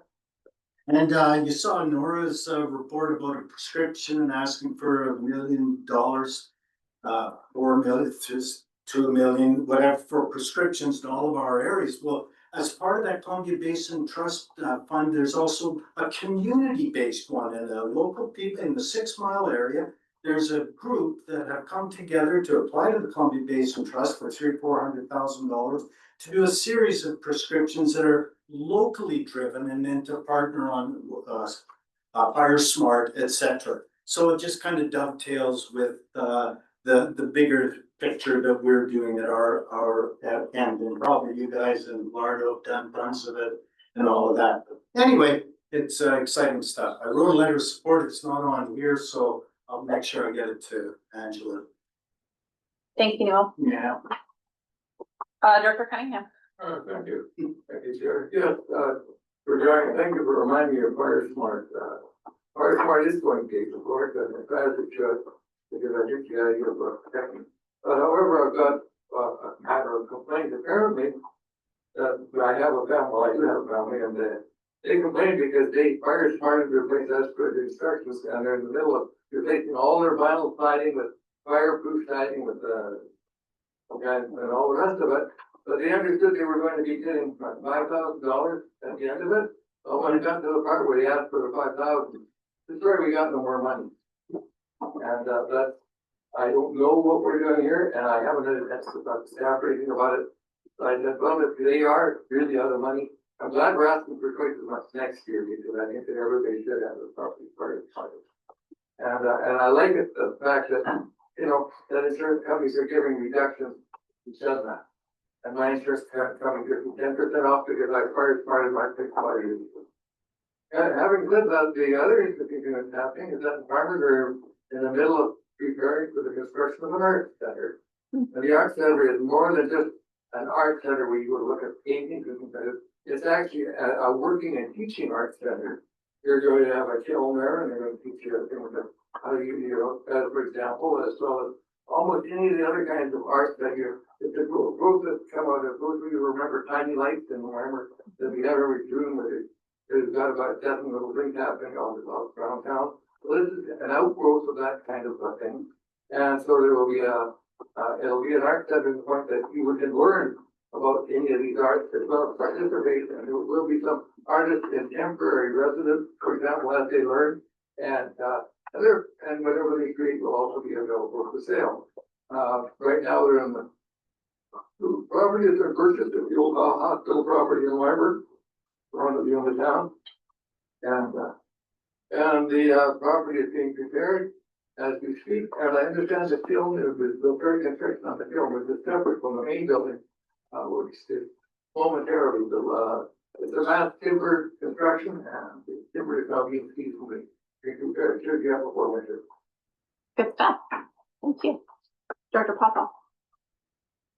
Thank you, Chair. I've been fairly busy going through the growing pains of establishing the Spokane Valley Services Committee. And we're slowly getting there.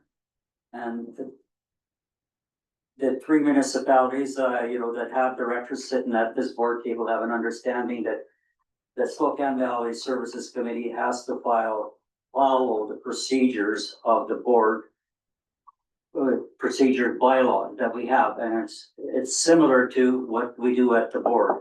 The process of putting items on the agenda, etc. So like I said, it's growing pains through there. What do we put in there? And also what we're trying to establish is a community advisory committee, and that brought to light through our RDSK climate action plan and the meetings that we had. And the feedback we got in the Area H was not enough community involvement in a lot of the services that Area H does provide in Area H in combination with the three villages. So we have in the process of establishing a Area H South Community Advisory Committee for Parks and Rec. And we're moving to the north, and that's going to be in process. We established that, and I'm working with General Manager Sherko on that before he actually retires. We want to get this in place and have it working quite smoothly. So that took a lot of our time. We've also met with Community Futures on that agreement that we have with them, moving forward on what is planned for the $100,000 grant that they've got. And that took a little while. The other two directors that are partners in this met with myself and Community Futures, and we established a plan of action moving forward for the next 2 years, what the REDIP grant will do for economic development in the Spokane Valley. Other than that, that kept me busy. Thank you. Director Davidoff. Thank you, Chair. So I'm dealing with a lack of provincial government money on a whole bunch of things that we can't get support for. But dealing with loose horses in Pass Creek, road conditions in Pass Creek, speeding issues in Brilliant, continued conversation with the Ministry of Highways, Transportation and everything else on the degradation of the active transportation network in Shrakers, and they just said a roadway is not an active transportation network. So if you want to do something, local government needs to do it. So there you go. Good news, we got our group motivated and activated to work on the clean up the historic Thrum Cemetery. The gophers are sleeping brilliant, so I'm not getting gopher calls, but still the problem exists. Trying to find creative ways to use community grant funding, and I'm finding the only way to do it, to do projects, is to give it to a municipality or the provincial government. Very interesting. Because there's no dollars for paving the road in Shrakers. And also, we need our wildland vehicles, and I hope we can get UBCM to change its mind, because what are we going to do when the wildfires come and we don't have our wildland vehicles? So that's my report. Thank you, Director Hanegraaff. Yeah, so I think I reported a while ago that the Udashenia Hall and its property have been sold, and I'm comfortable enough now to say that a new childcare center will be going in there.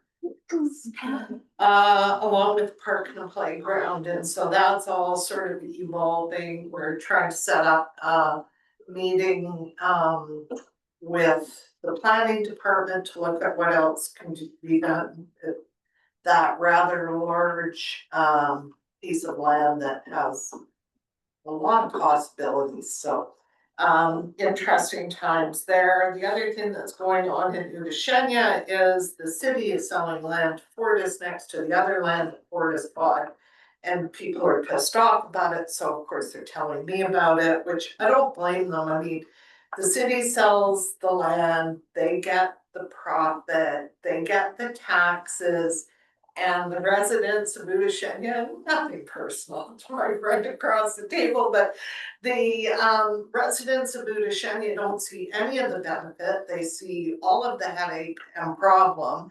And I get that it's totally legal and all the rest of it, but it just seems really kind of unfair, and I don't know how to address that. So if anyone has some ideas, give me a call. I'd be happy to talk. I also attended Halloween at Robson Hall, which was a great event. And I was shocked at how many fireworks you can get for $1,000.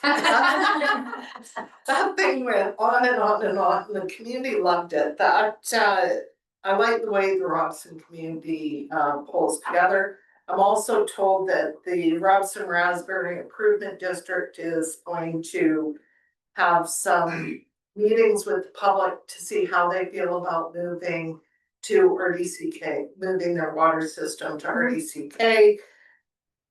Which, yeah, it'll be expensive, but carrying on the way they are is expensive too, so I guess ultimately they'll have a decision to make. And the last thing is, the RDCK was included as part of the Remembrance Day ceremonies, along with the city, the province, and the country.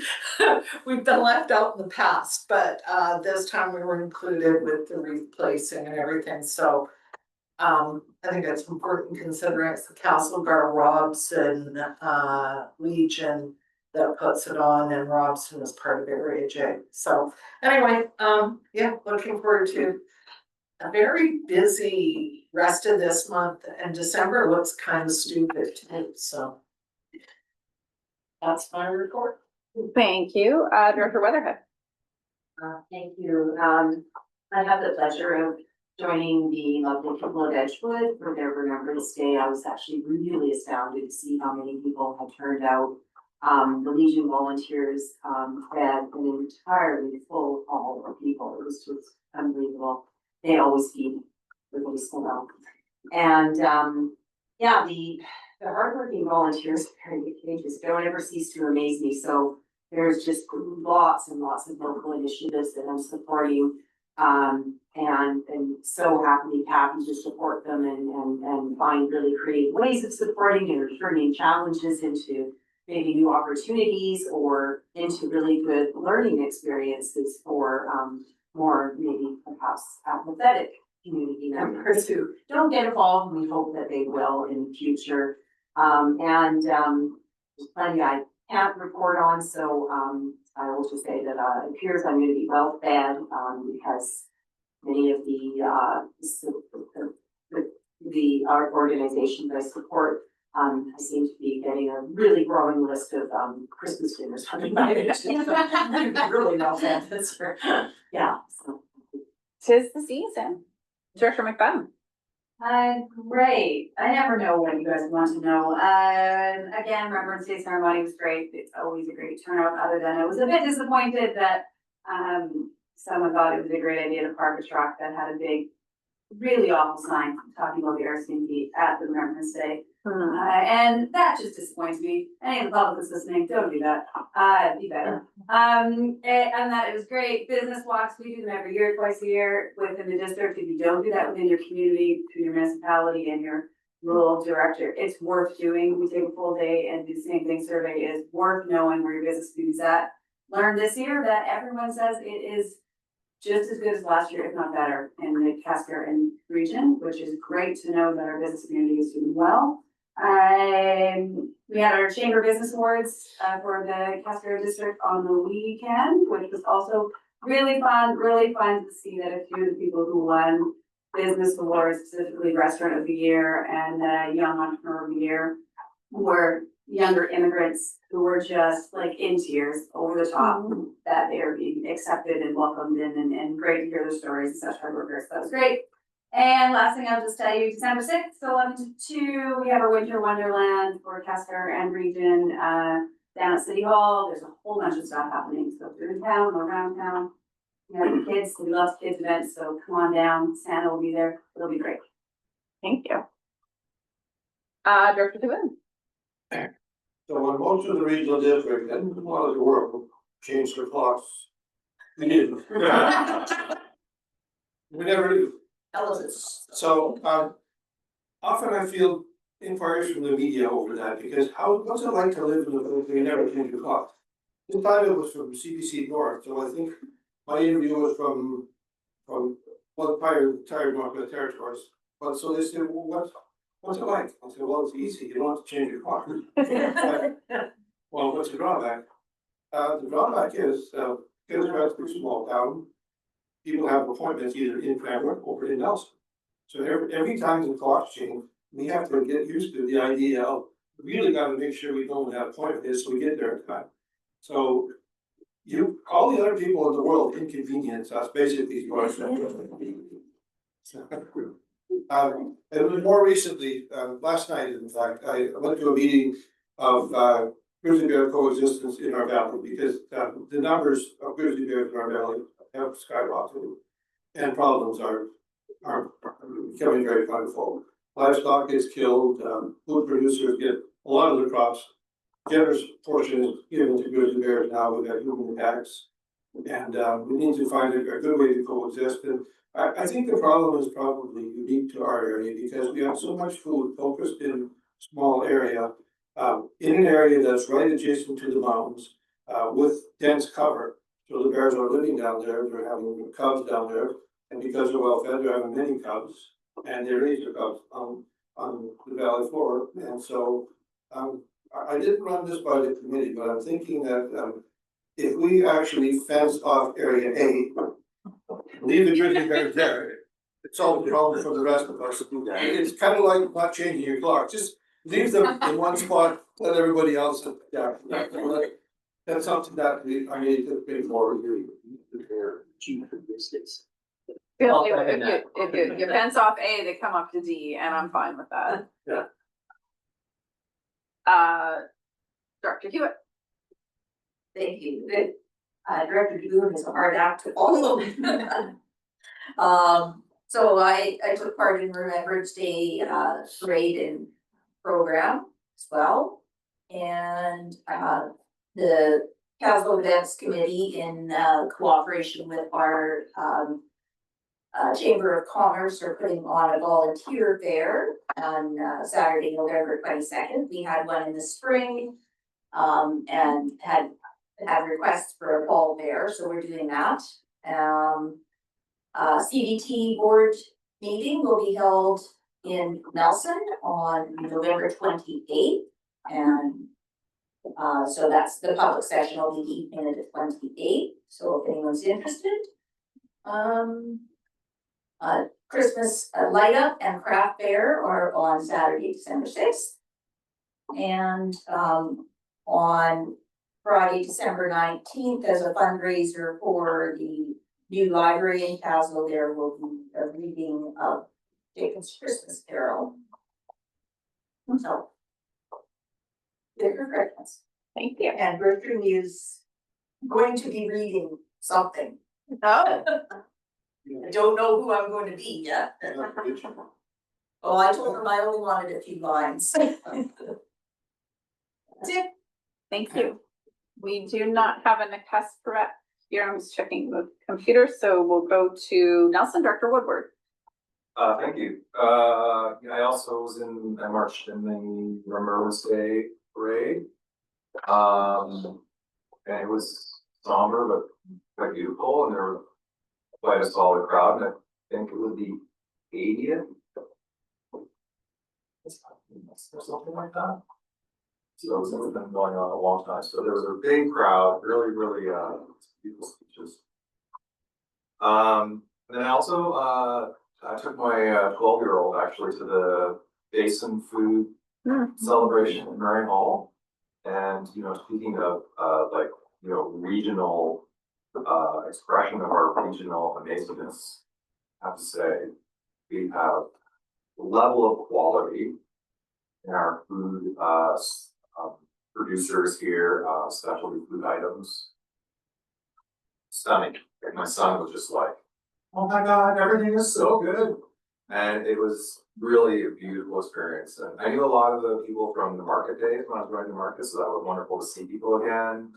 People have really the bar is raised. People are very professional with what they're doing and their signage and their branding and their food quality. It's really come up. So wonderful that that's happening. I was very proud. Get that. New Denver, nope. We didn't have a New Denver come on, no. Okay. Director Lockwood. Thank you. Yeah, I'm with everyone else about Remembrance Day. What was really impressive for me this year is we saw double the size of amount of people and children that came out, which was pretty impressive. And we had Air Cadets and Sea Cadets come all the way from Grand Forks to participate in Salmo, so that was pretty special. We have our Christmas market happening. It's an outside event from 3 to 9 o'clock on our downtown. We have music gonna be happening. Erie Creek Pub's gonna be on outside also. There'll be little fire pits. My next door neighbor here that is decided to sit down there. I'd just like to share that our community has raised $10,000 to put towards fixing up this outdoor skating rink. So it's possible without community works funds. You just have to have a community that wants it bad enough, and if they want it bad enough, they will raise the money to make it happen. So, and I'm part of that, not as a mayor, but as a volunteer in our community. So yeah, that's all. Good stuff. Dr. May. Yeah, thank you. Late October, FCM Advocacy Days in Ottawa. Traveled with Director Hewitt, of course. I had the opportunity to meet with Kootenay, Alberni MP Gord Johns, Edmonton Strathcona MP Heather McPherson. The Rural Forum met with Minister of State for Rural Development Buckley Belanger and the Liberal Rural Caucus Chair Sophie Chattel. They're both very well versed in rural issues and challenges. It was a really good opportunity to build rural engagement and momentum toward the spring fiscal update and subsequent fall 2026 budget. I was scheduled to meet with the Burn and Lake Country, Monashee and Slocan Valley MP Scott Anderson, but he canceled, and apparently he was not even in Ottawa, even though Parliament was sitting. He was attending to other business that he thought needed his attention. I was able to raise the issue of Canada Post and all in the individual meetings and at the Rural Forum. And I suggest that if the federal government is looking for a nation building project, that Canada Post unites this nation more than a pipeline does. Other than that, I attended a community support and organizational meeting towards helping to reorganize and re-own the Valley Voice newspaper. They actually have several people who are interested in purchasing the paper. There was some discussion about potential different ways of organizing the ownership and workflow, possibly a co-op or an investors co-op, and got a few people together to talk about those things further. And other than that, I participated in our 4th monthly silent vigil for peace and justice that has been going on in New Denver and Silverton for the last 4 months. It is a silent vigil. There's no confrontation, no sloganeering, no yelling, but conscious, intentional silence. And we are a group of anywhere between 15 and 30 people each time. And we meet mostly, we hold our vigils on the main street in New Denver. And we've been getting some very good feedback from community members. It is totally non-denominational. People can come or not come. The only rule is that it's silent. And it's really powerful. Thanks, Dr. May. Dr. Lund? Thank you. I missed you guys last month. And yeah, it was just a month where myself and my alternate were not available. I was in transit, but then I missed y'all. And I did want to comment that UBCM was fantastic this year. Had some great meetings, and I will report out written before end of year for you all. In Slocan, we are transitioning back. Our chief administrative officer had been off on mat leave, so she's transitioning back in. So it's when you have the interim CAO, it's kind of like being in a wobbly wagon for the year, but we held things together, and now we're transitioning back to normal operations and sort of getting things in order. And of course, her first week back, we had to finalize, so we submitted 2 grant applications to the strategic priorities fund, one for capacity building for water source and distribution.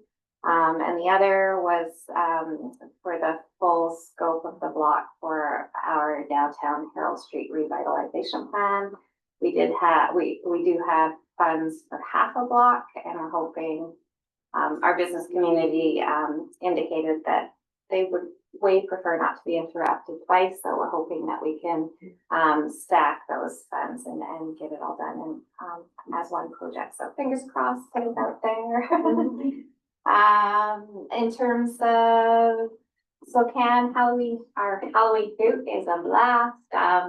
We have all the rural kids come into the village, and it's a lot of fun. We have fireworks as well, like Robson, and hot chocolates at the ballpark, and yeah, it's well attended and a lot of fun.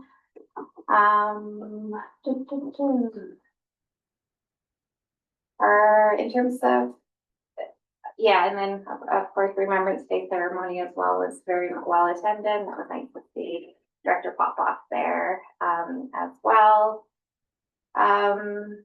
Our affordable housing project, it went, I think the last time I reported out, it had gone out to tender.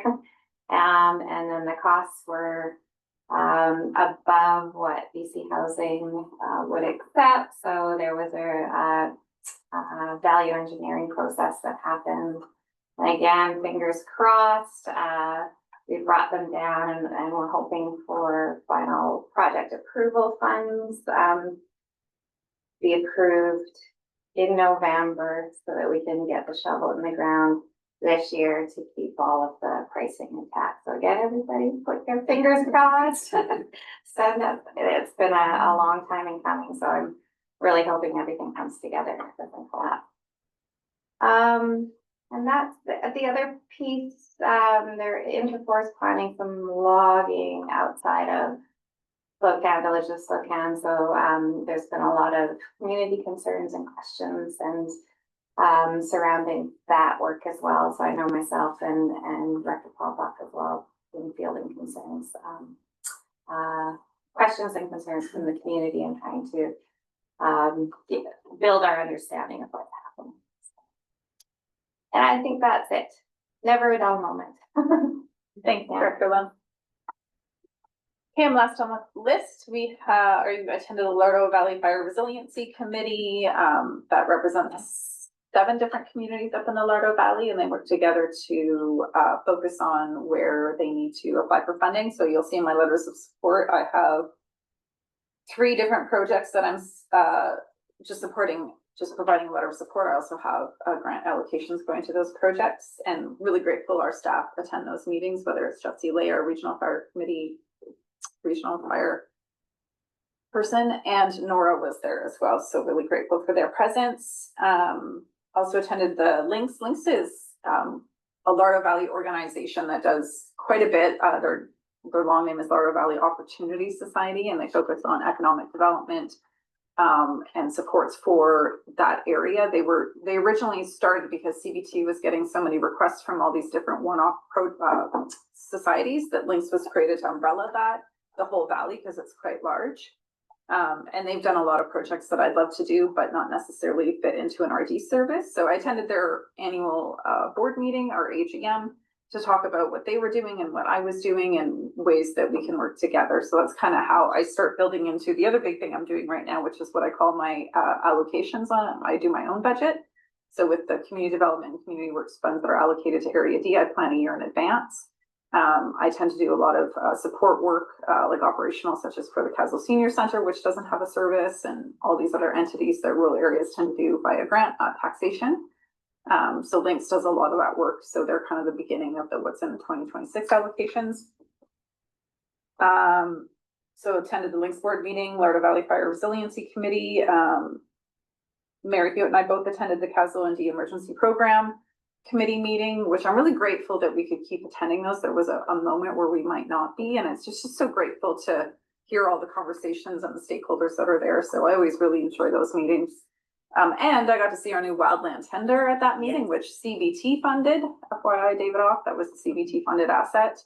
And it's beefy, it's so pretty. So for the volunteer market or festival that Director Hewitt had mentioned at that, I suggested that they start giving people rides around and it might get more people down there. I attended Remembrance Day with Director Hewitt. She's always my co-partner. We get to walk down to the cenotaph together and have little conversations. Really grateful for the Legion and all they do there. And I noticed there was a lot more people as well. I felt like there was quite a presence. It was warm. It's never warm on a Remembrance Day. It was warm. I have one community, Loki Lots, that I'm assisting in a very unconventional way in terms of they are a corporation, not a strata, but they're a corporation where they own the land, but the buildings are owned by residents. And they're a very old kind of subdivision where the original intention of what they wanted to see in that community is not necessarily what's occurring now.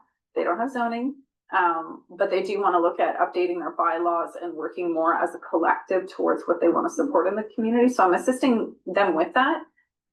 They call it community planning, and I'm just reminding them it's not actually community planning because that's like a zoning thing. So I'm just doing some guidance work for them and helping them with vision and missions and what they might want to see from doing a survey with them and whatnot. Columbia River Treaty Local Governments Committee, we've had a few meetings there. Met the new BC Hydro Community Liaison. He seems really great, but I do have to say that when staff changes and you've had a decade of history with an entity that's external that you really rely on to know things like extended power outages and what that means to landlines and road services, it's not comforting. It was great to meet Dudley. He seems really lovely, but there was zero succession in terms of information transfer. So we're repeating everything all over again, getting EOC, not necessarily the EOC, but our staff, making sure they know who is who. We do a lot of that networking and stakeholder work when it comes to power outages, which is not our end. So I'm trying to push it back out again. He was lovely, and I did let him know, I'll give you a lot to work with. And attended the UBCM Infrastructure Project Phase 1 online webinar, which don't ask me what that was because I couldn't quite follow what they were talking about, but I attended it. I'll just say that. And then I wouldn't say this is for fun, but since we've noted, I don't curl, I hike mountains, that's what I do. But I did attend a documentary that was extremely hopeful, and it kind of speaks to what Director Megan speaks about the weekly vigils. It's called The Other, and it's a documentary on Israeli and Palestinian families who, over the years, have just noted that their collective grief is bringing them together, where they live in a society where system keeps them apart and they can't go in certain areas, but they have started to build these bridges between just their collective grief. And the stories in that documentary were absolutely incredible. It was done before October 7th, and then they went back to them after October 7th. So it was in Nelson last week. Tomorrow night is From the Ground Up, or Ground Zero, another one that kind of connects to that current situation. So it was highly informative. I really appreciated it. I wouldn't say it was fun, but it brought me up. I'm probably over 2 minutes, so there we go. So let's take our afternoon break and then we will come back on camera. Good stuff.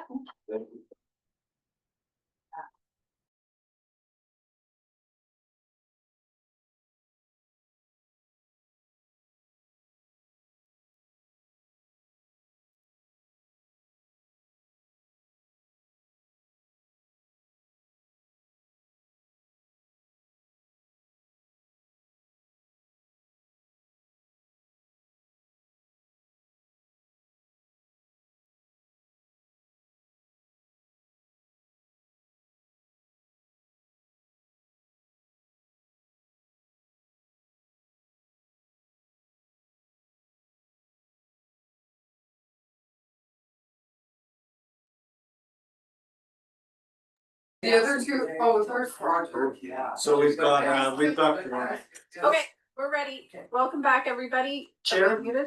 Point of, 1 second. sorry. I'm just gonna tell them, they're just outside with Joe. Okay. We're unmuted. David, how's the sound? Great. Can you hear me, Chair? Yes, I can. Thank you so much. Perfect. Thank you. Okay. So we do have a request to reconsider the grants because there was a new piece of information immediately. Director Newell, over to you. You need a motion to reconsider. I'd like a motion to reconsider under the community development grants. A funder joined us 1 minute Just after. make the motion. Thank you. Reconsider. Second reconsideration, thank you. And that is item number, 942. thank you, 942. So motion to reconsider is on the floor. This is 942. Do we have discussion? 2/3 vote. All those in favor? Opposed? Thank you. Carried. Now the motion is, I would like to change the area at. move the motion with the amendment. I'd like to move the motion with an amendment that we change the amount for Tagum Hall sound system from 12,625 to 6,125. Do we have a second? Thank you. Discussion? We know. Okay. All those in favor? Opposed? Carried. Thank you. Thank you. Now, I'll take a motion to close the meeting to the public. So moved. Thank you. Second, discussion? All those in favor? Opposed? Carried. Thank you so much, Valley Boys and Public Observer and Savannah. You can go, she was just in here.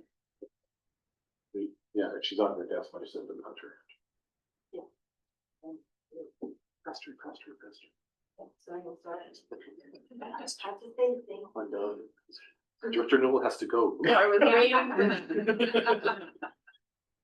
You guys remember who was here when Director Banks was here and he'd be like, I have a hair appointment, and he had like Some hair. some hair. More hair than this. Yeah, yeah, a little bit, yeah.